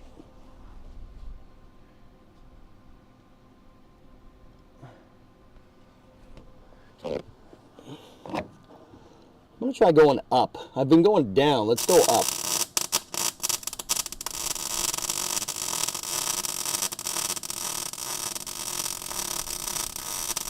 Oh, I like that a lot better. That is a lot better. Oh yeah. Oh yeah. Up is a lot nicer. I like that.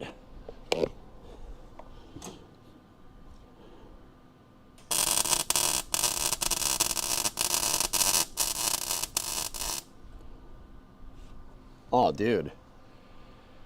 Wow, that's way easier. I don't know why I didn't just do that from the start. Call that the learning curve, because, you know, it's curved. Okay, yep, I'll shut up. I'm gonna get back to work.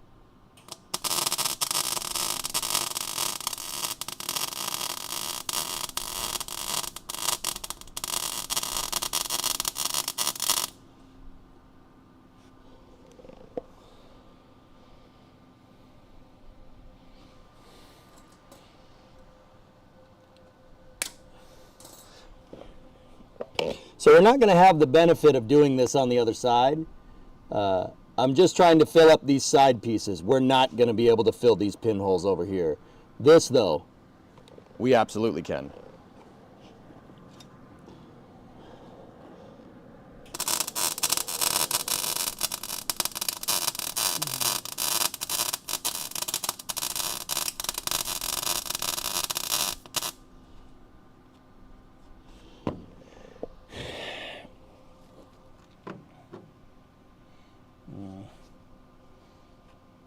Yep. Nobody said it would be easy.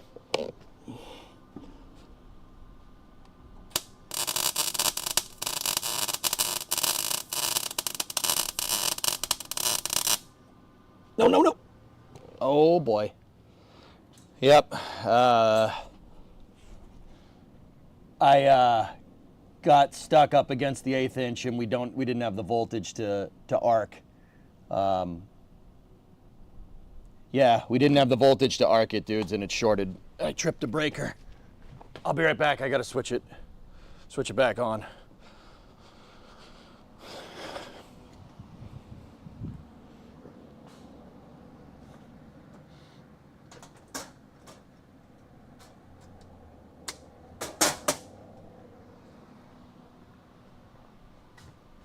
Remember to start your welds on the thicker metal and use the puddle to fuse. Yeah. Oh man, that's completely out of focus. I'm sorry, it's focusing on the background, guys.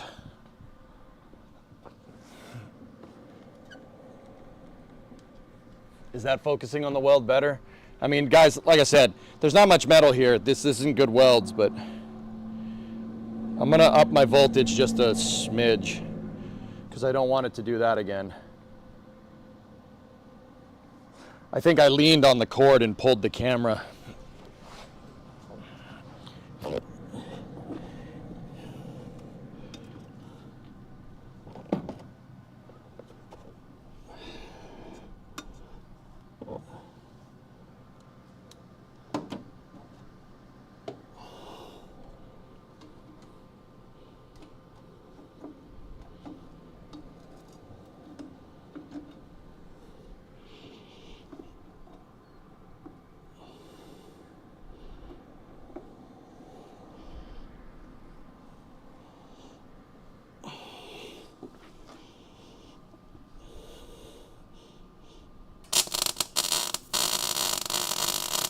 There we go.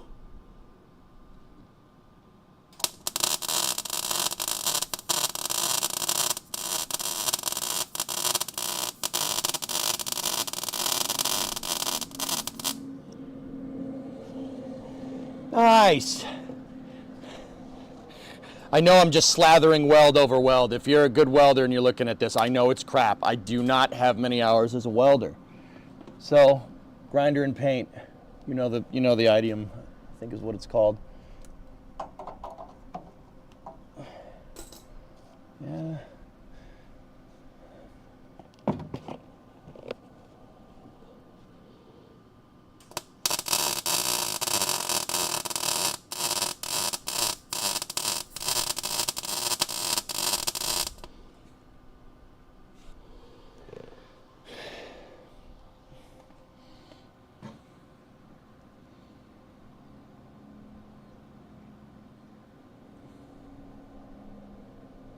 Nice. I mean, not really, but... See, I wanted to try it this way by building back up weld on the side to rebuild the structure of the frame rail. It's definitely a way to go. It's definitely a way to do it. But now I'm very much understanding why you don't do this. It's a pain in the butt, especially if you suck at welding. It's a lot of work. Fabricating, with the amount of work here, you can just fabricate the damn part. No. Shorted. All right, let's get the flap disc out. I tripped the breaker again.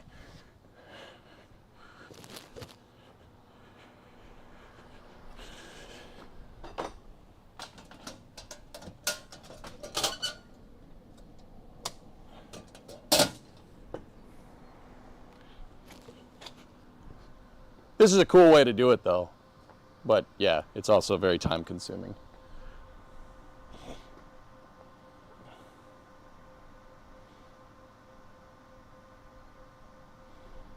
I'm gonna up the wire speed just a little bit, I think, dudes.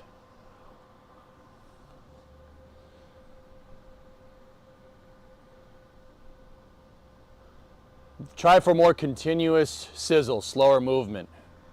Okay. Yeah, okay. Am I moving too fast? Got it. Got it.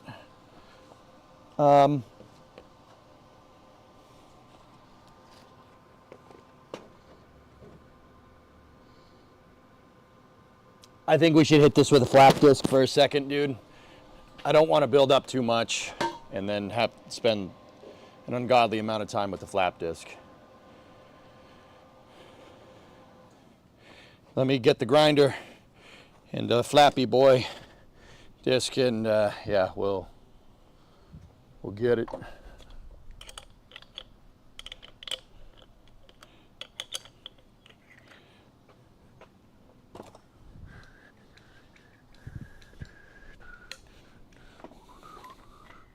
So I got to grind that back and see how much of the blowout holes we actually filled.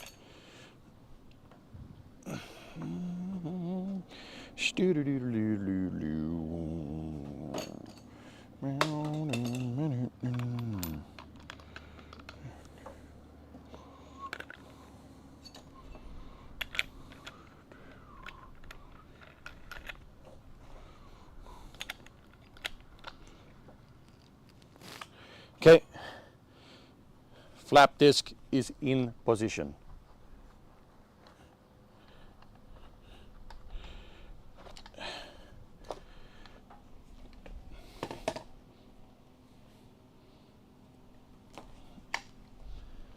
All right, I'm gonna check chat real quick. What are you guys thinking? I mean, like I said, we're only trying to build up material on this side. The other side we're gonna cut out and fix.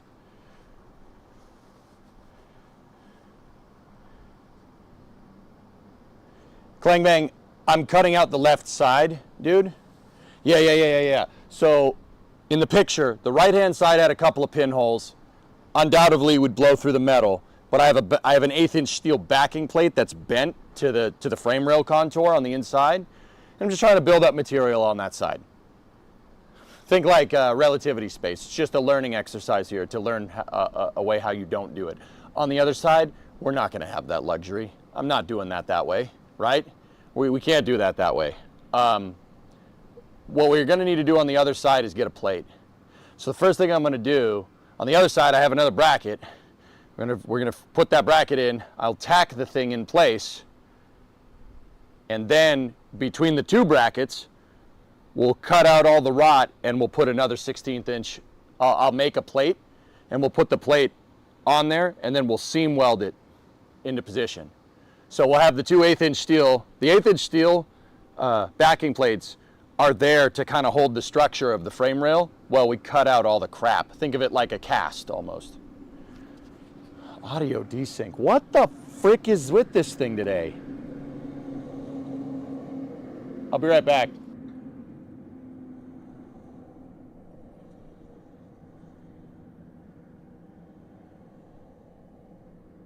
Test. Do you have a bucket you can rest your arms on? I do. I got a free Harbor Freight bucket from Harbor Freight.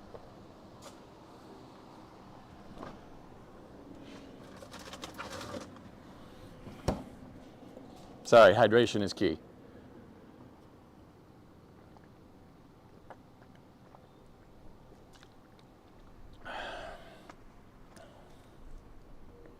The Harbor Freight guy.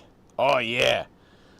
So yeah, Clang Bang, that's what I'm doing. Yeah, the right-hand side only had a couple of pinholes. So you could see I'm just building up, I'm overlapping the rust just to build up that contour back on that side to make plate fabrication a little bit easier. So I don't have to put these, the bends. I don't have to put the bends on that side of the rail. This side, we're kind of boned. This side over here, we're kind of boned. But over there, we're all right. I want to try to save that curve on the rail. And as long as we have a backing plate, we could go relativity space style, like old relativity space, and just zap in as much as we want. I kind of wanted to do it just to see, like nobody to my knowledge fabricates stuff that way, but it is a viable way to do it, but nobody does that way. I wanted to know why. Well, the reason why is that it's time consuming, and the time it takes to do that, you could probably make a bracket quicker. I need my earplugs and my safety glasses. I love it. Wish I was learning this myself. Well, now you know. Think of it like a little exercise in myth busting, okay?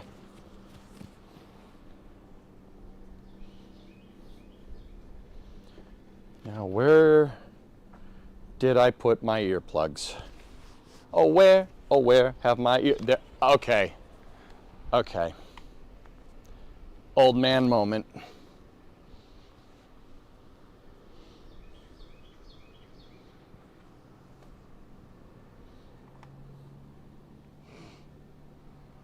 Boeing actually started doing that with titanium parts to save materials on the 787. Oh. I think that's a cool way. I think that's a cool way to do it, dude. Just build up the weld. Build up the material. As long as you have a backing plate, you're fine. I think it's pretty cool. All right, what I'm going to do is we're going to flap disc this smooth. And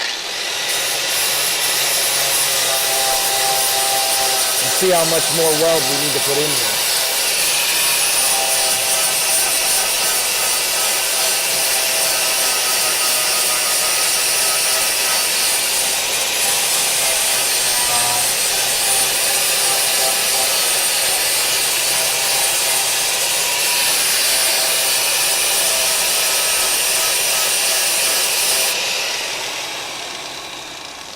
Not bad. Got to go a little more with the flap disc.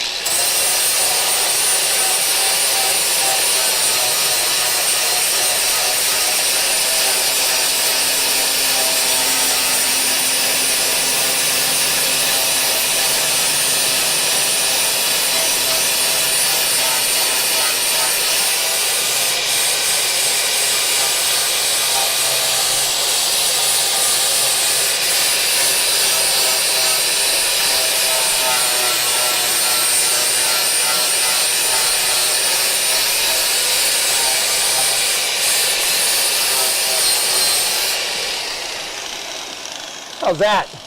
Look at that. We filled up most of it. And now that's good metal. Oh my goodness, it actually worked. That's neat. That's pretty neat. How neat is that? That's pretty neat.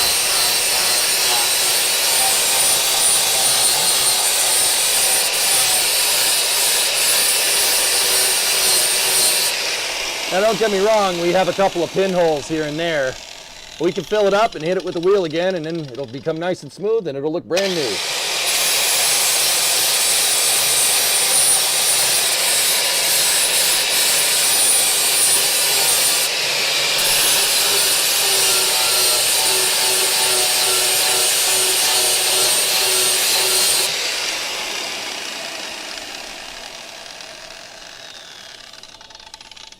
A little bit more.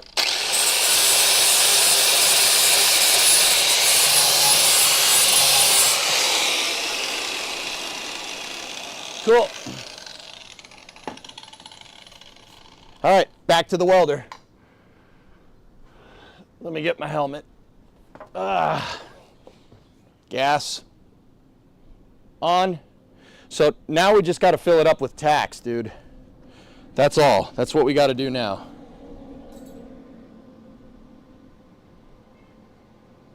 Bucket. All right. I can get the bucket.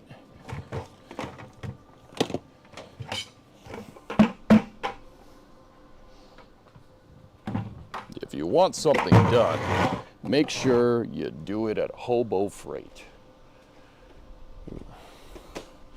Dude, my YouTube algorithm is just like polluted with Harbor Freight ads. I don't know what your YouTube suggested ads are, chat. Mine is Harbor Freight, Granger, and McMaster Car. I don't know what that says about me.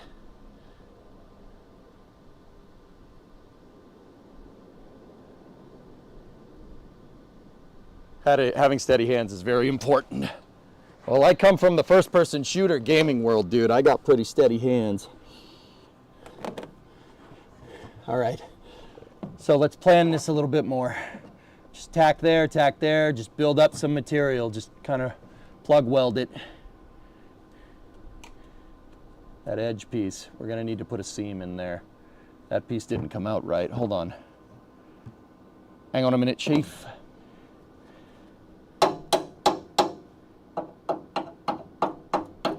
Yep.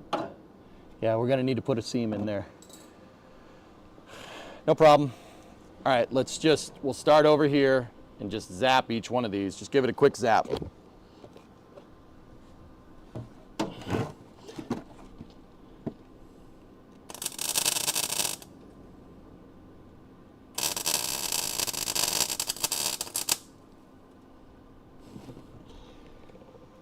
Cock, we ended up blowing through more metal. I think the end of the plate is there.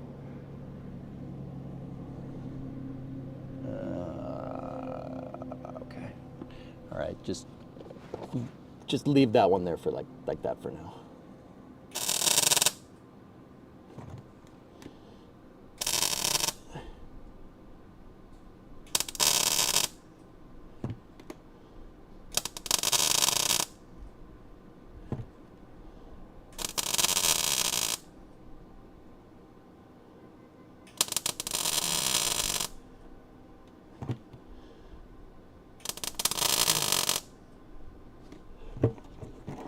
I gotta move the bucket just a little bit. I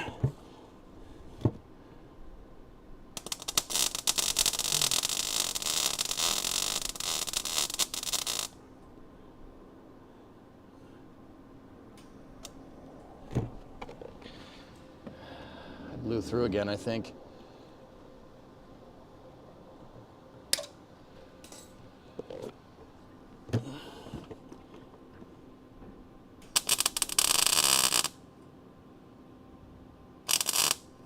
No.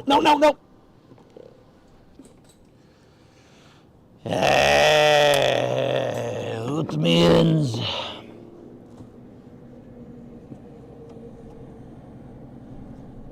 Utmin. They come here, they no buy, nobody buys.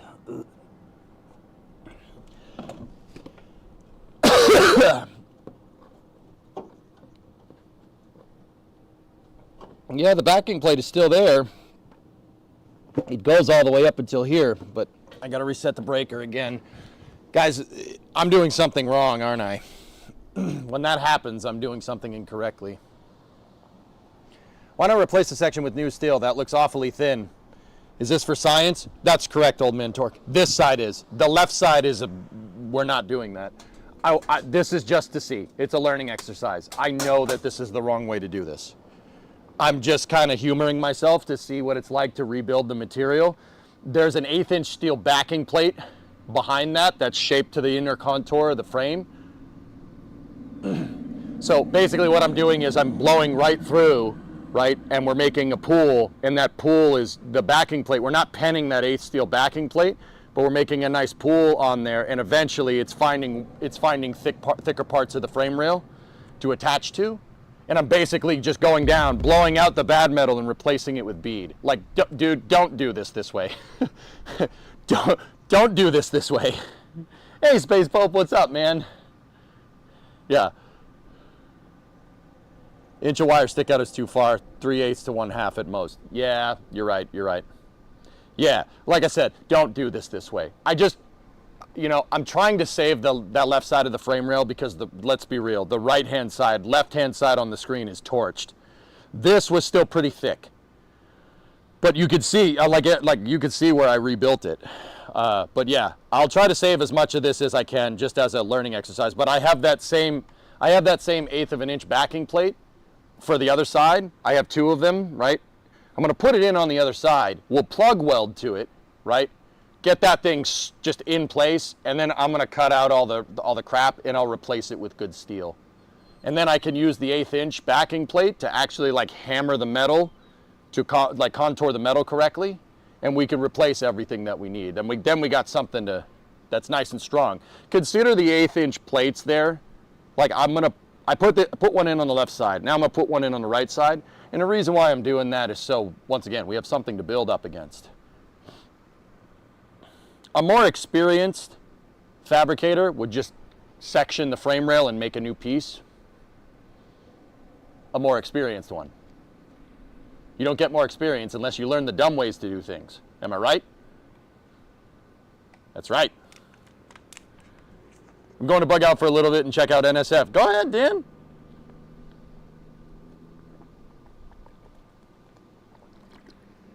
What's NSF up to? See, I ain't afraid to plug other streams. I don't care. That doesn't bother me. NSF streaming, go check it out, brother. I don't care. It don't bother me. If you like the stream, you'll come back. You know?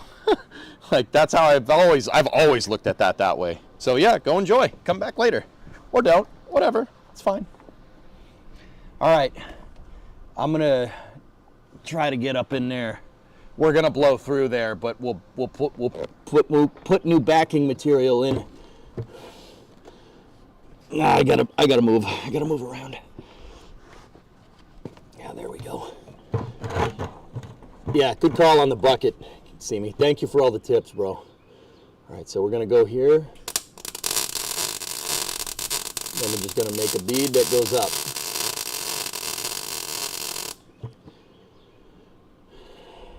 Still moving a little fast. I gotta go slower. Just a little bit. Just a little bit slower. Wait, I don't know. Those ain't the lyrics.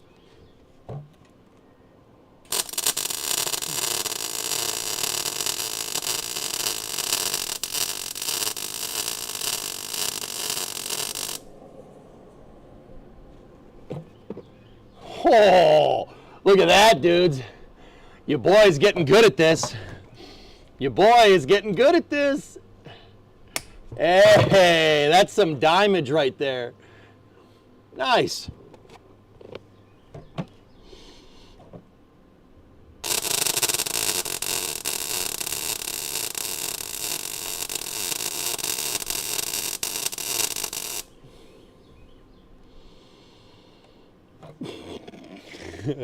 Nice. Pretty good, dudes. Those are some pretty good welds.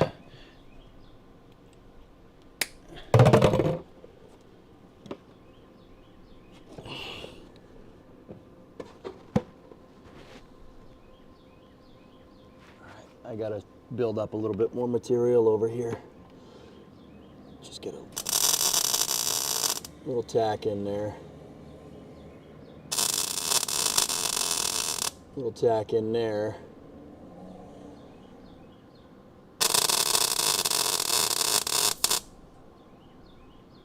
Yeah, I didn't like that. That didn't pull how I wanted.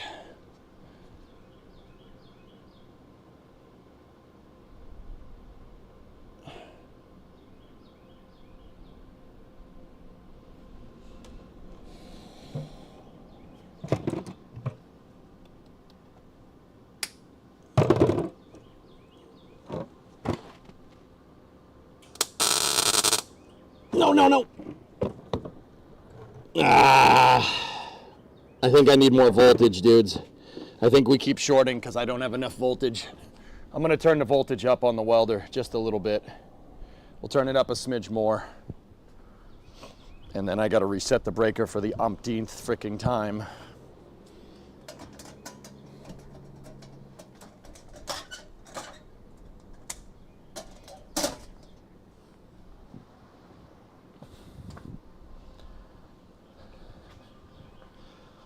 Dude, some of those welds came out real good. That mean looking black truck is in the Gigabay, huh? Hey Chief, how goes the welding? I'm getting better at it, dude. This is real, you know what? Like, this is the wrong way to do this, but it's really good practice.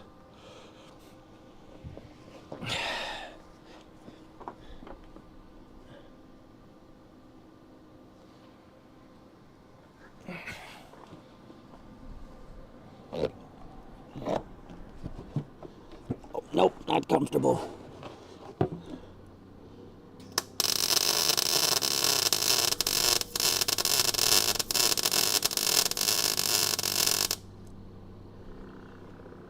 So Chief, what I'm doing is I have a backing plate back here that's matching the contour, and I'm just I'm rebuilding the material. We're going through all over the place, and I'm trying to figure out where the metal is thin, and we're rebuilding it with weld. It's a Mythbusters thing. You really shouldn't do this way, but it's still cool, man. It's still fun. I'm enjoying doing this because it's getting me practice with welding.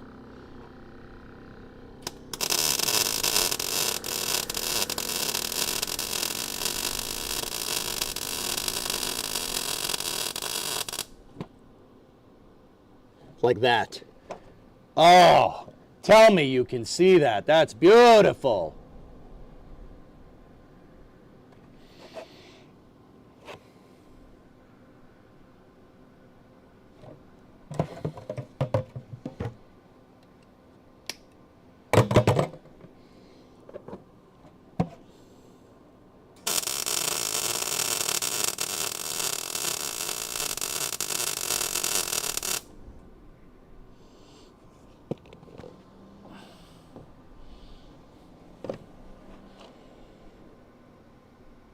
I'm trying to just build up as much material here as possible, dudes.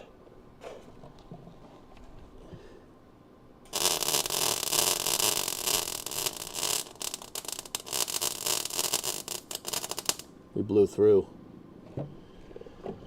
Oh, the pool went down. Crap.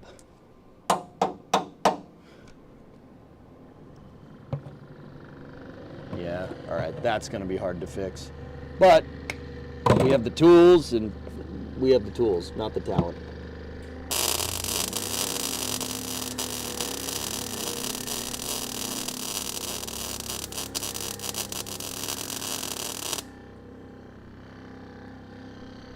There we go.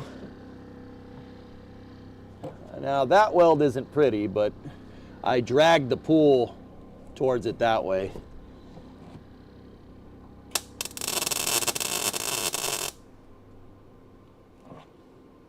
One more.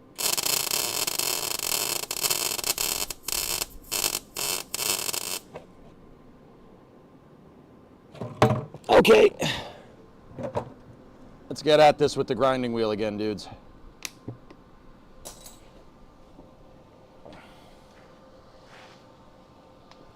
I'm gonna shut the welder and the gas off. Okay. See, like I said, guys, not the right way to do it, but it is fun. Your amperage might be too high for that small metal thickness.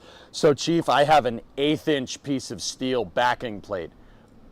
I noticed that the old bumper brackets that we were using, dude, the old ones had a contour that pretty much matched the frame, like a certain part of the bumper bracket. So I cut it out. I cut it out.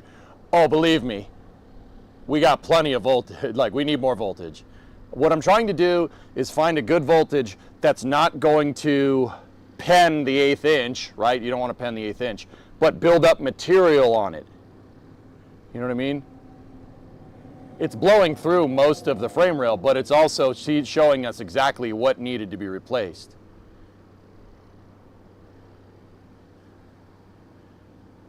So what I'm doing, dude, so Chief, it's like an industrial weld on a ship. Now, don't get me wrong, this really isn't, we really wouldn't do this with a MIG welder. On a ship, it would be a stick welder, right? Like on the OLM at Starbase, they were using really high amp stick welders. And what you do is you just layer weld on weld on weld on weld on weld. I'm doing that to rebuild, like additively rebuild the frame rail. I think it's cool. I think it's neat. Screw me. I think that's cool.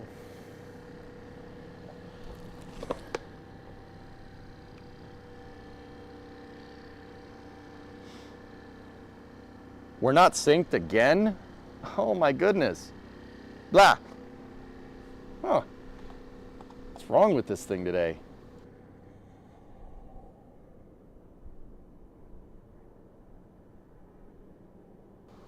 Well, a good restart will fix it anyway.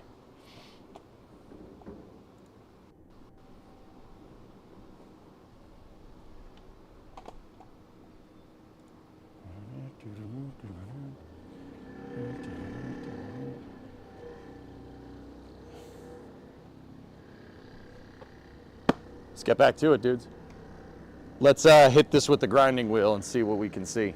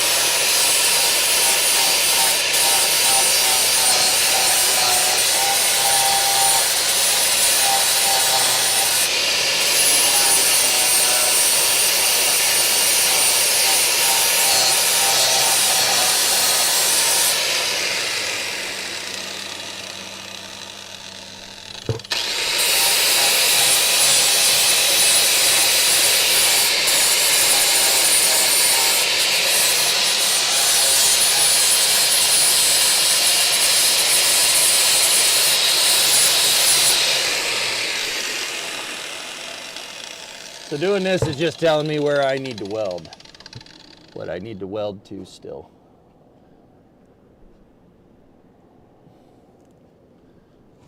But we are filling it in.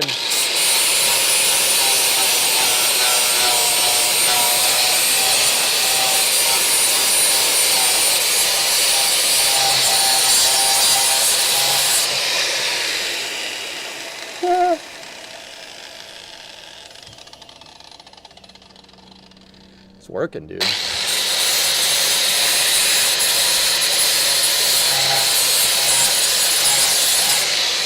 Alrighty. Let's take a look. There's no material right there. That's the backing plate. Yeah, there's nothing there. But the sidewall we did fix. We're gonna need to really get those pinholes. But like I said, this is a process, and that process it's gonna take a second. We've been filling in up here. So the pinholes, there's a lot more pinholes than there was before. We're just finding all the bad parts of the metal, which is fine. It's okay. And we'll just keep going at it and going at it and going at it. And that'll get us what we're looking for. Down here, we've pretty much rebuilt that part of the frame rail. There's enough weld in there, about 1/16 of an inch of, or 16 gauge steel to basically replace it. See, we just got to button up a couple pinholes here and there. I'm going to keep going on the side, and then we'll start doing the bottom. All right, let's go. Turn the welder and the gas back on.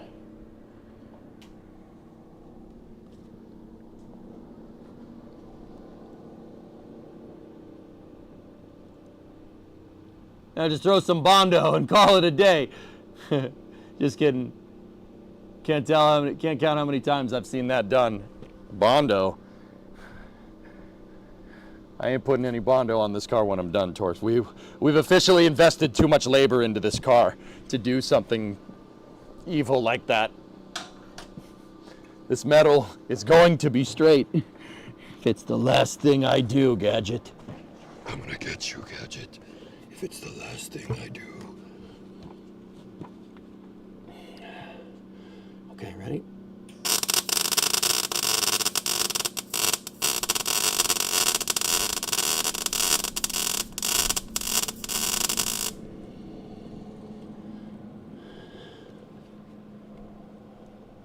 Nice.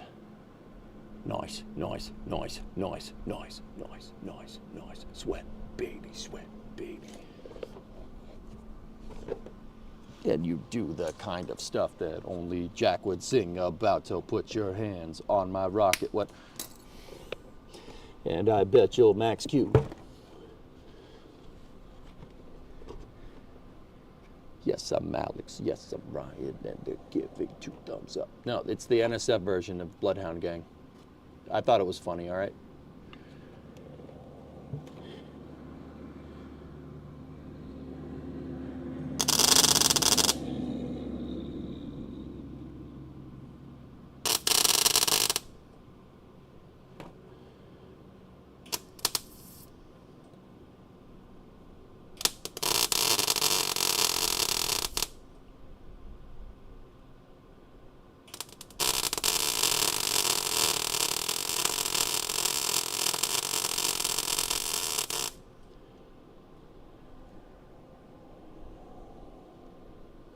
Now I got Bloodhound Gang stuck in my head. This is your fault. I'm blaming Element. Element's your fault, you jackass.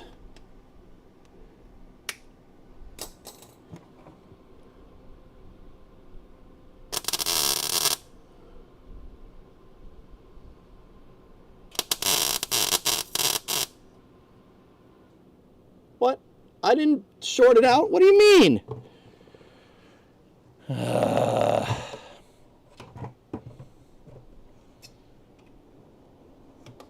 Element, that was your fault too. You smelly butthole. You almost got away with it, you smelly butthole.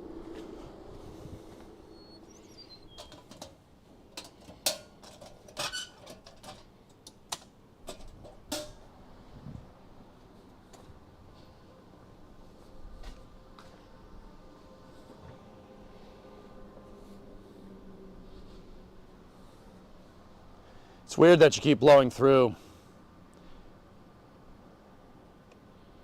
How old is the breaker? 2 years.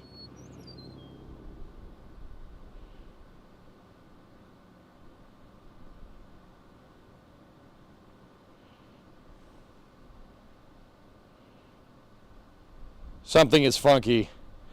I agree, XJ. Maybe we should move the grounding strap a little closer.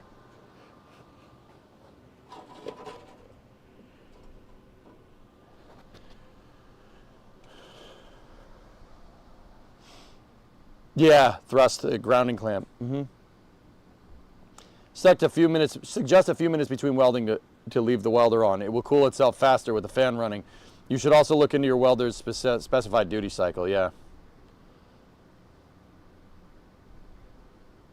Okay, make sure the connection is good and tight. I'll look at the grounding strap, dudes.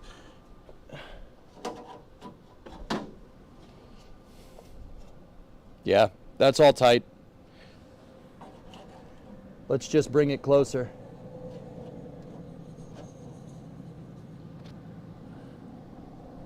What else is on the circuit? Nothing. I have it plugged into a circuit by itself. I do have a couple of battery chargers, actually. Hold on, no. I have a couple of battery chargers plugged in on that circuit. What was that? Did you guys hear that? What was that? What was that? Dude, people drive by my house. They see like the Mustang and the pickup trucks and stuff, and they rev when they go past, dude. I'm not even kidding. That happens all the time. Tell me you guys heard that. That was super loud.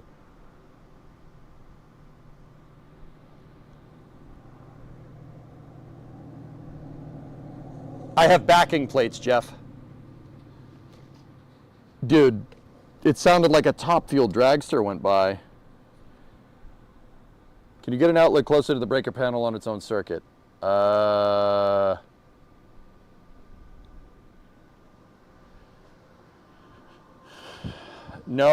not really. I'll unplug everything else from this. Let me just unplug it. Guys, I honestly think it's just the grounding strap, but I unplugged everything from that circuit. That thing is on its own circuit now. Happens with your V6 Premium. People rev up their Civics and pass me all the time. Dude, it happens.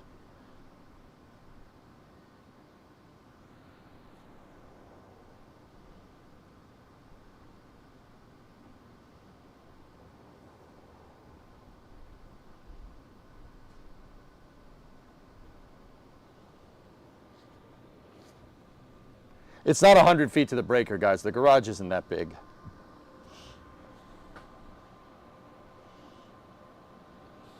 Maybe I'll turn down the voltage, dudes. We've been turning the voltage up. I'll turn it down a little bit and just keep the feed speed the same, and we'll get at it. I turned down the voltage by a letter. We're on voltage. We're halfway between C and B on the 180i. And then my wire feed speed is 2 right now.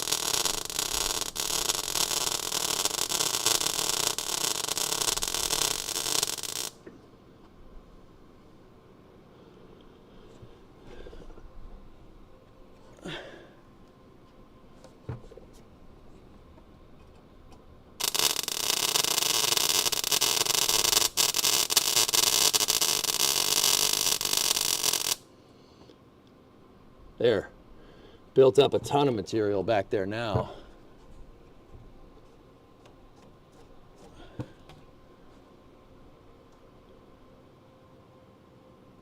right, we just got to get a little bit up at the top there.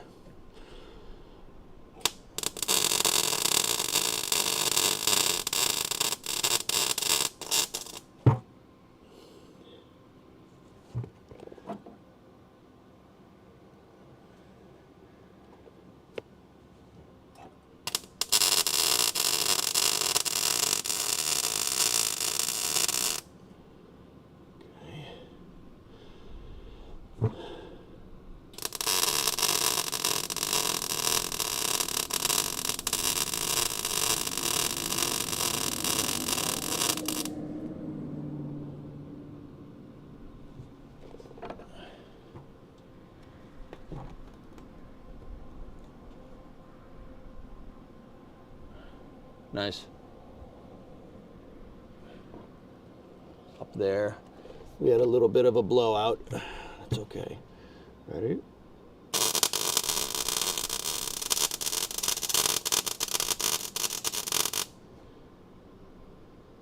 Oh, here it comes. Oh, it's going to be a rot.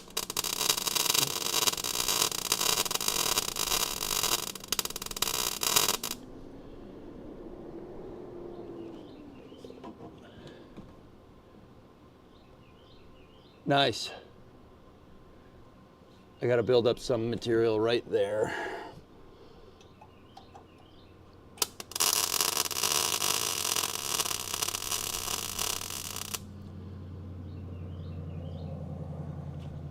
Okay, got to go a little bit higher on the rail.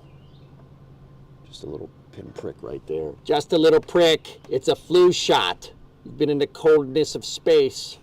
It's one thing to affect me. It's definitely another to affect my mini-me. I'm going to get you, Austin Powers. I had them liquidated, chat. They were insolent.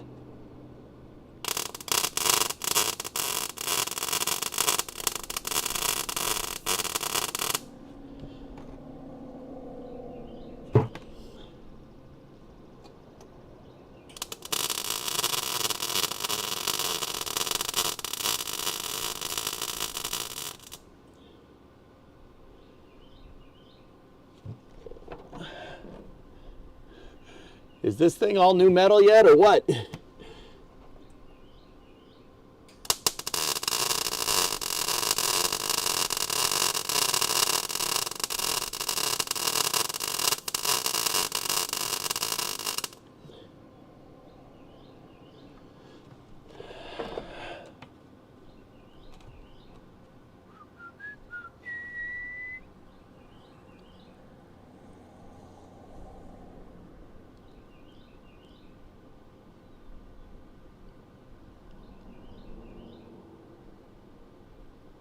All right, just a little bit up there.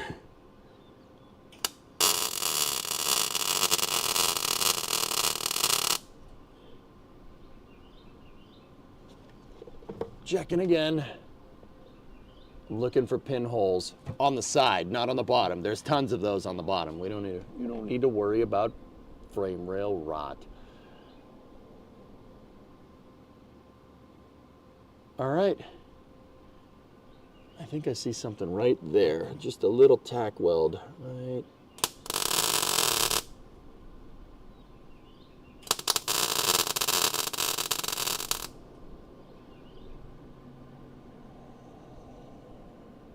Okay, grinding wheel again. I'll leave the welder on as advised so it cools off.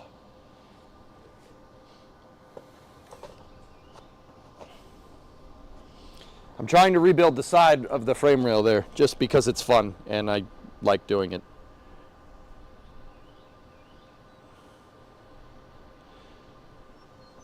All right, I got the grinding wheel out. Let's go back at it.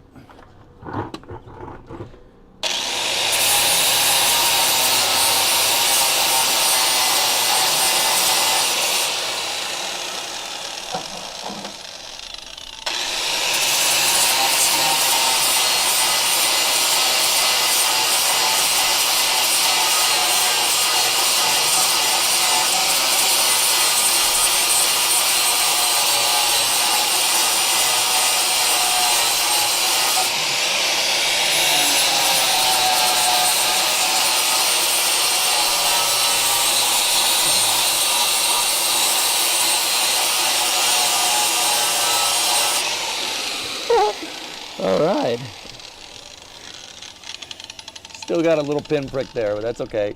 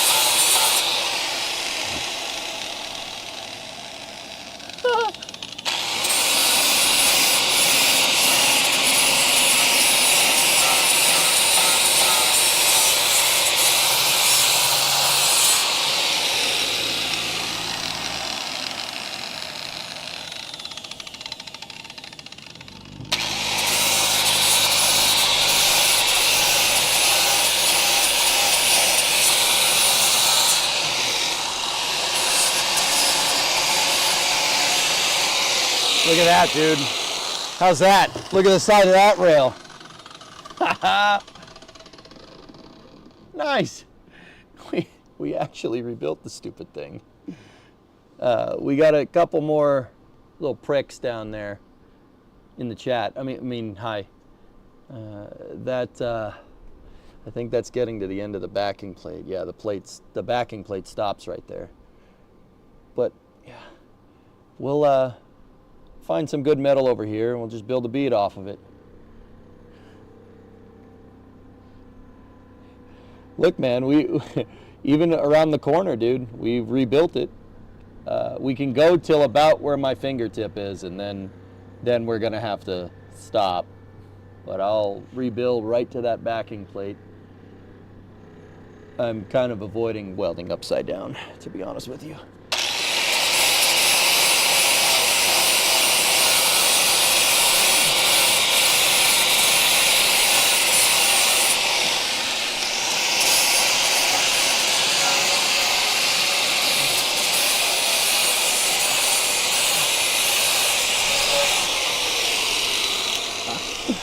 Wow, it actually worked.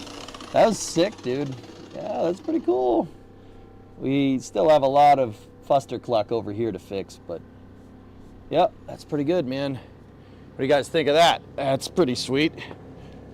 You know, we'll go at it. I'll go at it with the wire wheel and stuff. Can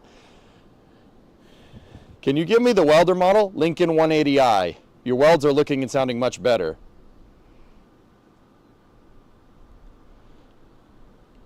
Grinder and paint, make the welder I ain't. Look at so the bottom of the frame rail is still roached. Ignore the doubters, it's a way to do it. Sure, look at that. The side of the frame rail is fine. That frame rail is completely, it's structural. It's completely rebuilt. Like, if anything, because it's got an 1/8 inch steel backing plate, it's stronger.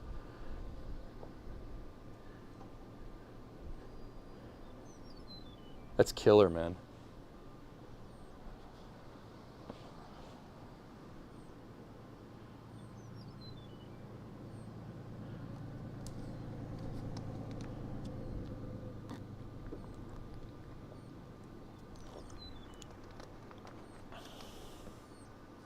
Nice and shiny and in focus. Did you replace the old camera? Yeah, the Vivitar is up on the shelf. I still have it. It's still plugged in. It's just a giant pile of Vivitari schmutz. You know what I'm saying? Looking good, dude. We have 50 amp service. It's 50 amp service out here. It's a 20 amp breaker. Can't see me. Moving the grounding strap seems to have fixed those problems though, dudes. It is a 20 amp. 50 amp main, it's the main breaker for the garage is 50 amp. The lights in the garage, no, the microwave in the garage door are 15. Every other outlet here is 20 amp breaker. 50 amp main. How much more would a 100 or 150 upgrade be monthly? Monthly? Monthly? Wait, monthly? What are you talking about? I can get 240 amp service out here. Or not 240, yeah. 200. I can get 200 amp out here, and I could get 240 out here. The lines are already run. The 50 amp main breaker is a double breaker, guys. So in electricity, a double breaker means I could get 240 out here.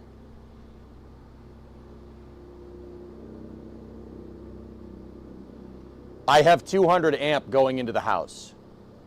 200 amp going into the house at 240, and it's split. The breakers, so 240, we have 240 three-phase going into the house. 240 volt three-phase at 200 amps going into the house. And it splits for 110 and 120. But I do have 240 at 200 going into the house, and so I have the service in there for the washing machine and the dryer, right? And the furnace. My box in the garage is split off of my main box. The main box has 200 amp.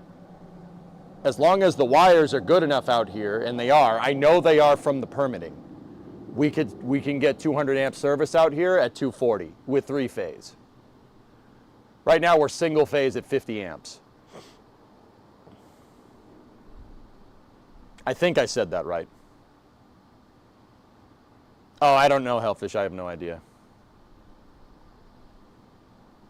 Double pull breaker is 220. Yeah, exactly. It's 220, and then to go to the smaller outlets, they split it.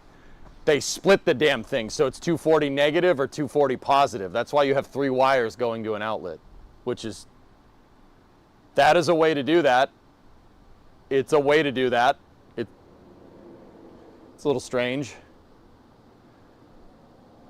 Surely it's not 3-phase into a domestic property. I can get 3-phase. I have 3-phase 200 amp going into my house. Yeah. Dude, our lines, our medium voltage lines carry 3-phase in the US. I'm pretty damn sure. You'd have to, you know what? You'd have to check me on it, Red.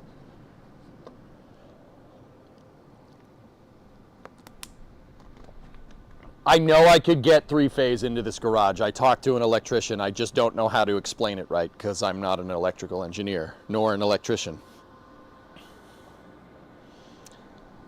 How about that, dudes? Sidewall of that frame rail, though, looks pretty mint. Yeah, Red, we have three-phase. Our power lines are three-phase, and you have transformers. So the medium voltage lines, I think they're 4 kilovolts, if I'm remembering right. They're 4 kV, and then there's transformers on the poles that go to your house, and the transformer is a step-down transformer from 4,000 volts to 240, if I'm remembering right. Someone's gonna have to double check me on that one.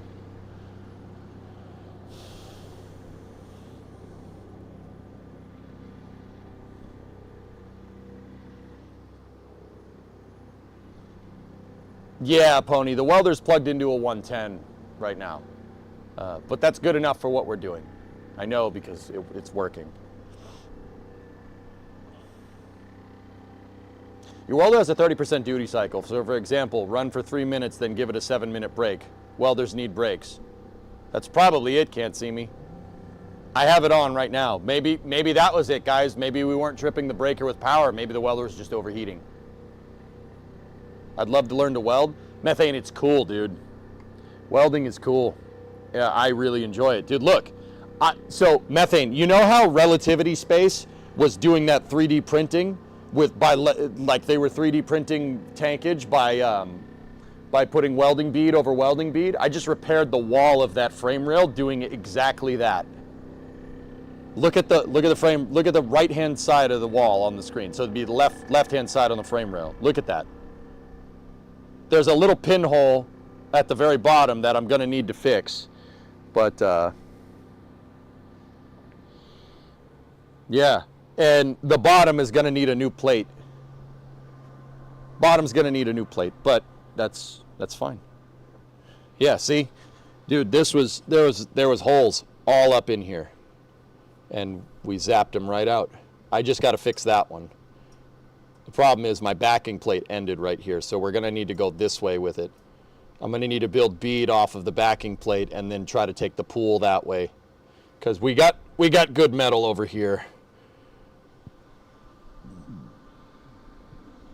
Let's let the welder chill for a little while though. Yeah, dude, there was like when we started, there was a huge hole right here. There was a huge hole right here. I just laid in bead after bead after bead and then grinded it down. And we rebuilt the frame rail with welding bead. If anything, that's stronger than stamping. The weld is actually physically stronger. I basically 3D printed this part of the frame rail, which is kind of cool. I think that's really neat. That's a super cool thing that you can do. And I even managed to save some of the bend, which I'm pretty happy with. I need to get with the flap wheel. Hold on, there's just a high spot right there.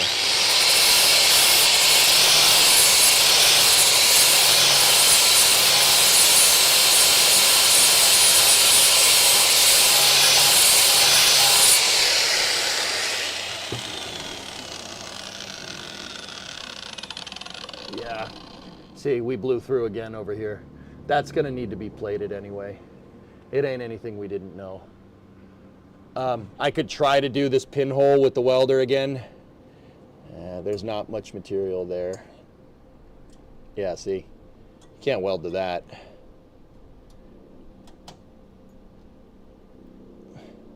Could always put more backing plate in.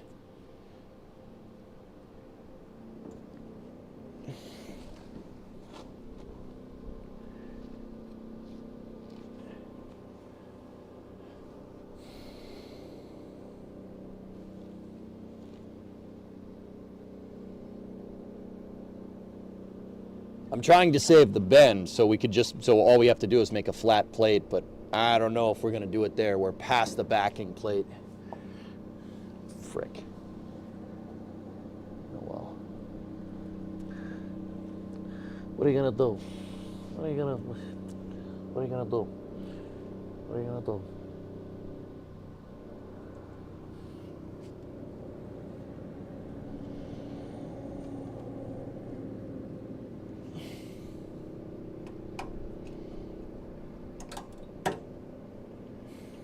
Yep.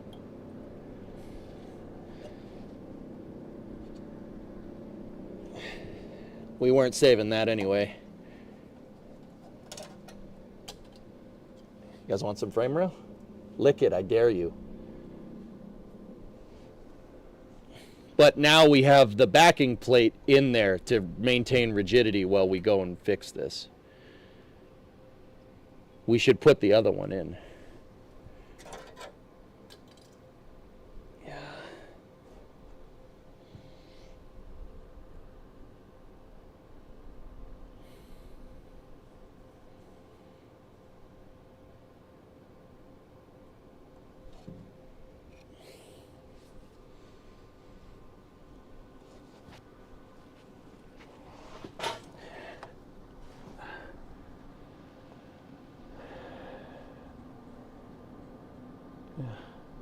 Yeah, dude, we got a good amount of it.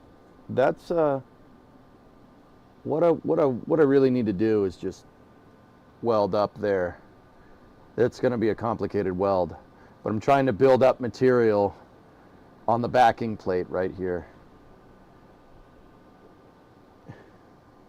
The backing plate is only it's an L, right? It only covers the side and the just part of the bottom.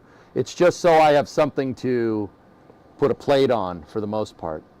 Actually, you know, if anything, we should just grind off some of this crap over here.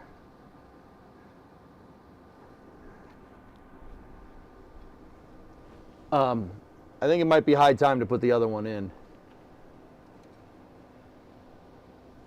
I'm just trying to see where the thickness of the metal builds back up. Yeah, okay, we got a little ways to go. This is all too thin. Pretty much up till about here.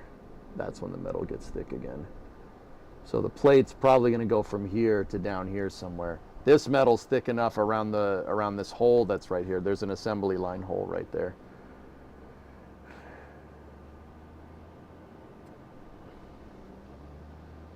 Yeah, before we go any further, I'm going to put the other plate in. It should be like in here somewhere. There it is. There you are. See?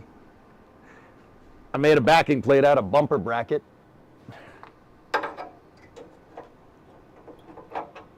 The roached bumper brackets, but this part was actually still good.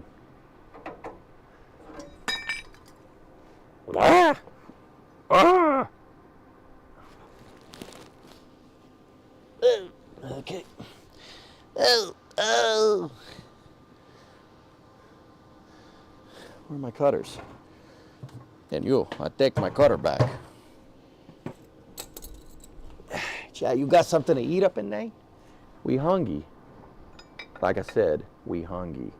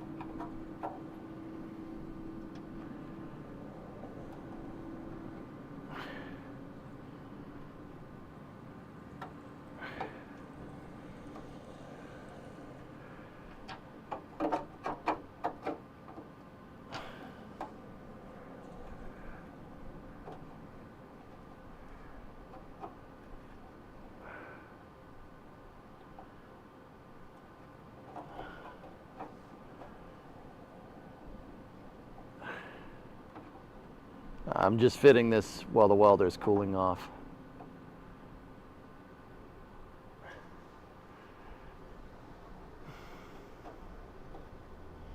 See, we'll zap this in there, repair the wall of the frame on this side, on the other side, right?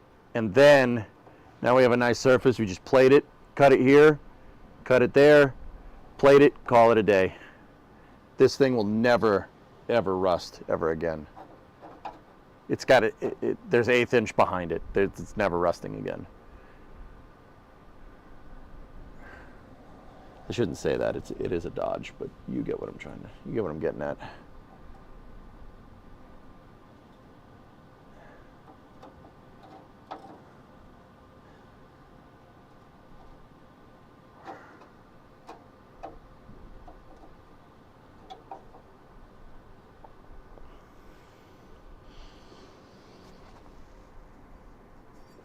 All right, I think the welder should be cooled off by now.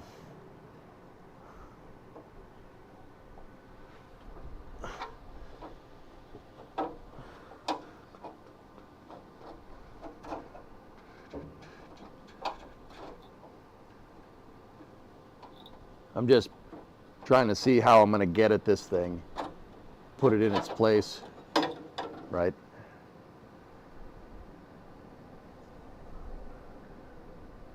You know what? I don't like that bulge in that piece right there. But then again, the other one is doing that, so, and it really wasn't that big of a problem.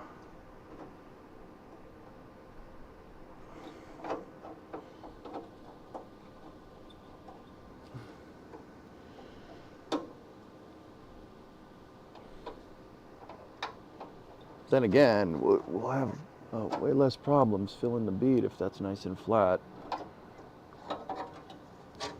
I'm going to make a little bit of a bend to this part.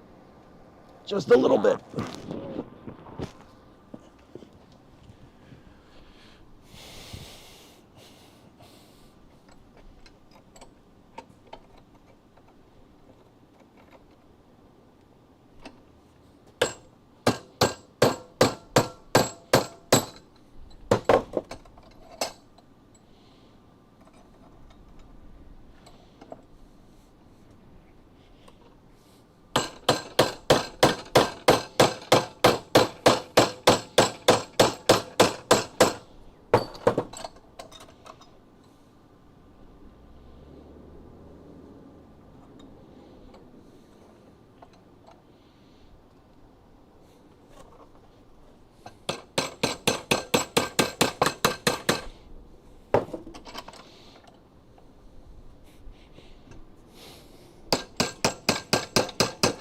Oh, I didn't change the cameras. I'm sorry, dudes.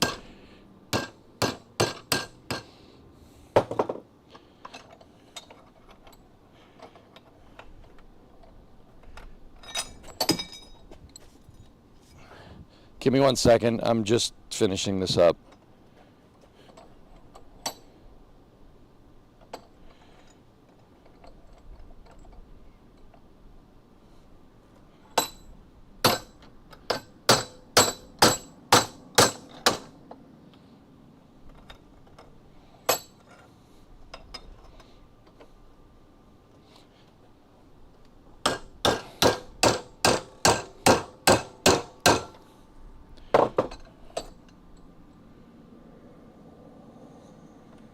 Almost got it.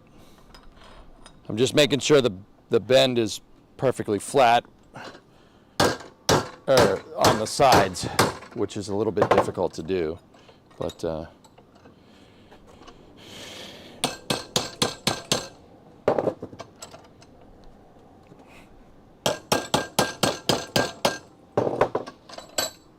stupid physics. All right.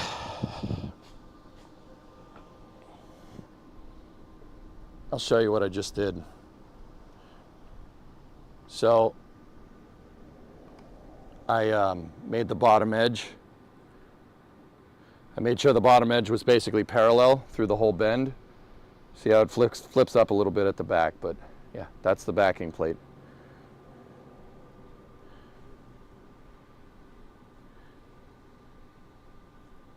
All right, anyway, let's go back to work.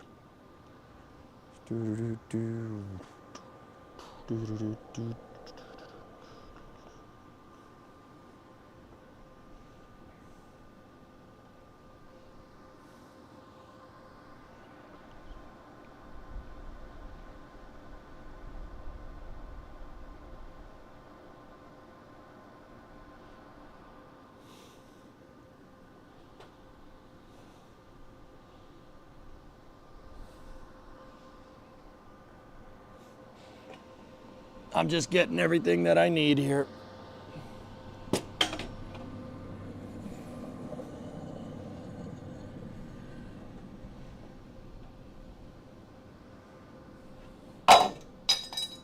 Yeah, that's good.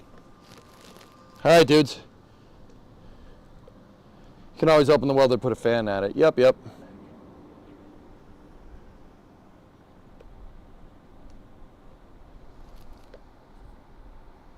The welds are looking better, Joji? All right. But will it rust in space? Probably not, dude.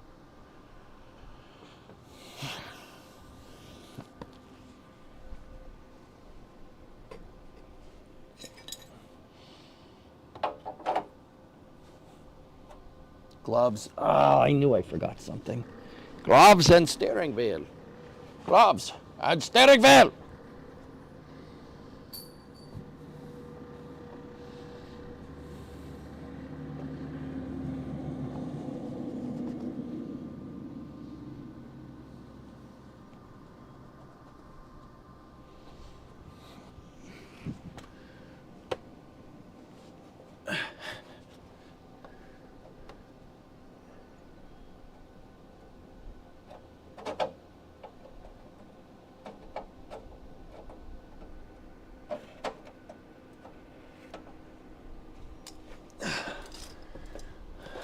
Okay, move the grounding.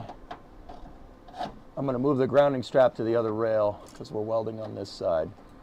And then I'm just going to make sure this piece is parallel. Okay. All right, safety squints, chat.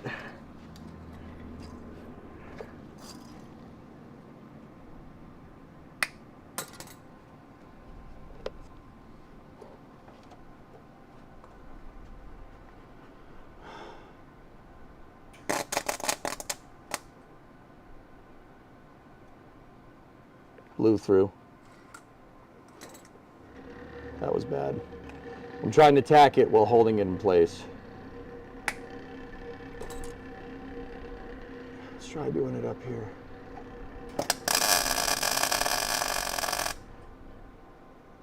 There we go. I got it.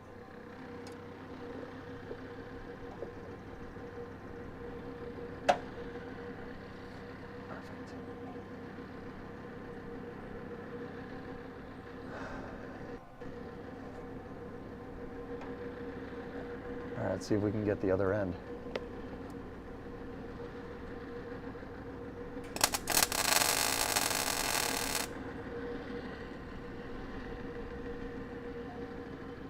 Yep. All right, they're in there.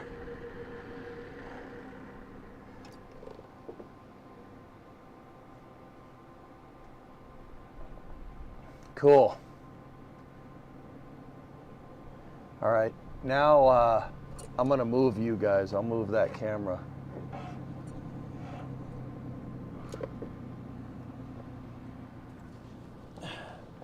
Come on over here.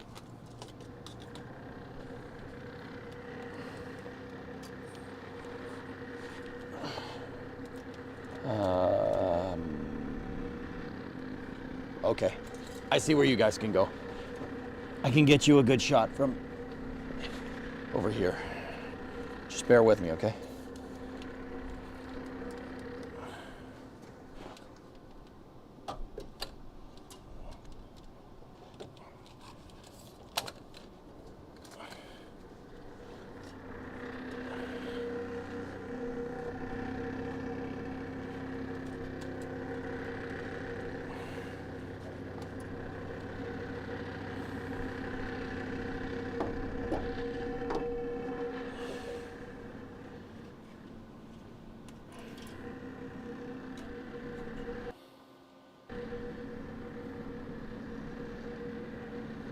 All right, let me just check the shot.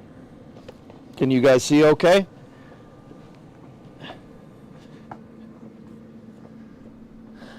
There's already a long form interview with Jared Isaacman post-appointment. Are you going to grind out those jagged edges? Something like that.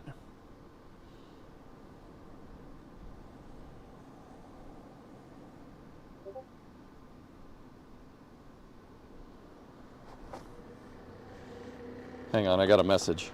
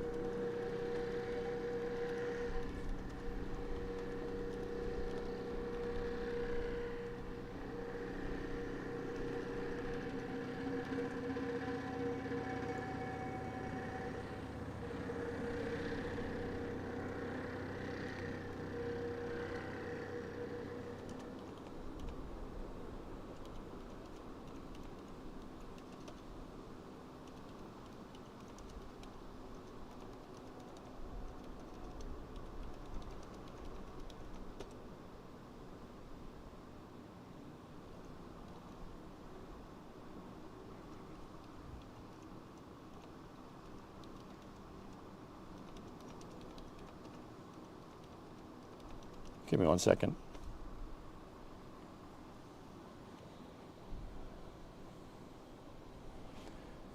Okay.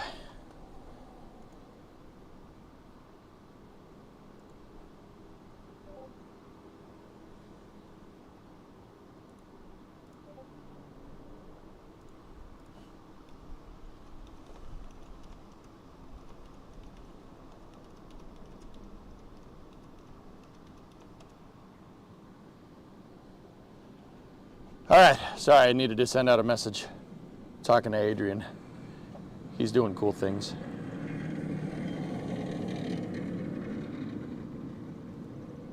Cool. All right.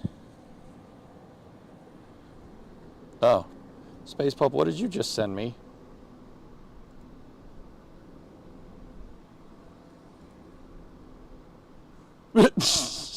Nice.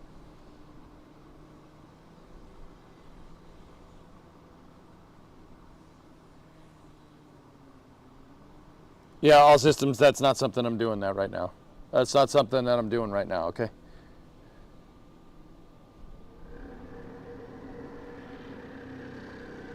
If you worry about the brightness, I'm not, Ollie. Can you guys see? If you guys can't see the bead, then I think the camera exposure can adjust for it. View looks good. All right, I'm gonna tilt it up just a smidge. There. Cool. It's good. It's fine. Oh, some of those pieces just fit. They needed some massaging around, but yeah. Okay. Let's do this. So, what I'm gonna do is the same thing that I did to the other side. I'm just gonna start here with a bead and we're gonna work up.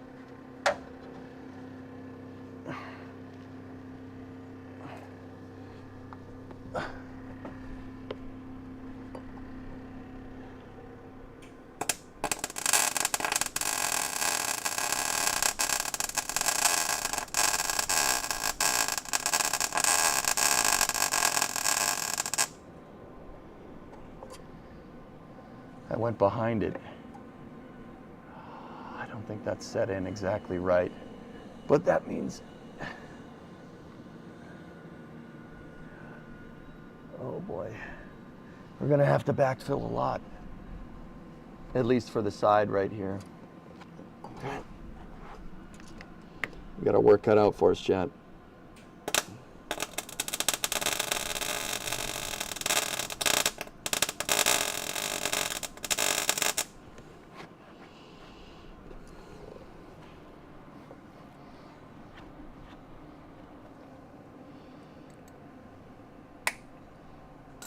This isn't going to be pretty at first, but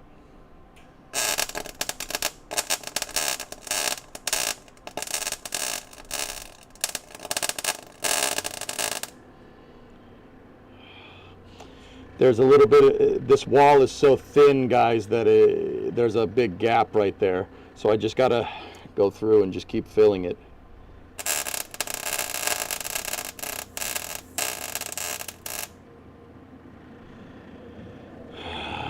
It's all right. It's okay. We'll get it.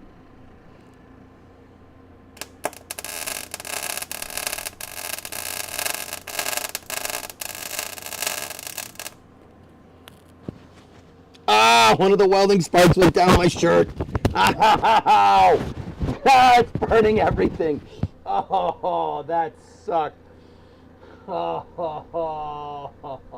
that's gonna hurt later. I hate welding upside down. I already hate it. It's so bad. Oh, that hurt.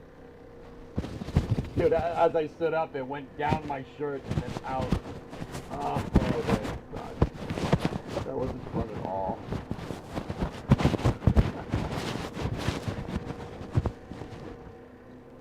I think the microphone went with it too. Hold on.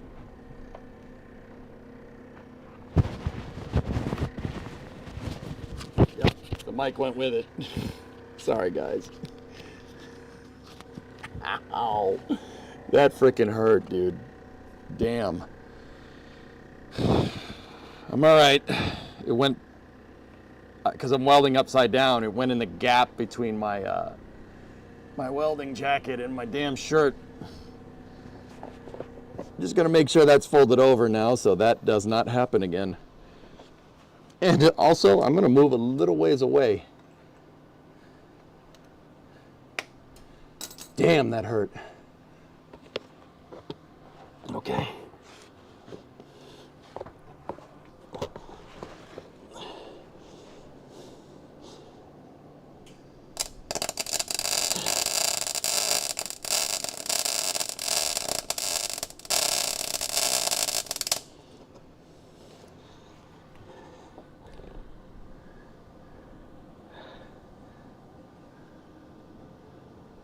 You know what? I'm not gonna weld upside, like lying down.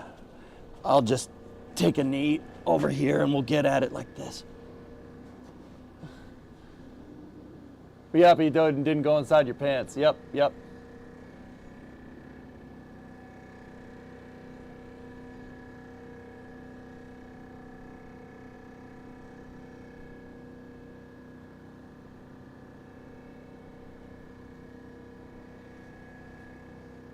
Don't apologize to us. You're the one suffering. Yeah, okay, that's fair.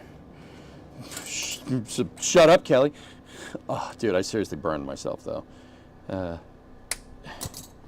Yeah, I'll take a cold shower when it's time for space news.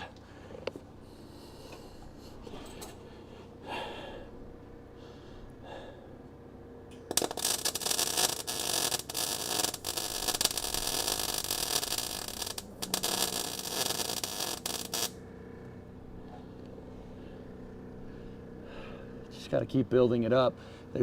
For some reason, there's a huge gap over here. I don't know why that one came in so bad. It must have moved on me. Dudes. Yeah, I think it did. Well, I mean, too late now. The only thing we can do is just build it up. I'm only trying to build it up on the sides. We'll plate the bottom. I'm not too worried about that.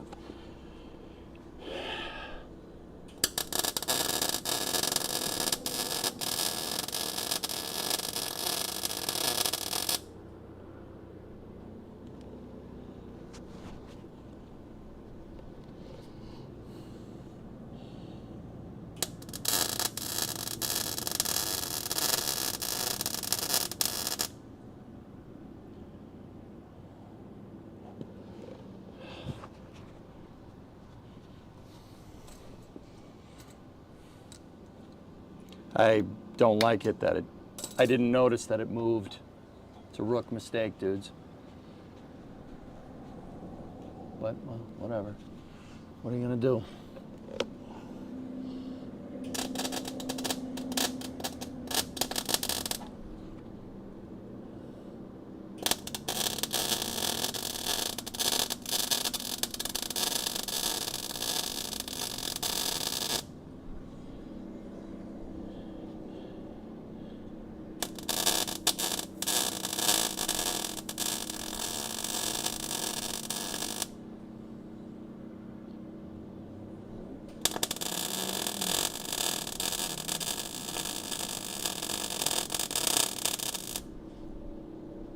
I'm just trying to build up as much material as possible over here.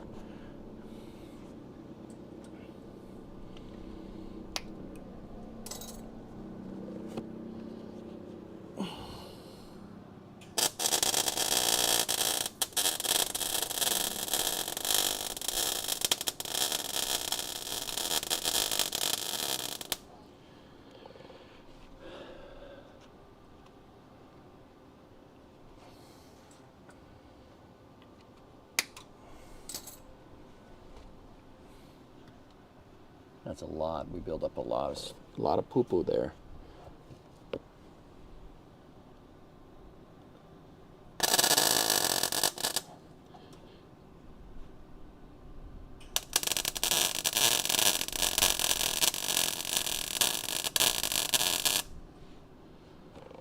I'm just piggybacking bead over bead over bead to just get I got to rebuild the metal there, and I'm just doing it with bead, which once again, I know this really isn't the right way to do this, but I want to get the sides done, and then we could just put a plate on the bottom and call it a day.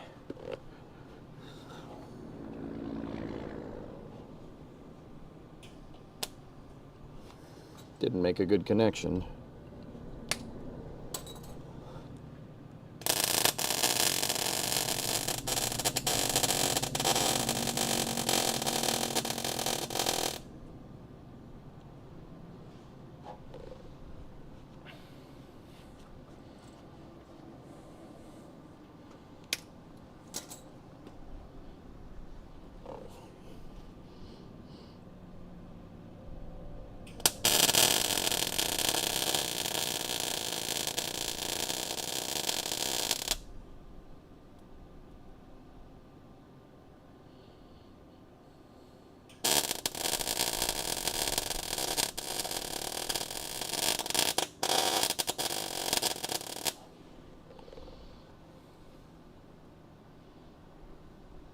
I've almost got it to good metal, dudes. Almost. I can see it. You can see what you blow through, which is kind of nice. You can see what you blow through and what you don't.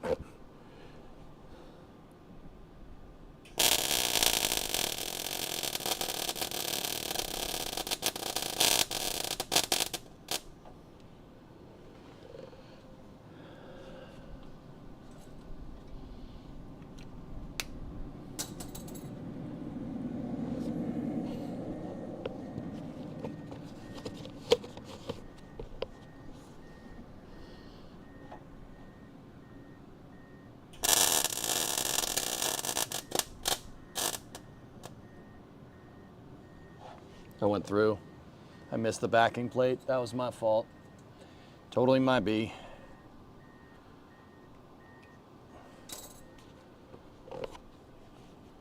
Oh, this is space. I'm in space. Who was that? What was that? Hokey gifted a sub. Thank you. I can see you over there. Hey, you over there.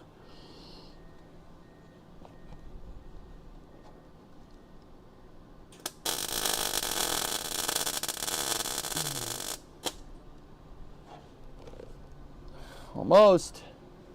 Because it's pitted, you hit good metal and then you hit another pit. But that's okay. That's stuff we should be replacing anyway, so no harm, no foul, dudes.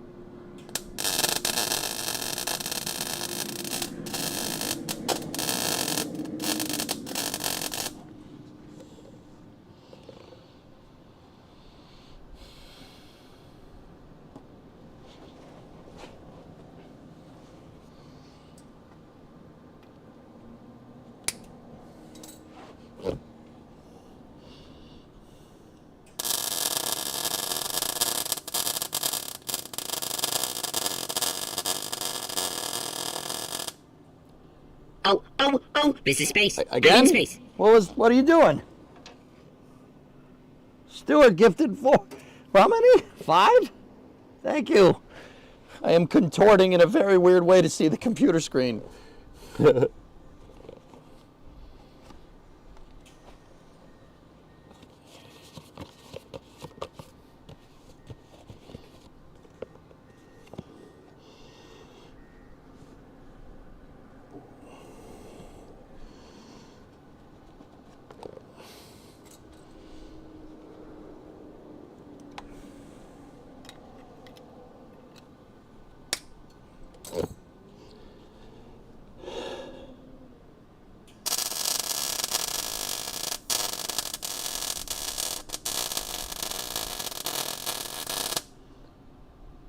I dragged it a little too far at the end there.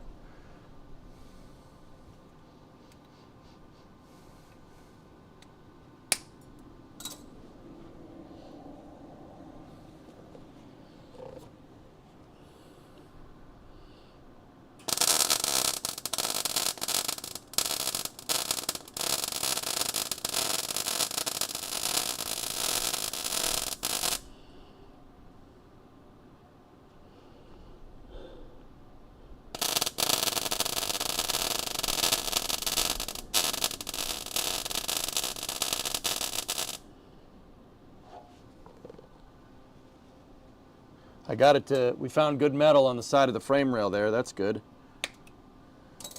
This is good metal up here. It's also really hot.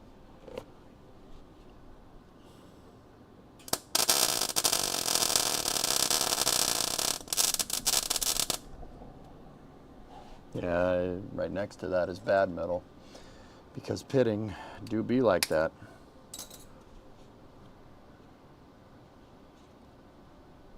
Like I said, this looks like a globule mess. I understand that. Just bear with me.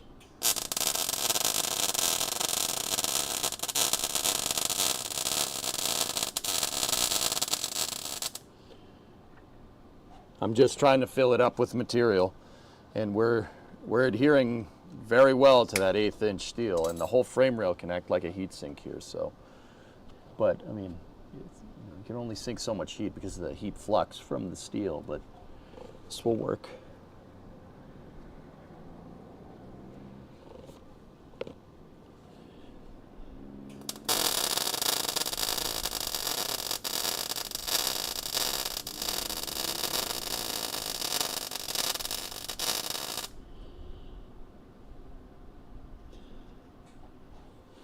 I'm just layering weld after weld after weld after weld. The problem is I'm not a good welder. No, this is getting me some good experience with doing just seam welding.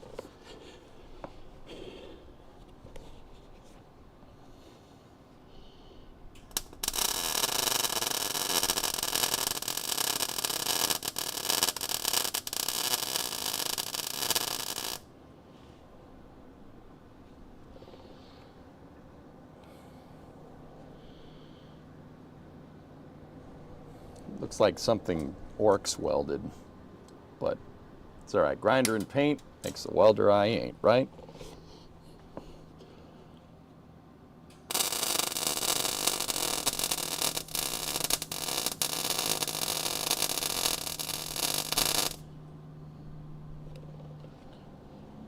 I can feel the structure coming back to this frame rail as we speak.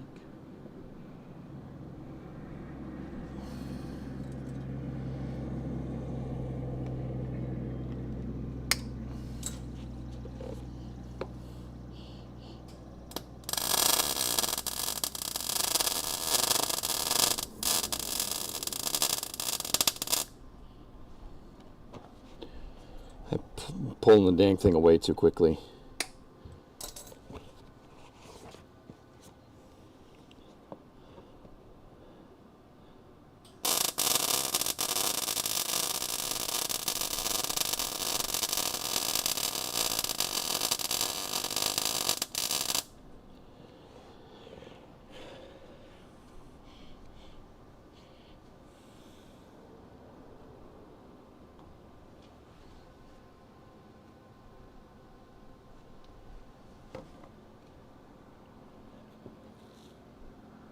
All right, I'm just gonna finish up top over there, and we're gonna go.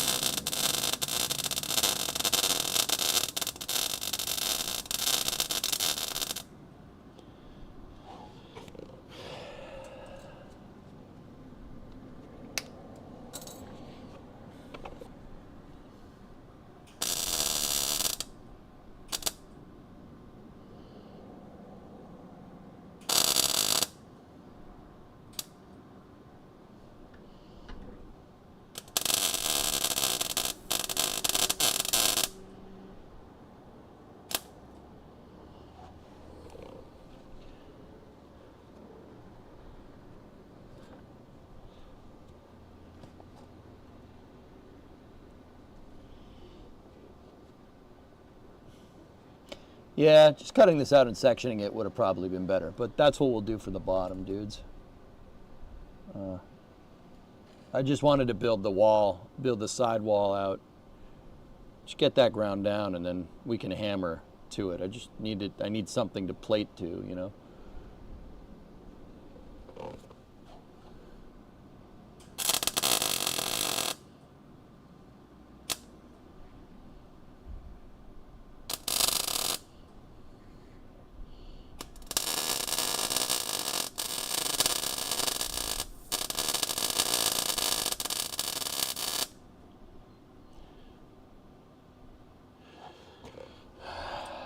I'm just trying to get material so we could, when we get the grinding wheel, we could just build it out. Like, my problem is that my backing plate moved and I didn't notice it because I'm an idiot. Or because I'm a novice and still learning. I mean, pick the way you want to say that. But I'm getting experience on the welder, and we're getting time on the welder, so that's good.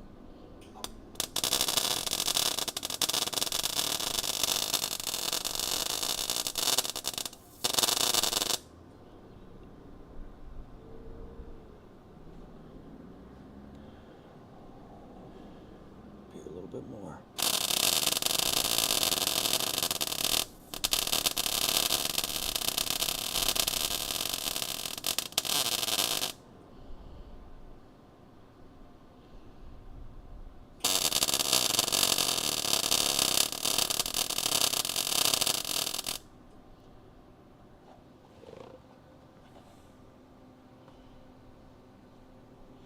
Well, it's definitely better than it was. I think it's time to let the welder cool off for a second and then get the grinding wheel.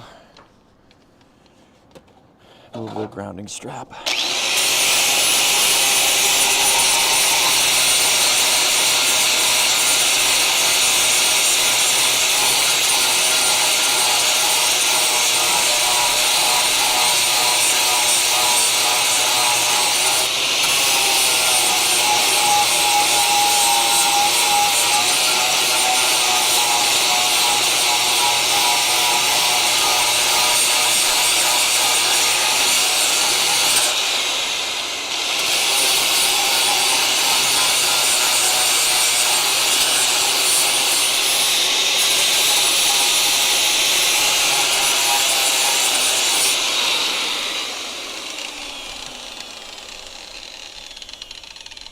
All right, we'll fill this up here. Just fill up all these with tacks, go over it again, and I think one or two more passes on this, you know, we can get this looking pretty good.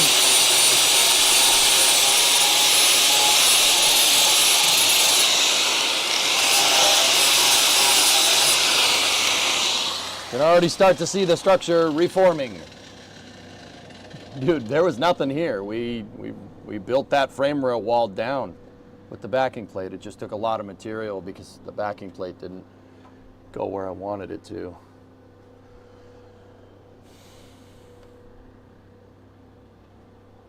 But, you know, for just building the material over and over again, pretty good, dude.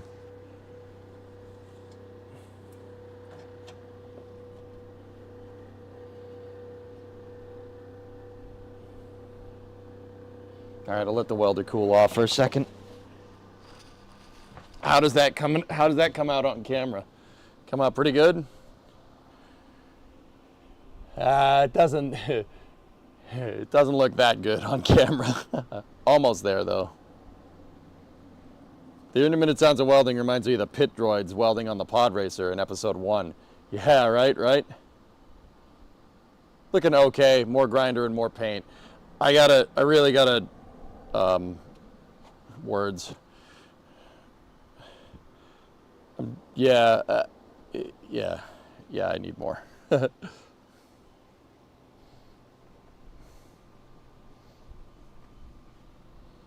Have a little bit of H2O. Take a break and have a sip of water. Yeah, you got to have H2O.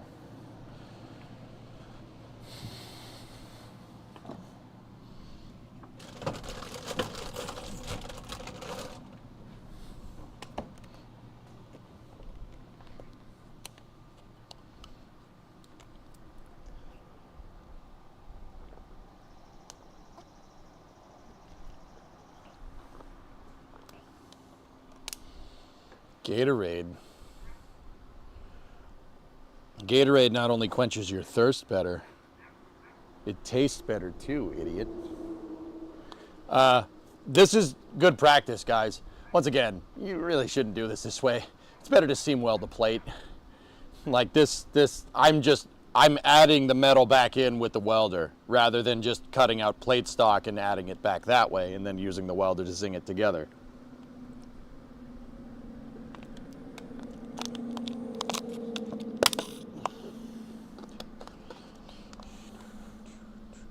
Do the flames on the helmet make you weld faster? Oh, well, no. The flames on the helmet add 10 horsepower, dude. Yeah. Actually, these were fogging up. I don't want these on when we do this, nor do I need hearing protection. We need that for the grinding wheel, actually.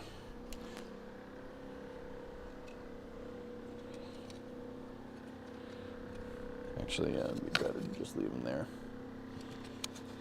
How's your spool of welding wire holding up? Oh, I don't know. I haven't checked. Be able to check now. How much spool do I have? Maybe a third of a roll left. Probably less. I don't know if I have another spool. I'm gonna have to get another one.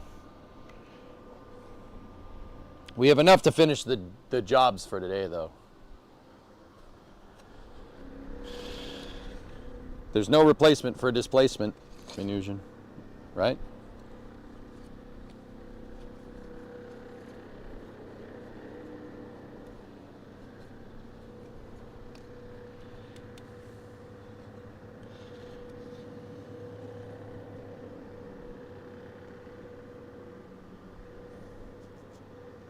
Honestly, after watching this, welding feels a little dirtier, like more chaotic soldering. Yeah, off topic. Are we doing MSC later tonight? Yep.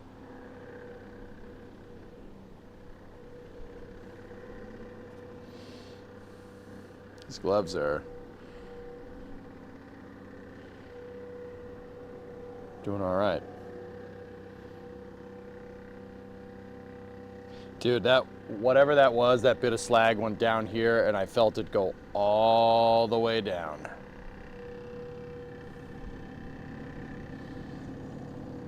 It's gonna look like somebody cracked the whip. Dude, I have a burn that goes all the way this way. It's great.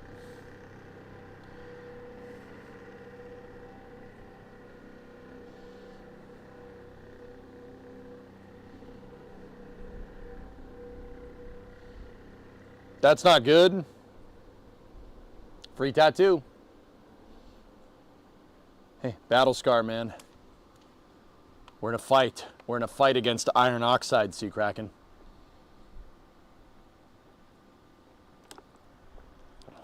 You'll know when your bulldozer gets to Mars. We're in a fight against the Kraken. Yeah, you have to offer some of you up to the car. Like, I've given a little bit of blood, got a couple of nicks on my knuckles. Now we got a burn mark. I offered some, burn mark. Now we're good.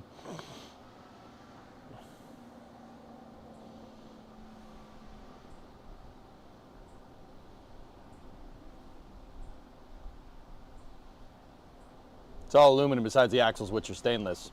Yeah, you're not ready for the rust to get everywhere inside of that thing, though. Like what's going on now.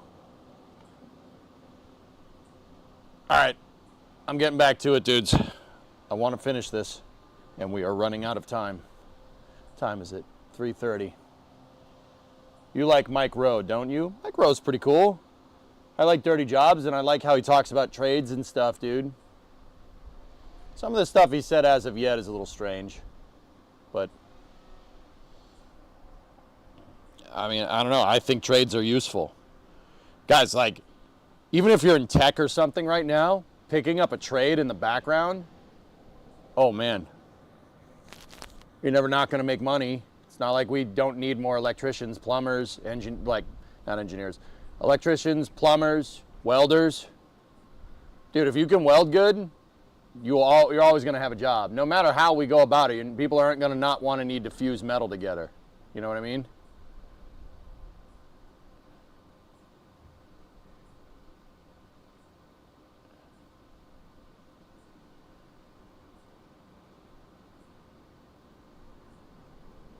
Yeah, everybody should pick up a trade on the side. Why do you think I'm doing it, dude? If the streaming thing doesn't work out, you know, if I practice enough on this thing, maybe I get good at this, dude. You can get paid if you weld. You get paid very handsomely.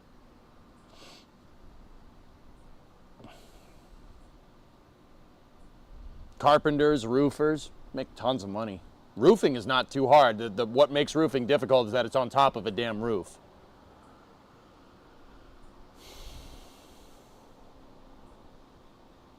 No shortage of metal and plumbing. Everybody has a toilet. Oh, dude, I know a guy that makes money off of just replacing toilets. Like, that's his job. Hey, my toilet's broken. All right, $100 to replace it. Okay, click. $100 5 minutes later. Do that. You do that 8 or 9 times during the day. It's a pretty damn good paycheck. I'd be wearing a respirator doing that, though. 2 nuts and a wax ring, dude. Easy peasy. And unhook the water line. I mean, unless you want to go swimming. Yeah, toilets aren't too bad. You just make sure you shut off the water. Shut off the water, drain the toilet.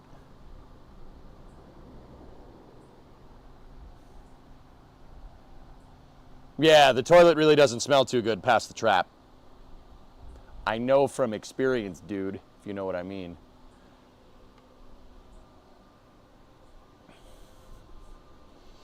No, you don't.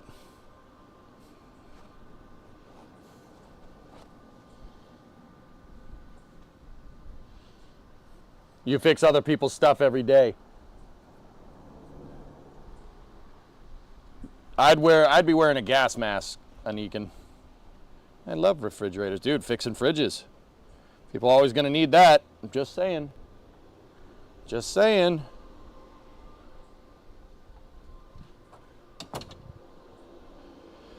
All right, back to work. Let's go. HVAC guys make a lot of money. My brother-in-law's an HVAC guy. He rakes in money. HVAC is cool. It's like playing Stationeers in real life. I'm serious. It's all thermodynamics, dude. Like, if you really enjoy thermo, picking up HVAC on the side, pretty good. HVAC courses, they'll pay you to go there. All right. I'm gonna start filling up the pinholes, dudes, up in here, and then we'll go.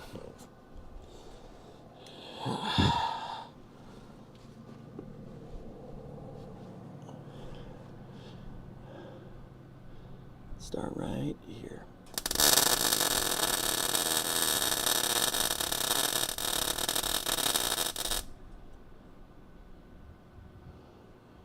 There was a little crack there. All right, the rest of these can just be tack welds.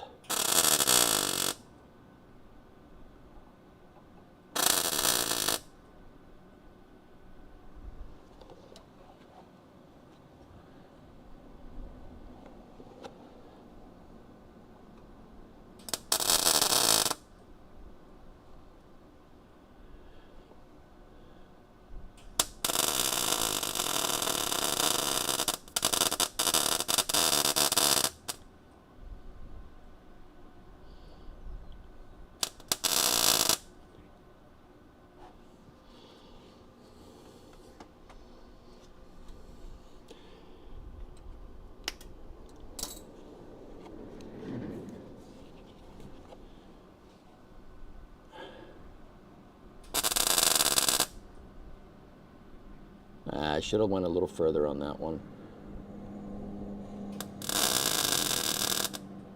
Like that. Just fill up a couple more of these pinholes here.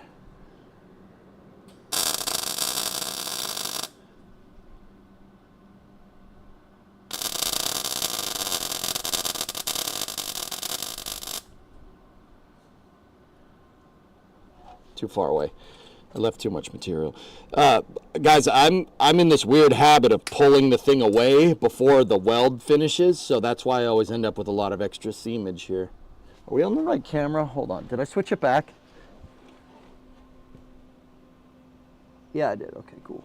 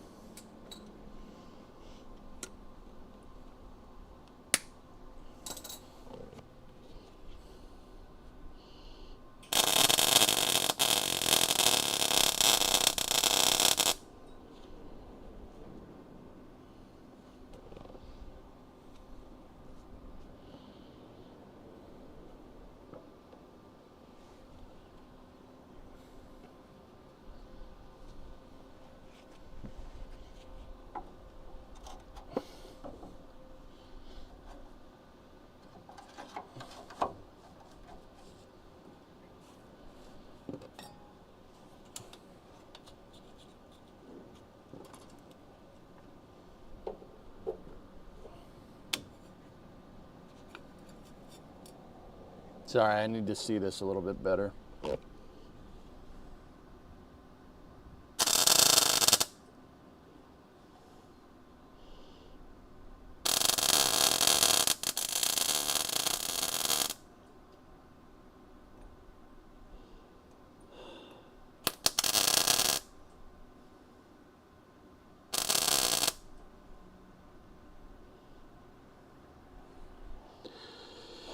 Okay, I think we're kind of good over here. I'm going to need to build up a little bit more.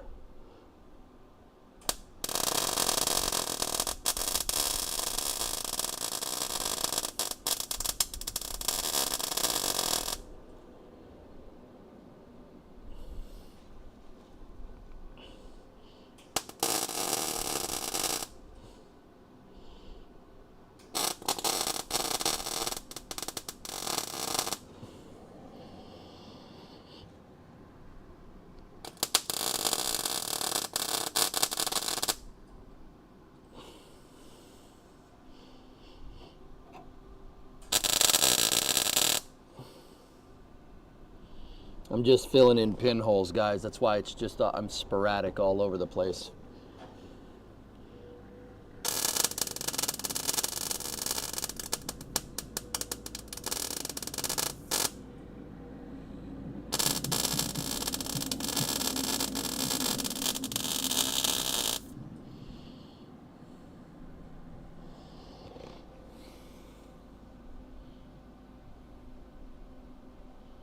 I'm just trying to build up all the material in here so when we plate this, we have some nice material to get to.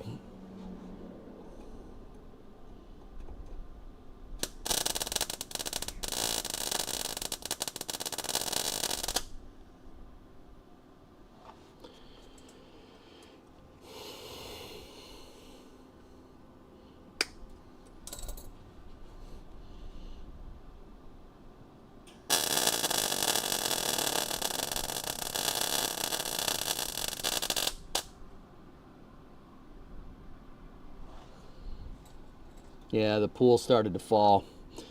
That's why I stopped. It started to fall. I don't need it to fall on me.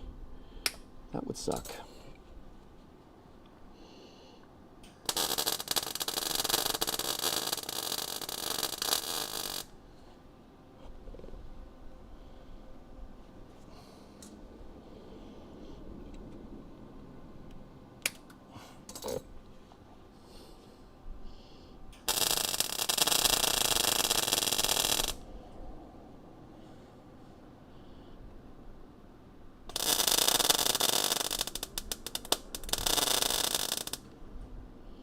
I don't like how it stopped sizzling there for a second, but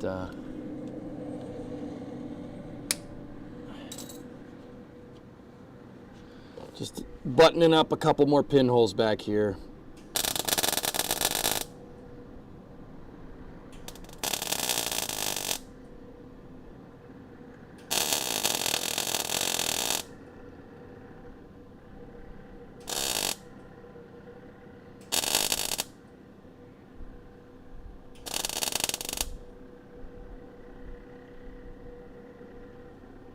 I got it. I got to good metal. Sweet.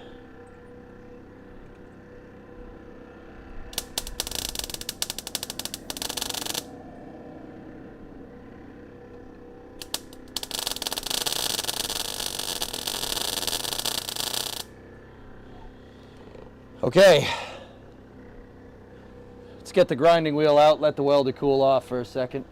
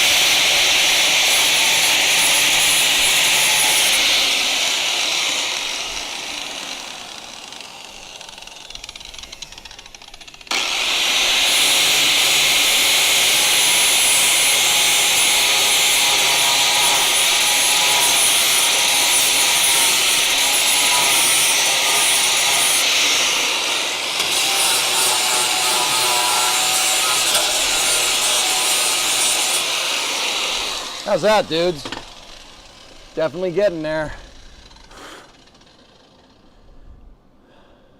Yeah, couple pinholes over there, and that's about it. But dude, this frame rail was gone basically up to here. I mean, it was gone. We've added all that material back in. Pretty cool. Let me see if I can get at the bottom. Once again, this is not really the right way to do this, but this is cool, so.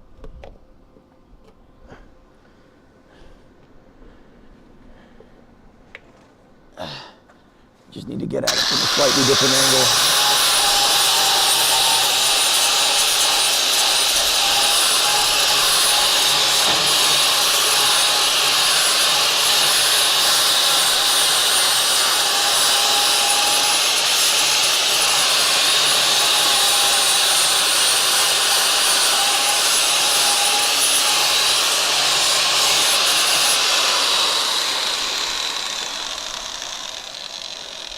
Just, I got to fill in over here, a couple of pinholes right there. Once we see where this, the spot where I polished, that's where the plate's going to end up, dudes. That's where we're going to get at this with the plate. And then I'll just section off a piece here, section off a piece here, 16 gauge steel, hammer it into position, call it a day. We have an hour. Let's get it done.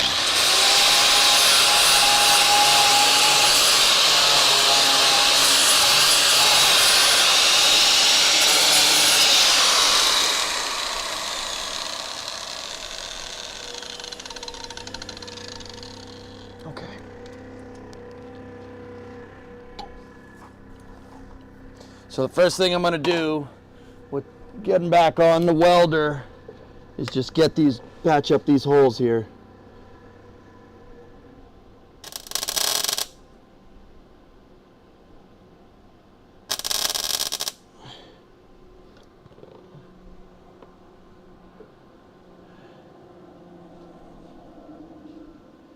Okay, now there's just some on the sides here. Just gonna have to zip in a little bit right here.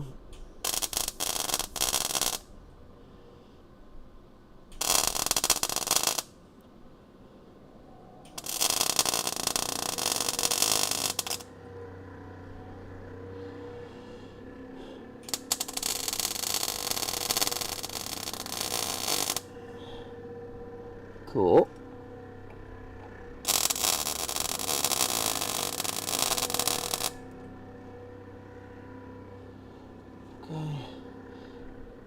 Just a little smudge right here. Okay, a little bit of schmutz up here.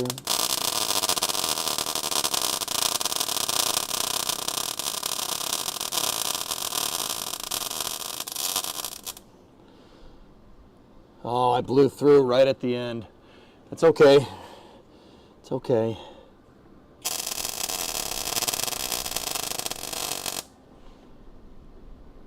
Just build up enough material back in there.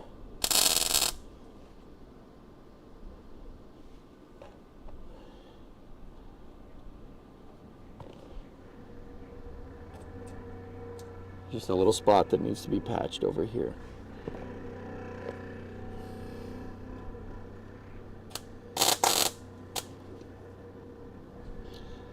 Blew through. It's okay. Ow. Man.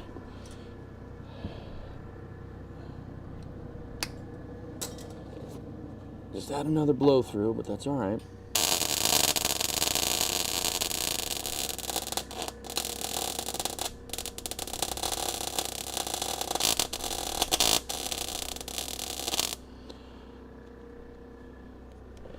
Yeah, I held it too long. See, it started to create slag. It almost dropped.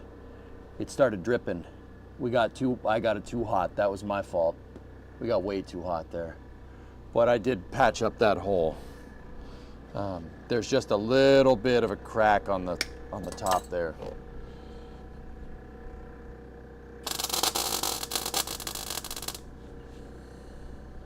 I blew through again.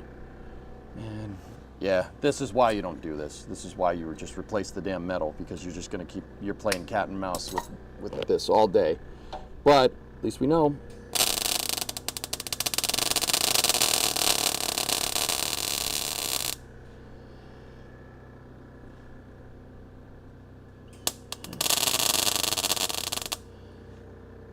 There we go. I built up enough there.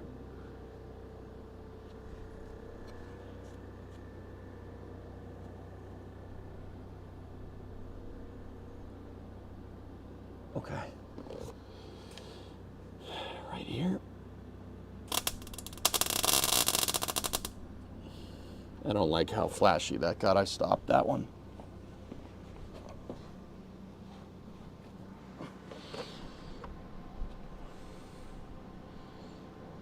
Okay, now we got a weld on our back, which, yeah, all right. There's no way, there's no getting around it.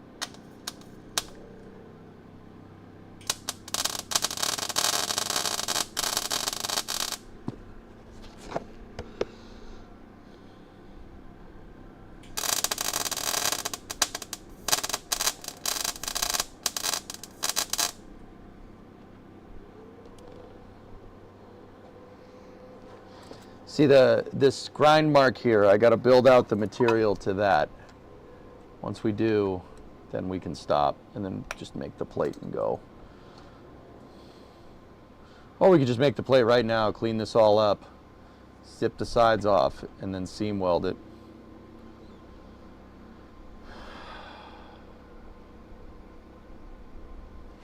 Now let's keep going here.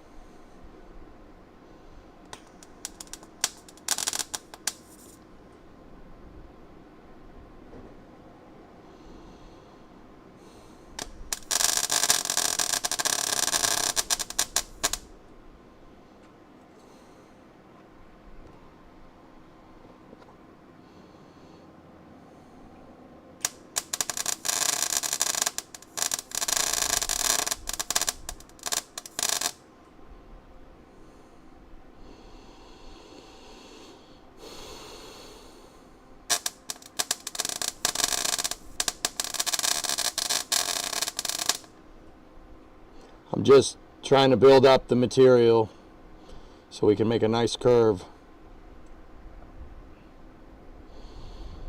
There's not a lot to build off of, but that's okay.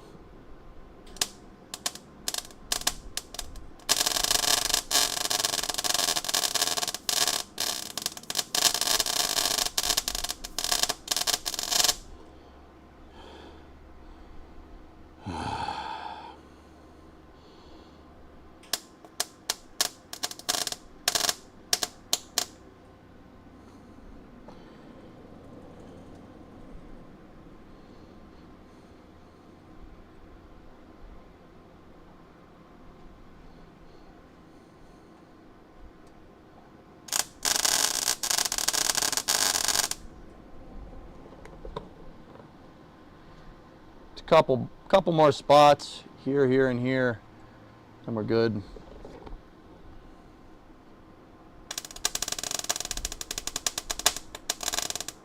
I think I need to up my wire speed. Wire speed is too low. I really need to build that material up in there. I just moved it up probably about 5 degrees on the knob, just a little bit faster.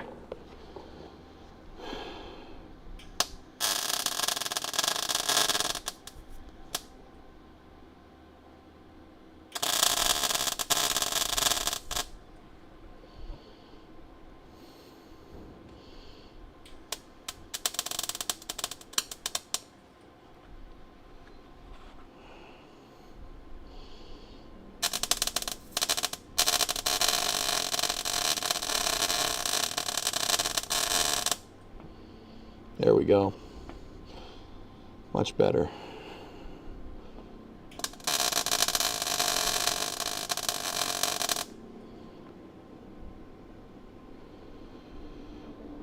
Just a little bit more here. I hate welding upside down. Yeah, I see why people don't like this. This isn't fun. This is no longer very cash money. It's really difficult to get the pool to go uphill like that. It's really, really hard.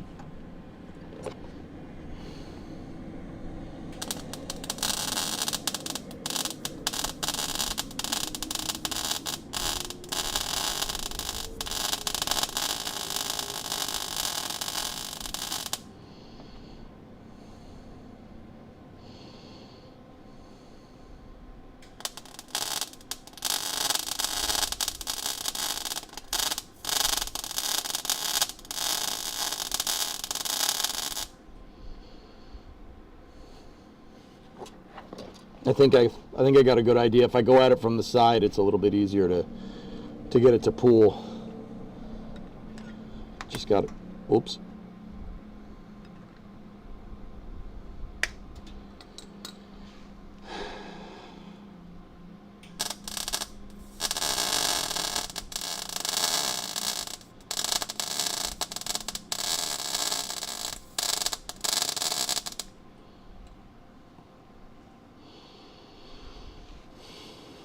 Moving too quickly, I think.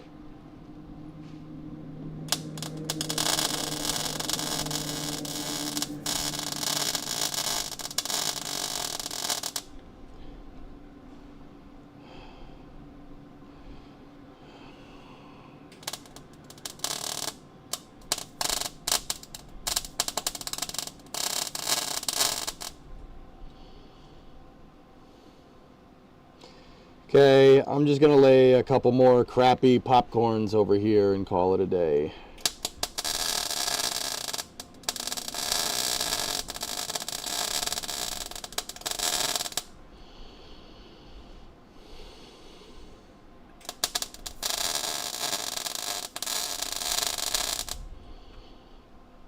Bro, this is hard, man. Like, all of the stuff that I learned, like doing this and this and this and this, is going out the door right now. Like, I've reverted back to crappy popcorn welds because this is so tough.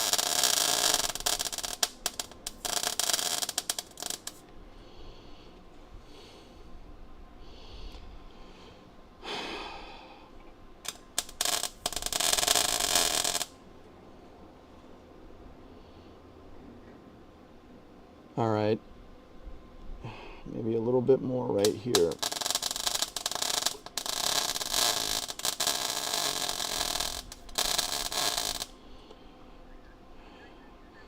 I'm just trying to build up material, so we can go. All right, I'll give the welder a break here. We'll get the grinding wheel back. I don't think I built up enough, but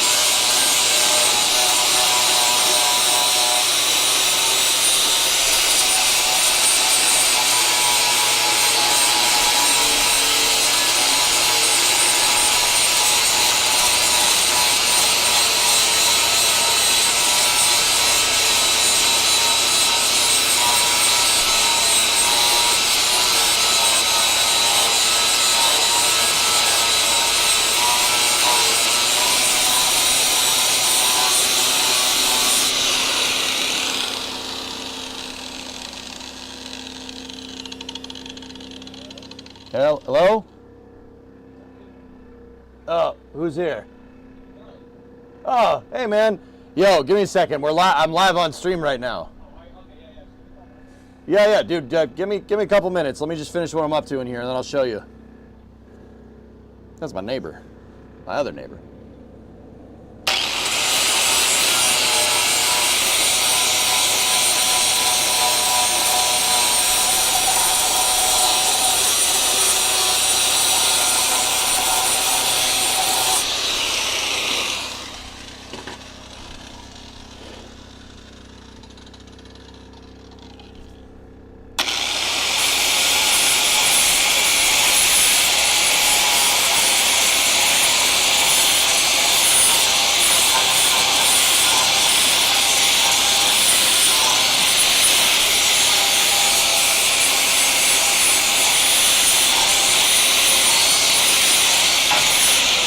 Aha! We are rebuilding our frame rails, that boy. I need to go at this more with the welder again, dudes.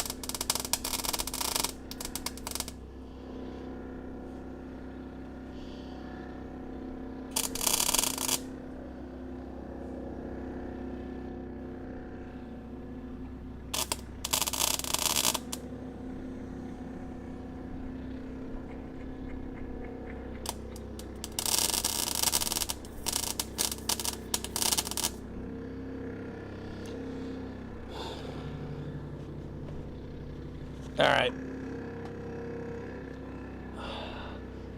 How does that look? Probably looks like poop. Yeah, it does. Yes, it does. That's right. It goes in the poop hole.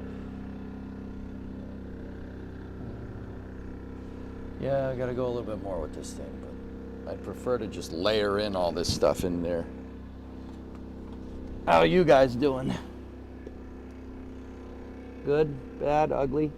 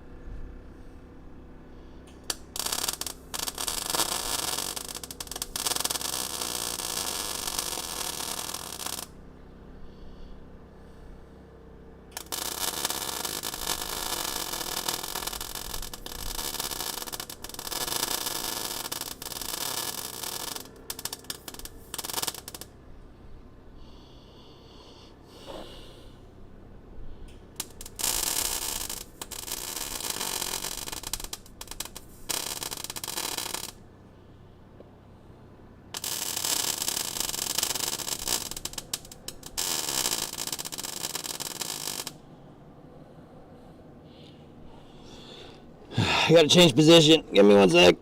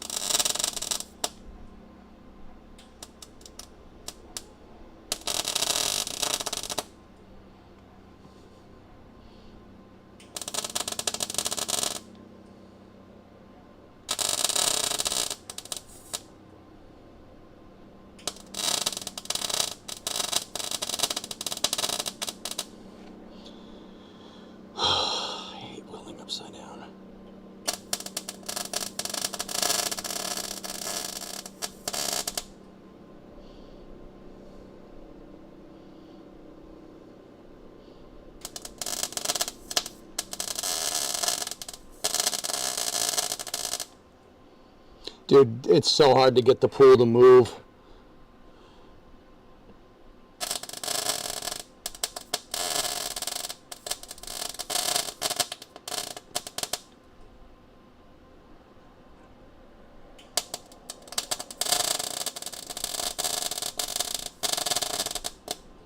I'm trying to drag it and it really doesn't work.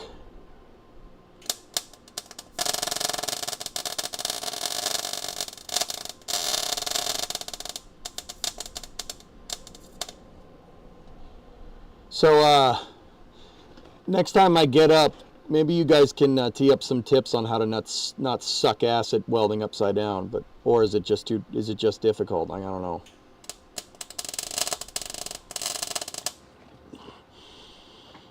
Well,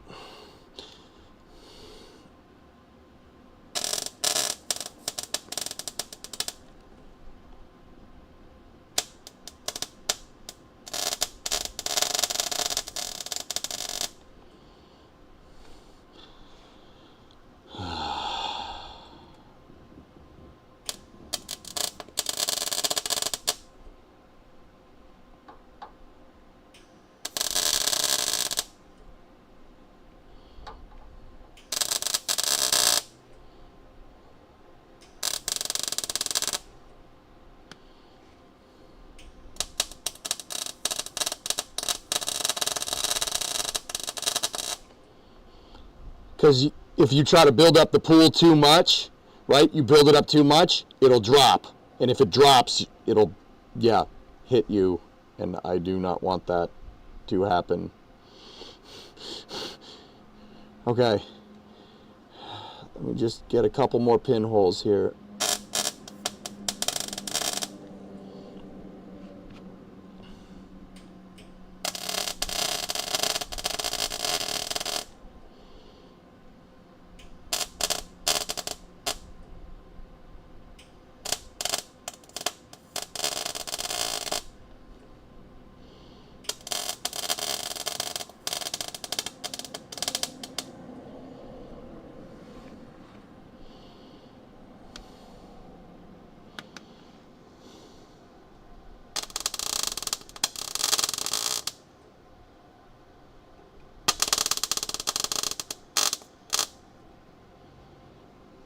All right.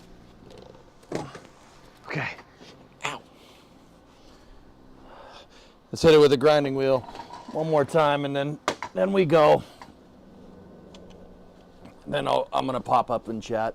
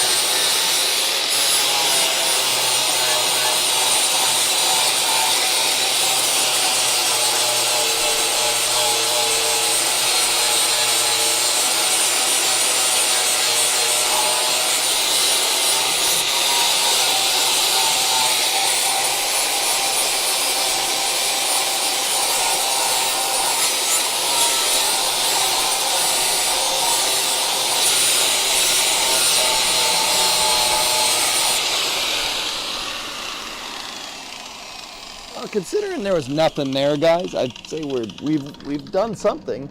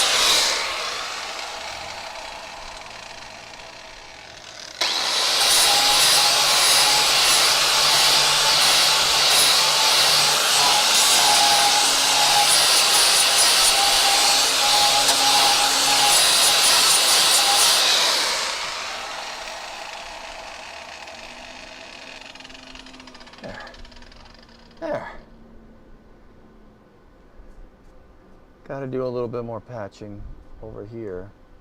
And then just a couple of divots here and there.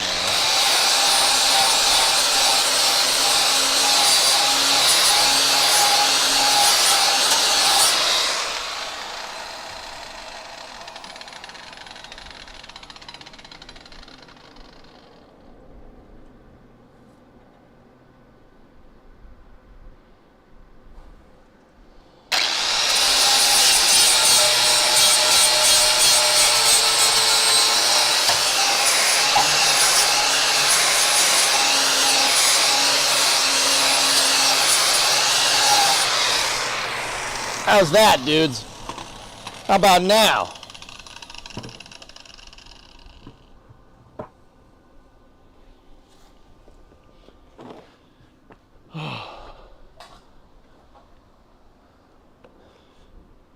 Keep the okay, looks like your wire speed is fine, but you probably need to do a Z pattern and slow down how fast you move the nozzle. Okay, Dean. Thank you. To weld horizontally underneath, aim the puddle slightly upwards and incline the electrode about 10 degrees in the direction of travel. Okay. Overhead welding, from what I've seen, is a real pain in the butt. That sucks, man. It sucks. Dude, you're constant, like, slag is constantly coming at you. That's why it's not fun. And just from a technical perspective, it's tough to keep the pool. It's tough to keep the pool going in that direction. That's really difficult. Use the wire brush before adding metal to a clean... Oh, yeah. Frick, I forgot a step. God, why do I suck at this? Yeah, because that we weren't getting... Yeah, I noticed it was going... towards the end. I have my stupid brush right here. I'm an idiot. When starting your weld, always keep the wire about 1/8 of an inch away. If you feel the wire pushing your hand away, you're basically putting cold metal into the welding pool, causing an incomplete bond. Yep.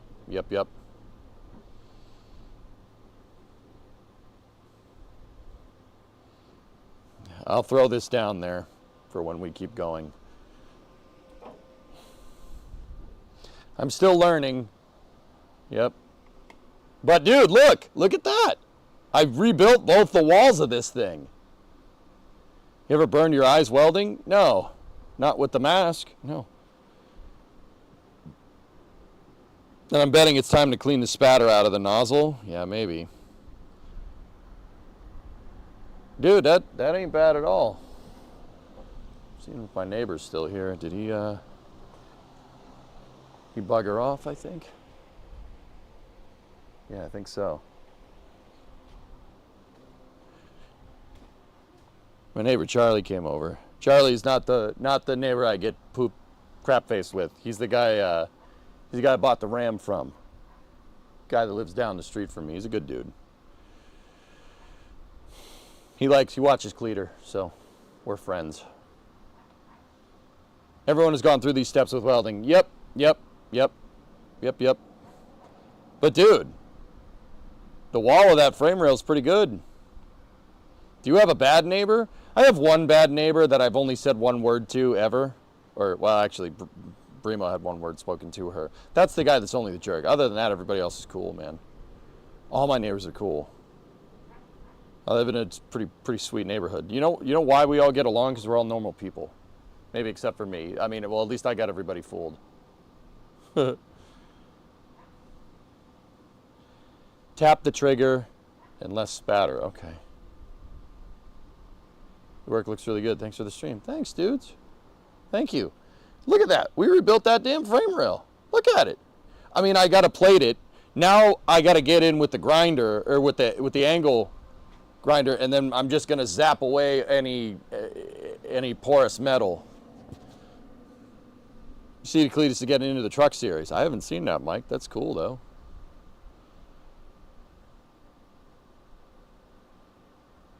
Yeah.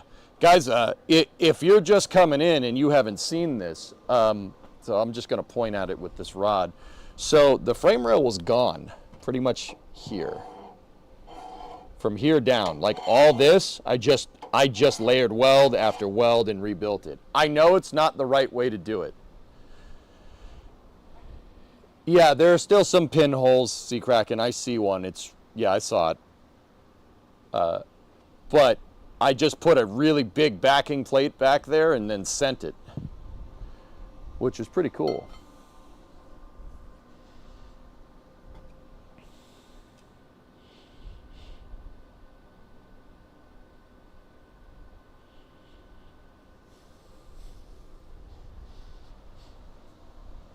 If it works, it's the right way. Well, that frame rail ain't porous no more. Not there, at least. It's probably one of the strongest parts of the rail at this point. And then it's bonded to that 1/8 inch plate. You need to push when welding underneath or uphill, though. Okay. Okay, man. Yeah.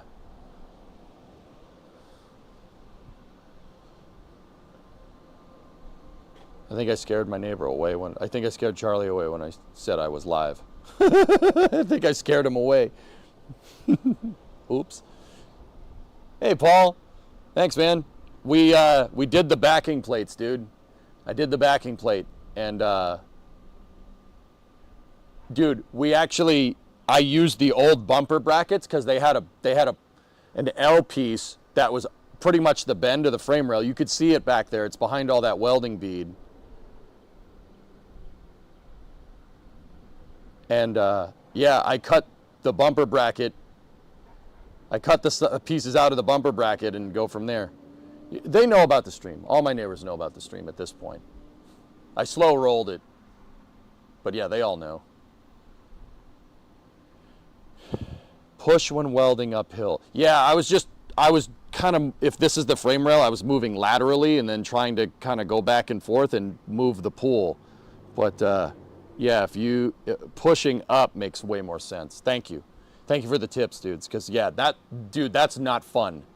Welding upside down sucks. It's really, really, really, really annoying.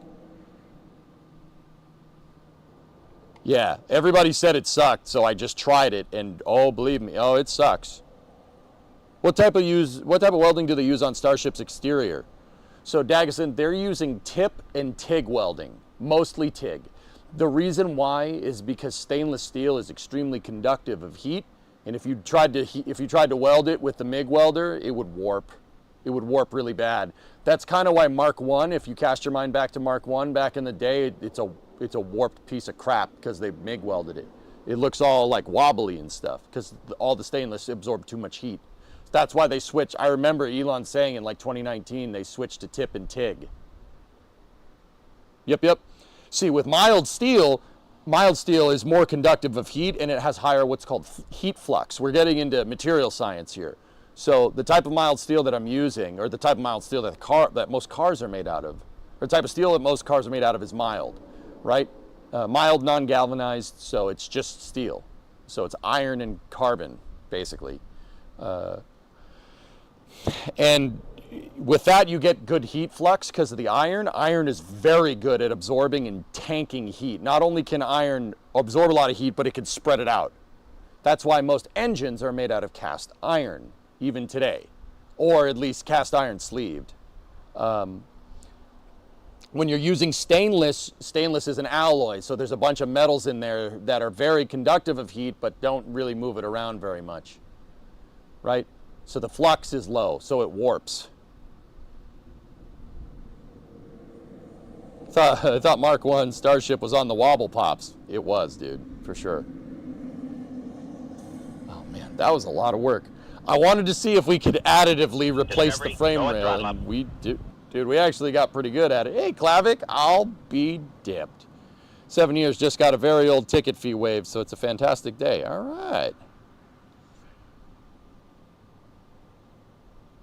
TIG for stainless, amazing how they have that automated these days. Yep. Mm-hmm.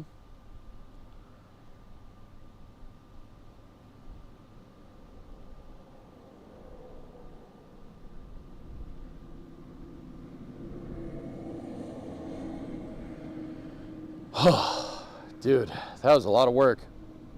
Okay, I got 15 minutes. Let's just clean this up. I got 15 minutes before we need to pipe it down for space news. We got to do a space news today. We have the summer car, space news, summer car special. or the welder and the grinder, the world is endless. It really is, dude. It's pretty cool. And that frame rail, I'll bet you that frame rail is more solid than the other one. It's probably more solid than a stock frame rail at this point, even with a big hole in it.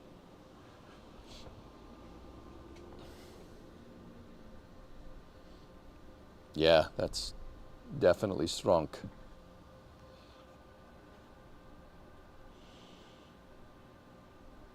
All right, let's get in there.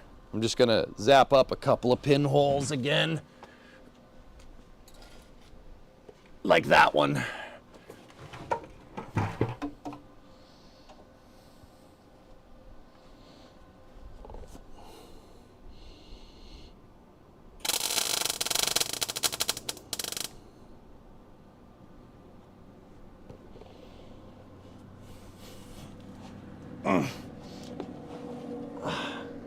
Got to clean up a little bit down here.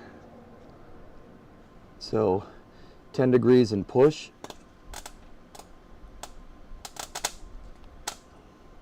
Slag just fell. Screw that. I'm gonna play, well, I gotta build down. Hang on. I was gonna say I'll just plate it, but we gotta build down.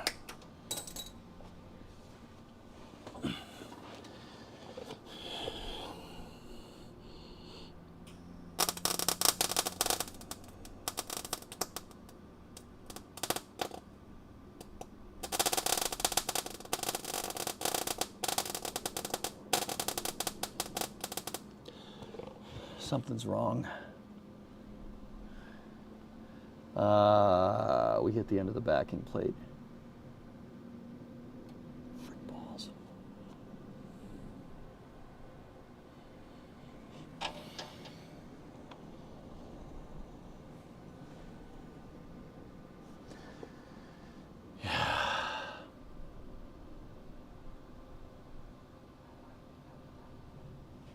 There's a couple more pinholes up here.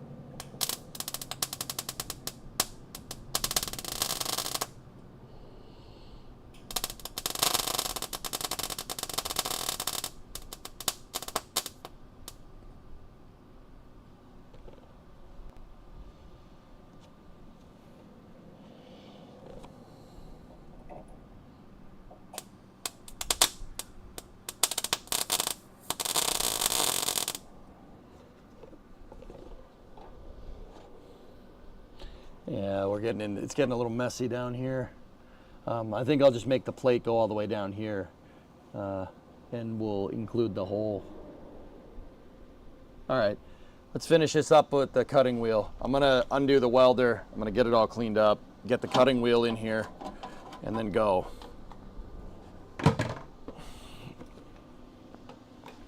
There's no backing plate back there, so whatever we try to go to is just gonna pop. It's just gonna blow through even more. So now is the time to plate it. I'm gonna let the welder go, but I'm gonna close the gas for now.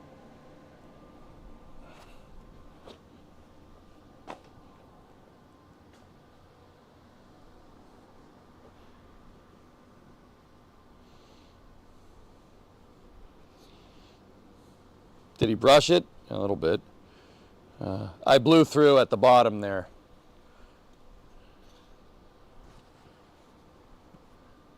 Okay, so I'm gonna get the cutting wheel and we're gonna zap. I'm gonna zap out the rest of the bad metal and then we'll measure a new piece. I mean, this is what we should have done in the first place, but I enjoyed doing that way. That was cool.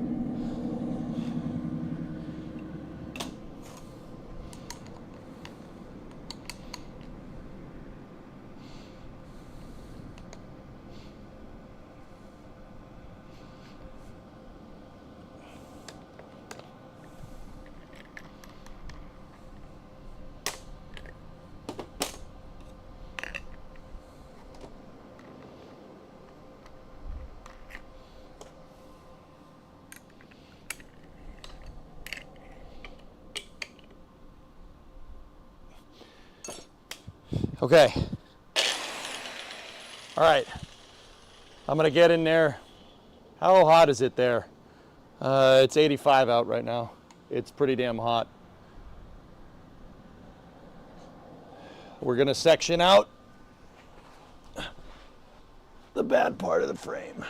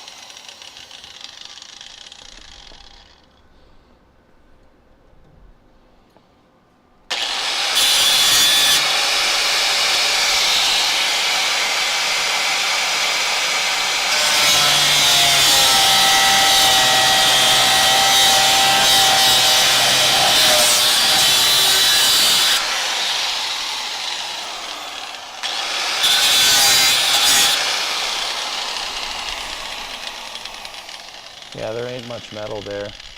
All right, now I just got to get at the top piece here.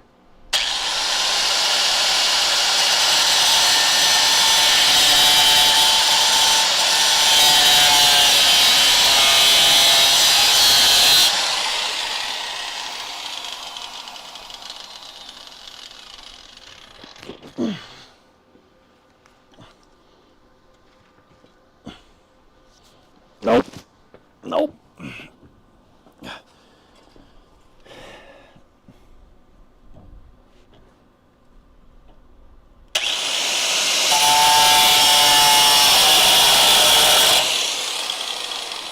I don't like sparks in my face, dude.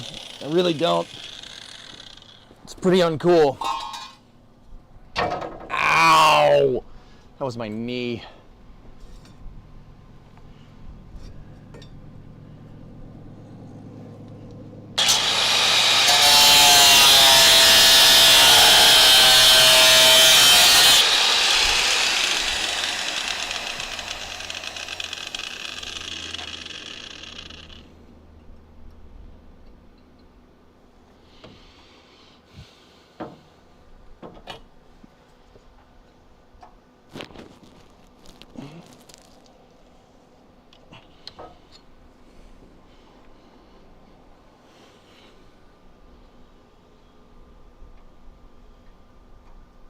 Come on. Come on. Get out of there. All right.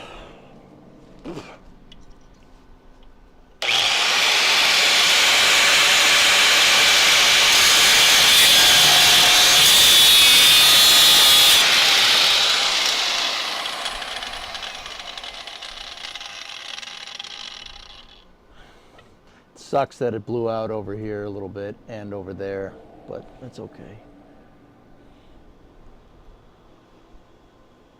All right, now we just got to get into the weld here.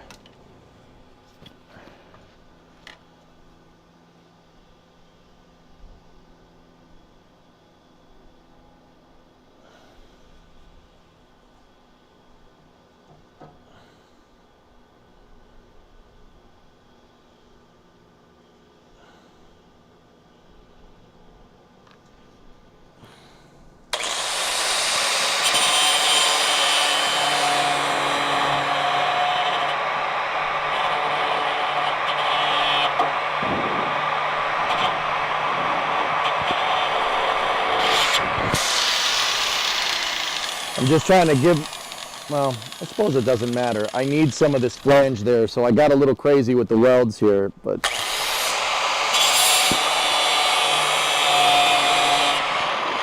I gotta get rid of some so I have a flange to put the plate.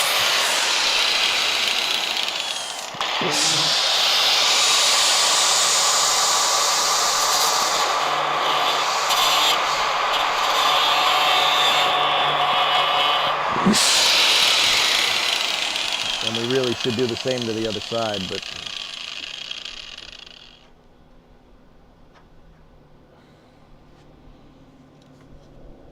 it's okay.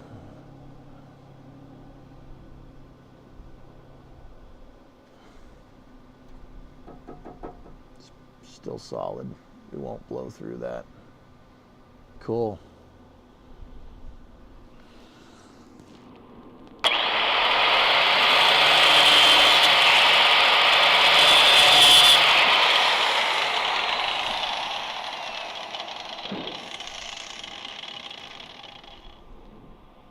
The next step here, guys, is just make the plate. We're gonna have to do that tomorrow.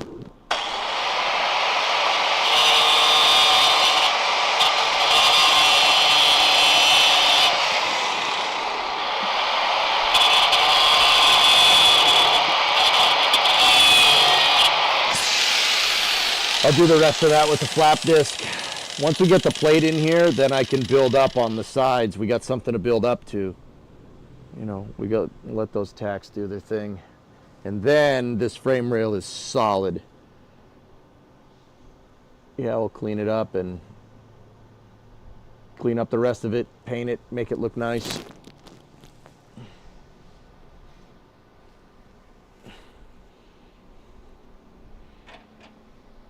All right. I'm just gonna leave all this stuff right here. I'll leave that camera right here tonight. Should be time to take a break. And time for space news, baby. I'm trying to make that gap in there nice and square. So we can cut just a nice square plate, put the square plate in, seam weld it to the sides that we just built up, right? So right now the frame rail looks like this, right? We put the plate in there, weld it all together. Fat guy in a little coat. Fat guy in a little coat. Is the weld strong enough that you could build a car frame solely from weld wire? Weld wire is actually stronger. Yeah, the weld wire is stronger. Yep.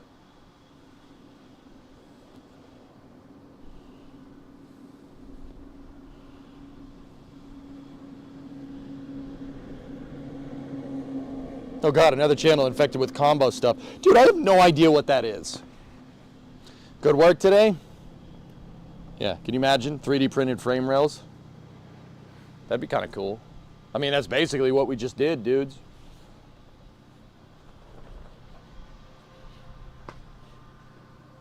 All right.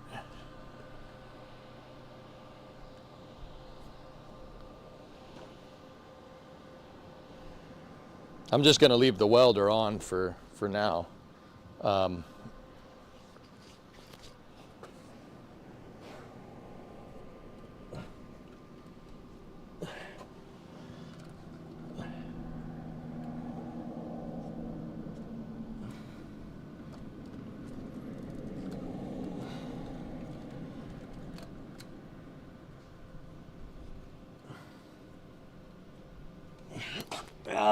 Is that camera off? Nope.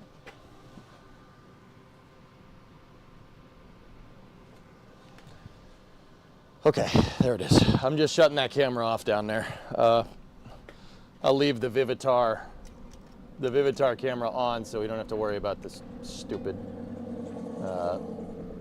options popping up again.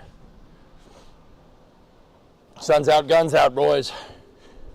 Look at this farmer's tan. You never seen a farmer's tan like that, bruh. Oh yeah. Oh yeah, look at that farmer's tan, dude, yeah. I'm about to cut the sleeves on this shirt, you know. You got 2 tickets to the gun show. I got Jack Johnson and Tom O'Leary here. Let's go, you wanna throw down fisticuffs? All right, dudes. Well, good work. I'm gonna shut the garage door for now. Oh wow, it's hot out. It's nice. It's actually cooler in the garage. Holy crap.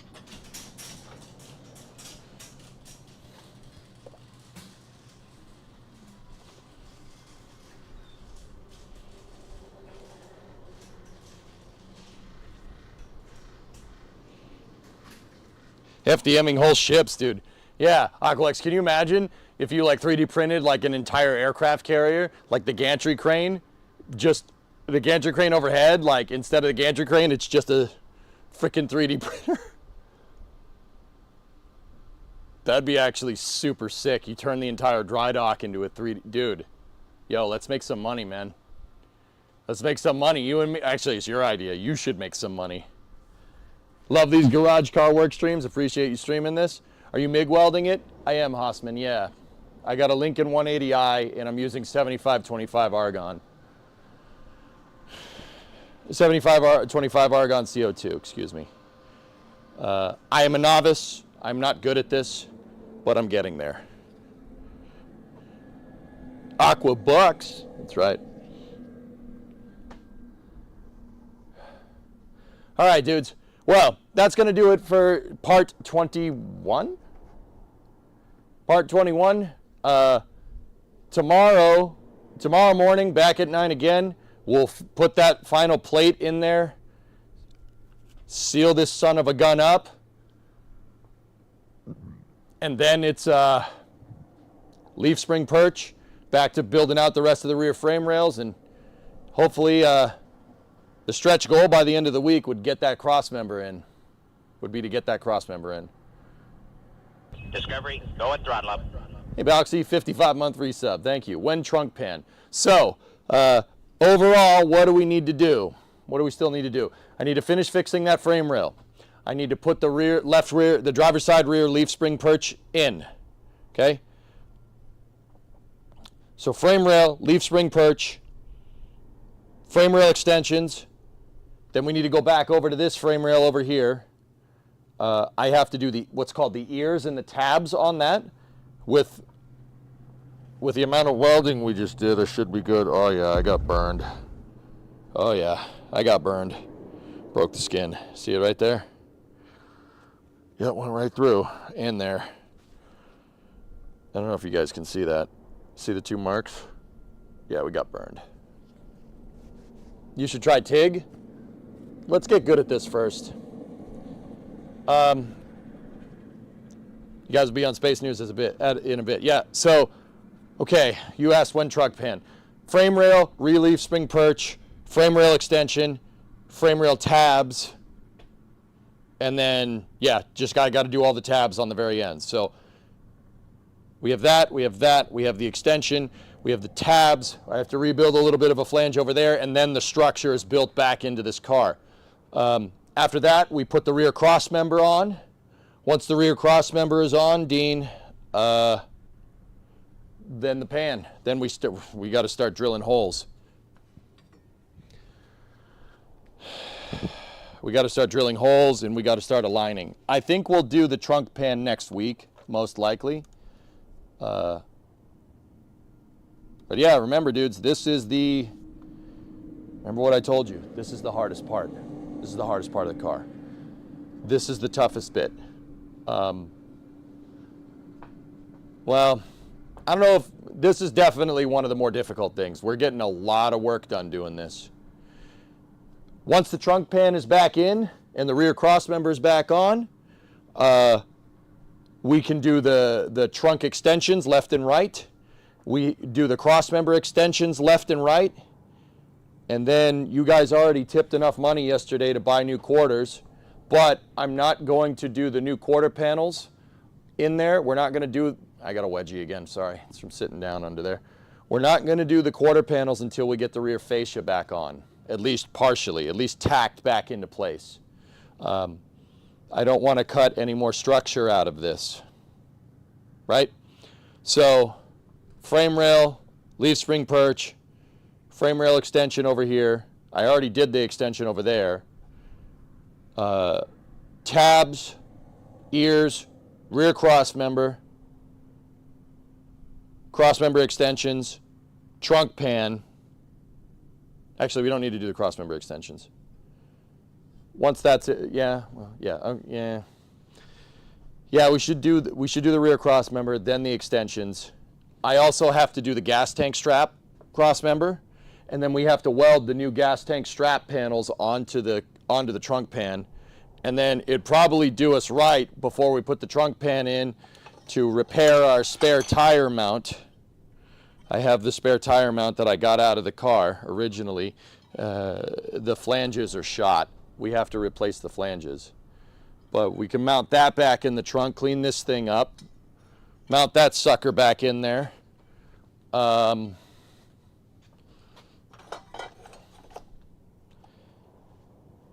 in, weld that whole damn thing.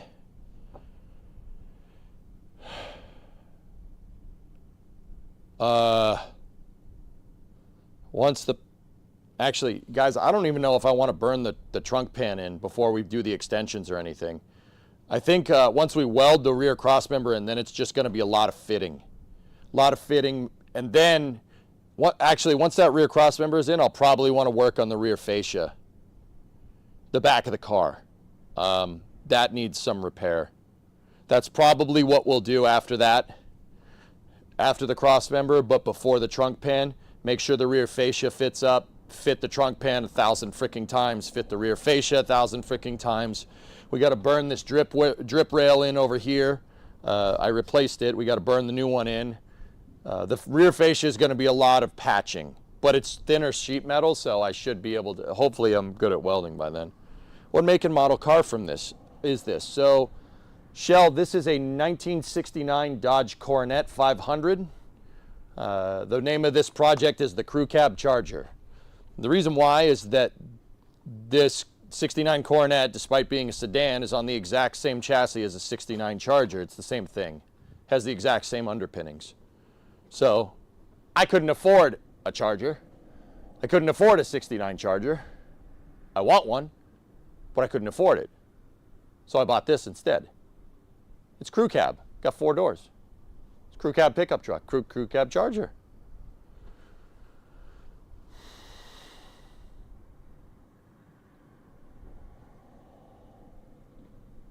All right. So yeah, that's what I'm working on, dudes. It's good stuff. It's fun. I hope you guys are enjoying it. Thank you. Very nice. Yeah, no problem, Shelco. Thanks for asking. So yeah, that's what we got to do. All right, guys. Anyway, stand by for loss of signal. I hope you enjoyed this. This was fun. I enjoyed trying to 3D print frame rails. That was pretty cool with a welding gun. It was a little difficult, but it was fun. That was cool. So stand by for loss of signal from the garage as expected. I'm going to take about a 30-minute break, give or take. I got to go shower. I don't want to screw up my nice office. I'm just gonna go grab some food, take a shower, come back out here, then we talk about space. We got the Eric Johnson Space and Rocket Review coming up in about 30 minutes. It is a segment of the stream where we talk about what's going on with the spaceflight industry. And yeah, it's pretty good. And then after that, after space news, we got my summer car. So Wednesday is my summer car combo. The summer car cold cut combo. I eat one before I play to make it big and strong. Hey, Happy, can I get one of those? Coming right up. So no, we have the summer car combo where I work on my summer project here. We have space news, and then we play my summer car. I see there's a Happy Gilmore 2 coming out, and it looks awesome. Anyway. Stand by for loss of signal. I'll see you guys in about 30 on YouTube. You're going to see a loss of signal on Twitch. Just stay here and enjoy the space tunes. I'll be back in 30 minutes.